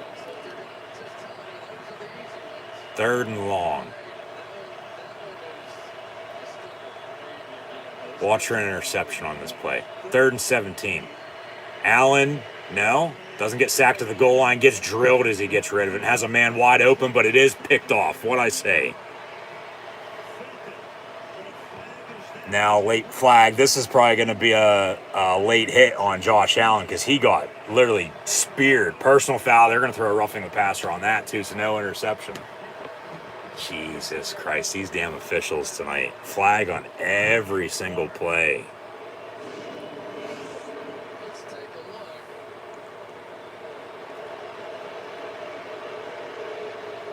Well, they threw a roughing the passer against Buffalo and Mahomes a little bit ago, so they're making up for this one. So it's even. The pass interference is a little bit ago. It's like call it down the middle. At least they sort of are, but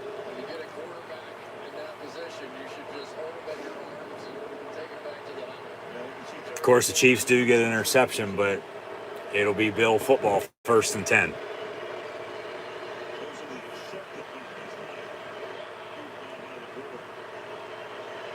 Yeah, we've had a ton of penalties this evening. A ton.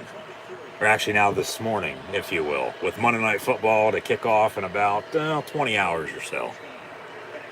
1st and 10 with a completion over the middle to the former Steeler, Bronco, and 49er, along with playing with the Saints. Emmanuel Sanders now in Buffalo with the Bills.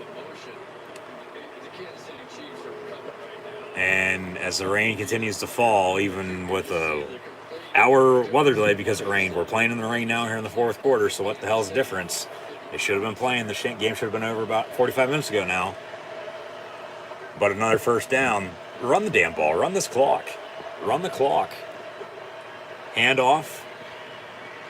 And Singletary for about a yard or so. 2nd and 9. Or excuse me, that was 20. Zach Moss. Zach Moss on the give for the Bills.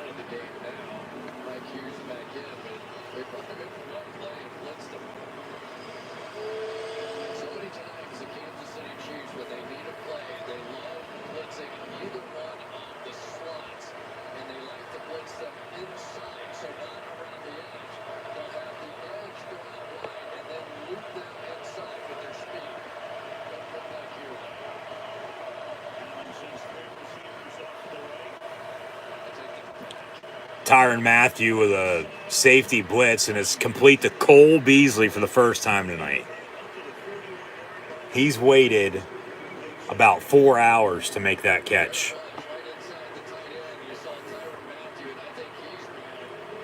A 5-yard gain, 3rd and 4, under 10 to play. See if the Chiefs can get another big 3rd down stop or turnover.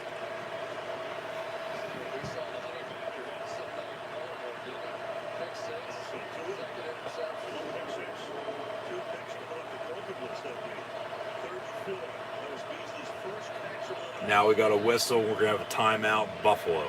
They're first in the second half with 9:30 to play. How about the story that Emmanuel Sanders told about Cole Beasley? Remember that one? Sure, last time at SMU. 5'7". They both went to SMU together, and he could do windmill dunks. Cole Beasley. Do you have any video of that? I would like to see it too. Here they are. Video of everything else, but here they were, all the way through 11. Yeah, they were the first one to win a bowl game for SMU since they got the death penalty. They did. Right. Back in the day. That's what it was. Local college football. 3rd and 4 now. I can't wait. What do you have, Steve? Let's see what you got going here. 3rd down and 4 for the Bills from the 40. Diggs in motion.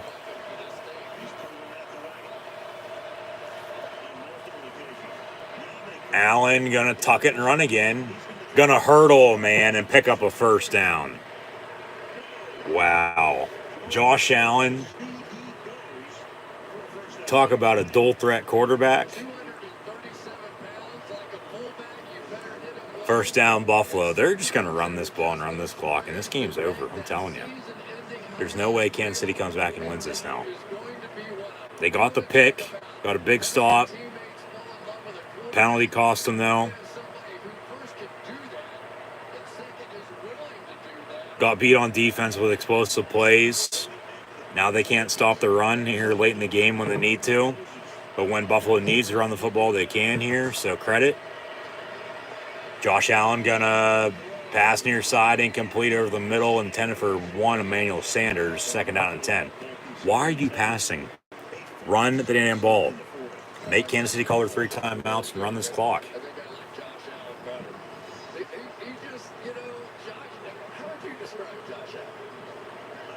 Josh Allen is a 2020, 2021.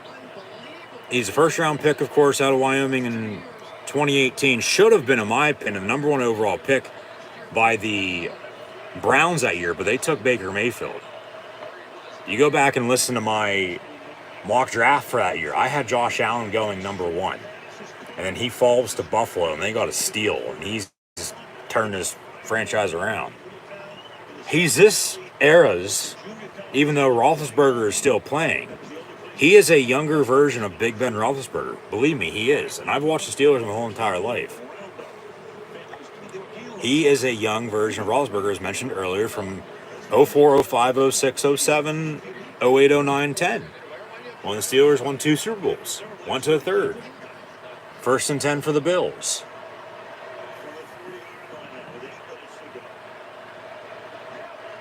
But if Jim Kelly can't win a Super Bowl with Buffalo, can Josh Allen? That's the big question. I mean, they can hold on here, get past their kryptonite in Kansas City, who they lost to twice last year, along with the AFC title game. Could have won the Super Bowl if they would have won. But, hey, it's still one game at a time. Buffalo's going to be sitting pretty in the AFC East after a win here tonight. Ball was deflected and then somehow still caught by Gabe Davis, 13 for another Bill 1st down. They're moving the sticks. Josh Allen just surpassed 300 passing yards on the night. 7:27 to play. Run the ball. They score. This game's over. Kick a field goal. Okay, Kansas City's got a chance. Allen on a quarterback draw. Slides after a 15-yard gain. 1st down, Buffalo. Josh Allen is single-handedly defeating the Kansas City Chiefs defense tonight. And Travis Kelce, that says it all. His face right there. He's, I don't know what to say. That says it all. This Chief defense is getting just... Even after a weather delay, both teams played all right 3rd quarter after a few punts. But Josh Allen, big-time players make big-time plays in big-time games. That's him tonight.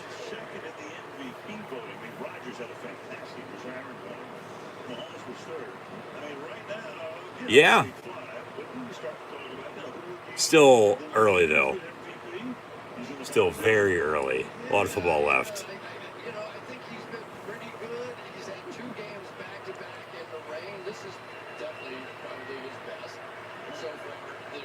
Second down and 6 with 6 minutes on the dot to play.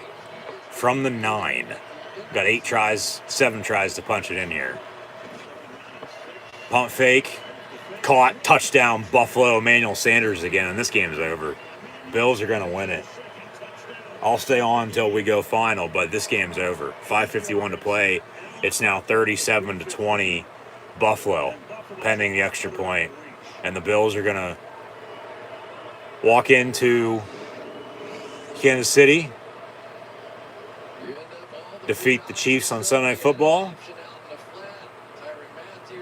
walk out with a 4-1 record and win, defeating the team they lost to twice last year, once in the regular season and once in the playoffs in the AFC Championship game that held them out of the Super Bowl against the Buccaneers. And then Kansas City got beat. So who knows if Buffalo would have won that game, if the Bills, hypothetically, you got to think about it now, while they're playing tonight and beating up on Kansas City, if they would have given Brady and the Bucs a run for their money. So, yeah. good game. I mean, slow start. Something felt off, like I said, early. These officials, I think that's how I figured that out. Then, or the reasoning behind it, why it felt like that. Flag on every single play, it seemed like. Since then, though, second quarter it picked up. Get to halftime at 24-10, because the Bills did score again before halftime. Can't forget about that. That's where I feel like it all switched. Kansas City went for it on fourth down, should have kicked it to make it a 4-point deficit, 17-13. And then 2 plays later, after not converting, of course, turnover on downs, and Bills score a touchdown, go up 24-10. But if you have that field goal, you make a stop. But if they score, they score. Okay. You make a stop, though, you have that field goal, plus you kick the other field goal that you did kick. You trail by 1 at the half, 17-16, not 24-10, or 24-13, excuse me. Down 11, you're down a point. That's a big differential, game like this. And then not knowing what was coming at halftime with an hour, 15-minute weather delay.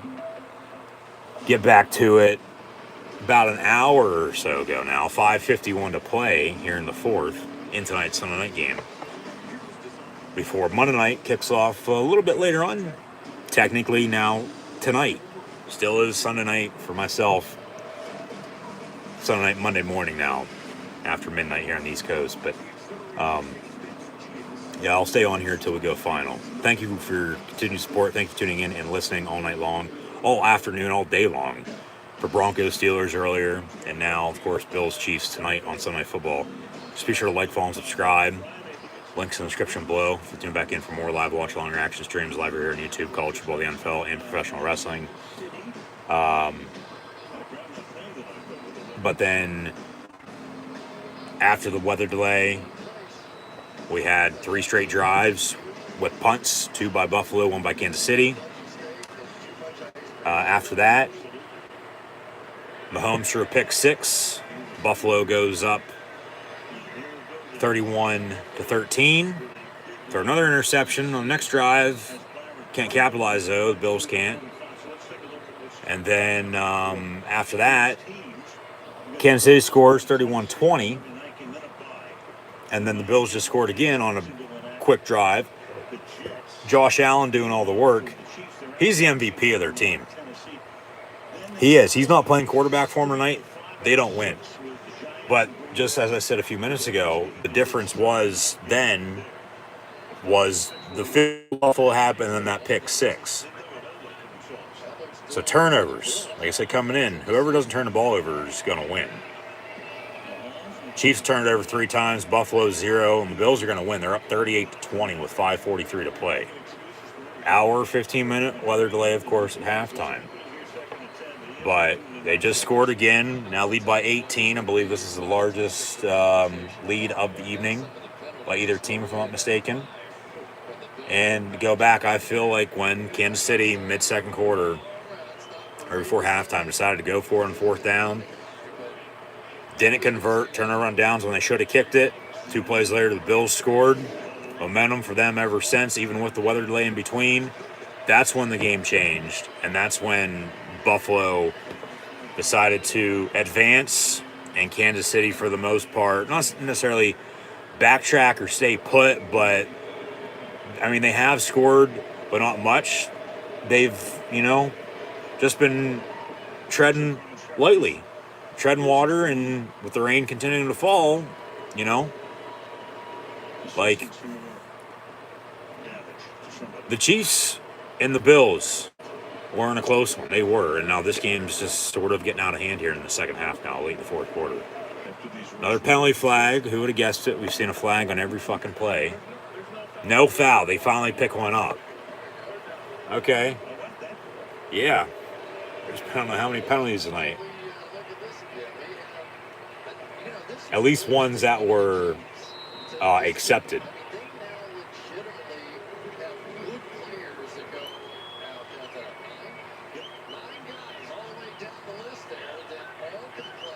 Only 15 total penalties, only, that were accepted. We had about probably 10 times more than that, though.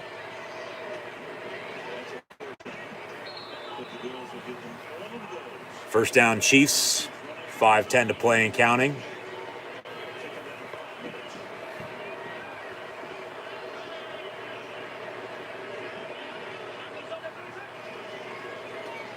From the 37, slaying over the middle, complete to Mecole Hardman. Second down for Kansas City. They could have done that all night long if they wanted to. Those plays have been there all night long. They could have dipped them all the way down. Trips near side out of the gun. Mahomes going to avoid a sack. Pump fakes, has to run now. Picks up a first down, runs out of bounds as well, so the clock's going to stop. 4:34 to play, but they're down 18. They need 3 scores to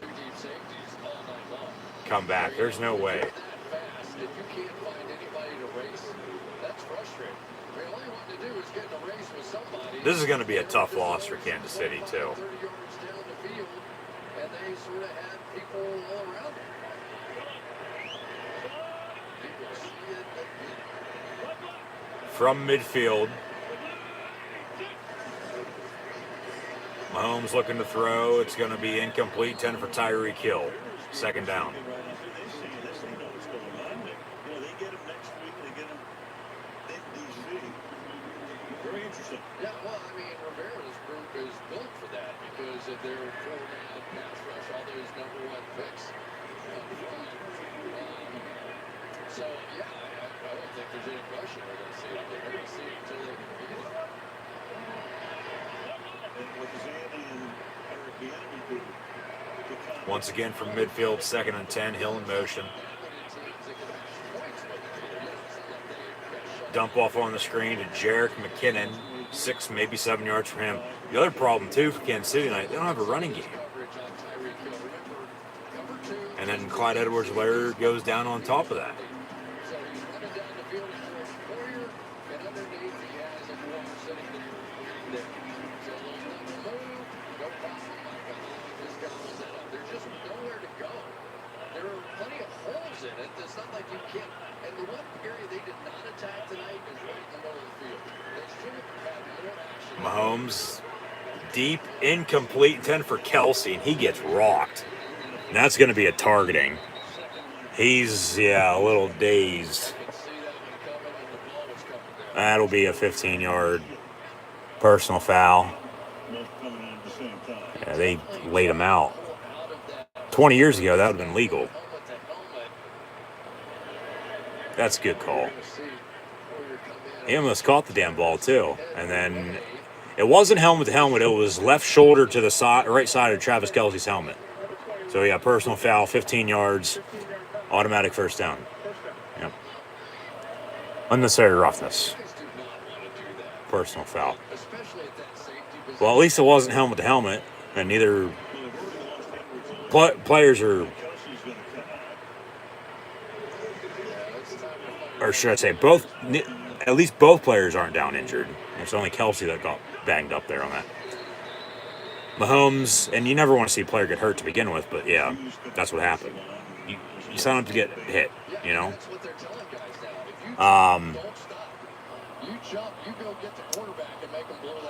Yeah, Mahomes with a hard count draws Buffalo offside, 5 yards, automatic first down again. So basically a 20-yard penalty on back-to-back plays with the next play not even happening yet before they draw him offside.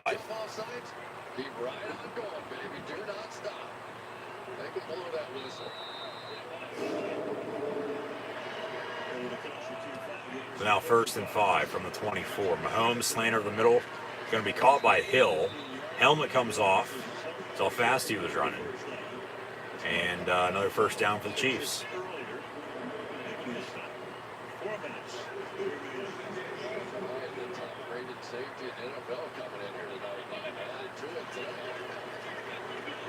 Mahomes going to slide. Nowhere for him to go, though. Brought down right at the line of scrimmage. No gain. 2nd and 10. Kelsey, of course, getting checked out. He's going to want to go back out. I doubt they'll let him, though. He'll probably be in concussion protocol all week now, too. Kansas City goes to D.C. to play the Skins next week. Fumble on the snap, and then who's going to recover it? Buffalo recovers it back at the 35-yard line. Wow. Wow, just wow. Mahomes tonight, even as he was 33 of 54, and they might get the ball back again. They got 3 timeouts, plus 2-minute warning, and 3:27 to play. Has 272 passing yards, 2 touchdowns, and 2 interceptions. 2 fumbles now as well. When your quarterback leads your team in rushing, 8 carries, 61 yards, you got a problem for one. But when you turn the ball over 4 times, yeah, you're going to lose. So yeah, Mahomes probably arguably having one of the worst games of his career tonight on Sunday Night Football against the Bills. And Buffalo's going to win, advance to 4-1. Kansas City's going to drop to 2-3. Another loss before hitting the road again next week. As said earlier, they've traveled to Buffalo, Philly, and will travel to Washington next week, all in the Mid-Atlantic DMV area right there. Of course, Eastern PA as well, in what should be regarded to as New Jersey, but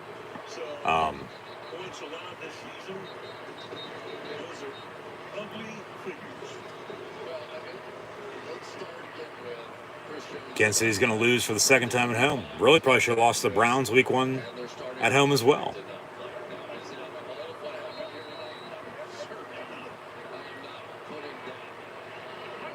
So honestly, really their only win would have been last week against the Eagles.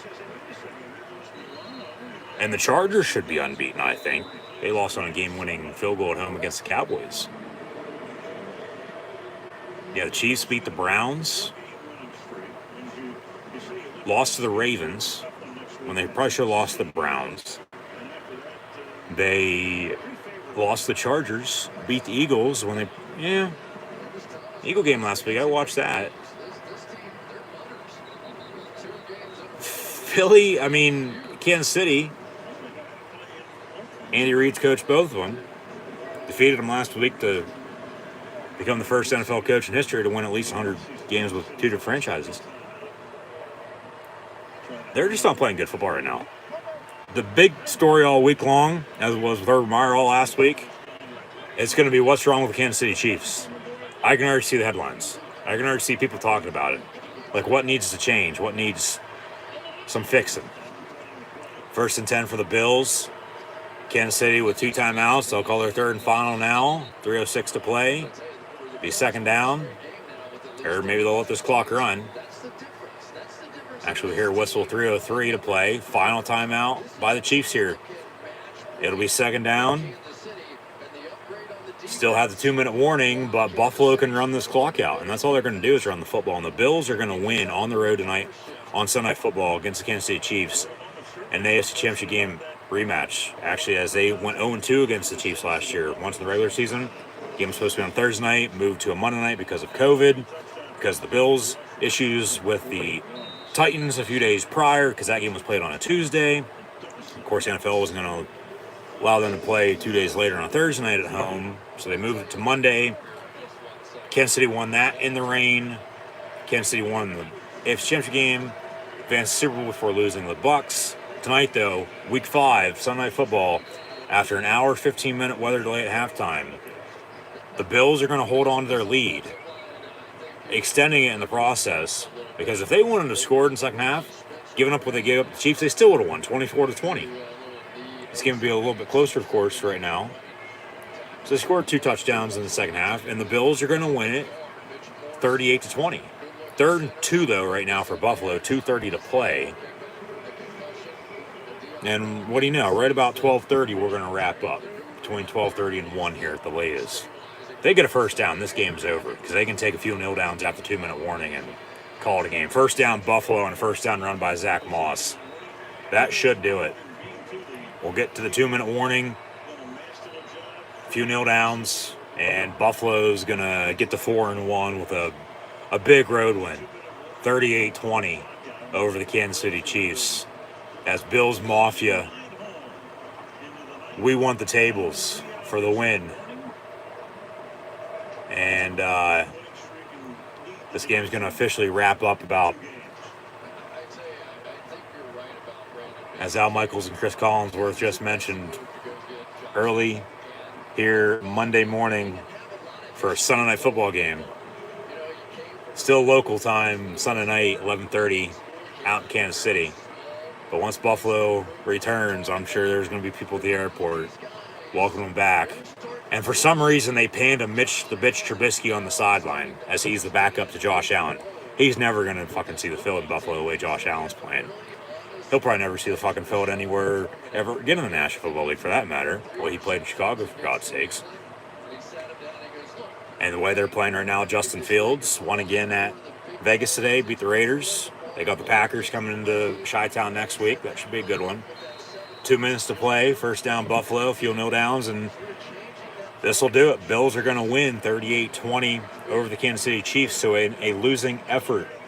Patrick Mahomes finished 33 for 54, 272, 2 touchdowns, 2 interceptions. Also had 2 fumbles as on the ground. He led the team in rushing. So when your starting quarterback leads the team in rushing, you got a problem. And they couldn't run the ball to begin with tonight. But then Clyde Edwards-Helaire also goes down with an injury. He finished only 7 carries for 13 yards rushing. Patrick Mahomes, 8 carries, 61 yards on the ground. Darrell Williams, 5 for 27. Tyreek Hill, 1 for 15. Edwards-Helaire, as mentioned, 7 carries, 13 yards. And then Kansas City receiving, Mecole Hardman led the way, 9 catches, 76 yards. Travis Kelce had 6 catches, 57 yards, and a touchdown. Got his bell rung there a little bit ago as well. Tyreek Hill, 7 catches, 63 yards receiving. Darrell Williams, 3 for 18. Brian Pringle, who had an early touchdown, 2 catches for 11 yards, but non-existent after that.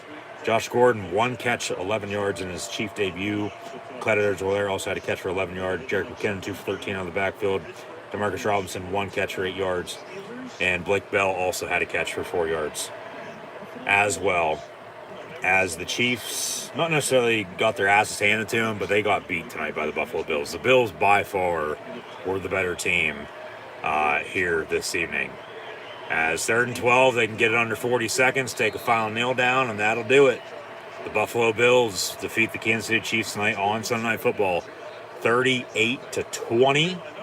As a former disciple of Andy Reid and Sean McDermott gets the better of his former boss, and the Bills win on Sunday night after an hour, 15-minute weather delay as well at halftime by a final score of 38-20.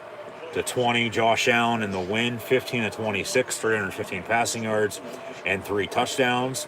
Also had 11 carries for 59 yards on the ground and a touchdown as well. Devin Singletary, 6 carries, 25 yards. Zach Moss, 11 carries, 37 yards. So Buffalo had a running game compared to Kansas City's. That won them the game. They also didn't turn the ball over 4 times like the Chiefs did. The defensive score as well with the pick 6. It all goes back, I feel, to when Kansas City decided to go for it on 4th down right before halftime. Didn't kick the field goal, and it changed right after that because Buffalo scored 2 plays later and really didn't look back ever since. Dawson Knox, who caught that touchdown, had 3 catches for 117 yards receiving as a tight end for a touchdown. Stephon Diggs, 2 for 69. So you got to use your tight ends in your offenses. Rely on your special teams as well with your kickers because it all adds up, believe me. Diggs, 2 for 69. Emmanuel Sanders, 3 for 54 and 2 touchdowns.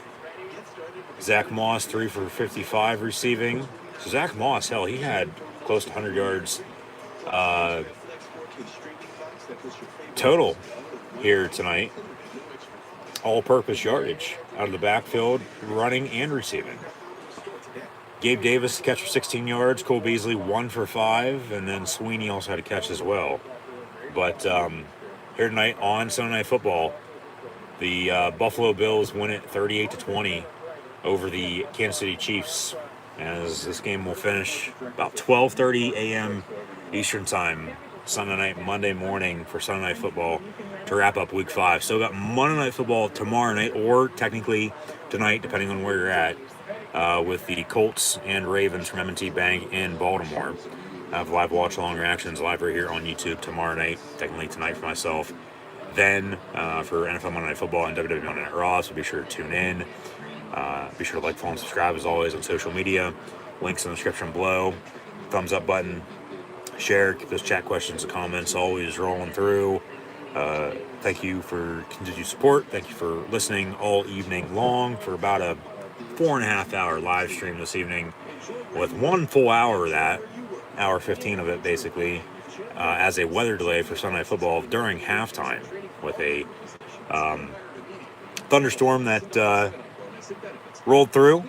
So 38-20, your final score. Like I said, the Bills picking up an 18-point victory on the road, getting past the team they lost to twice, once in the playoffs that kept them from going to the Super Bowl, in the Kansas City Chiefs. I feel like the game switched. It turned right before halftime whenever Kansas City decided to go for it on 4th down. Should have kicked it. It was 17-10 at that point. You kick it. Okay, 17-13 if you make it. They went for it. Didn't convert. Turnover on downs. 2 plays later, the Bills scored. So 24-10. Whereas if you would have kicked it, if they score on the next drive, okay, they scored. But if you make a stop and then get the field goal that you did end up kicking before halftime, you're only down a point rather than down 11 at half, 24-13 at 17-16. Okay? And then, of course, not knowing what's happening with the weather, not knowing what's to come at halftime with the weather delay, hour 15-minute weather delay, come out of halftime, who knows? It could have been a whole different ballgame, because it's 24-13, early second half, few 3-and-outs by both teams, and then a pick 6 by Mahomes, 31-13. Bills score again, of course, they're late. Josh Allen, touchdown drive, another touchdown to Emmanuel Sanders to seal it. Chiefs scored again, that passing touchdown from Mahomes to Kelsey. But turnovers, 4 turnovers killed the Chiefs tonight. Go back to, like I said, that decision go for it on 4th down. I thought that's when the momentum switched. That's when everything changed and the Bills capitalized and really never looked back. And the Chiefs, they lost by 18. They deserved to lose, I thought, tonight. The Bills deserved to win because they were the better team. Buffalo 38-20. Your final score is the Bills defeat the Chiefs 38-20 once again here tonight on Sunday Night Football. So as Josh Allen gets interviewed by Michelle Tafoya, I'm sure Al Michaels and Chris Collinsworth will preview next Sunday night with the Seahawks and Steelers. I'll have live watch along reactions next Sunday night as well. Hopefully no weather delay during that game, but be sure to tune back in tomorrow along with next weekend as well. Just be sure to hit that red subscribe button, notification bell next to it as well, so stay up to date. College football, NFL, and professional wrestling live watch along reaction streams live right here on YouTube. As always, I'm your host, Encyclopedia Sports, Cool Hand Luke 96. Be sure to like, follow, and subscribe on social media. Links in the description below. So, once again, on Sunday Night Football, following a 1 hour, 15-minute weather delay at halftime, the Buffalo Bills defeat the Kansas City Chiefs 38-20 as the thunder rolls and the lightning strikes. Bills Mafia. Nobody circles the wagons like the Buffalo Bills. Buffalo wins at Kansas City once again by a final score of 38-20.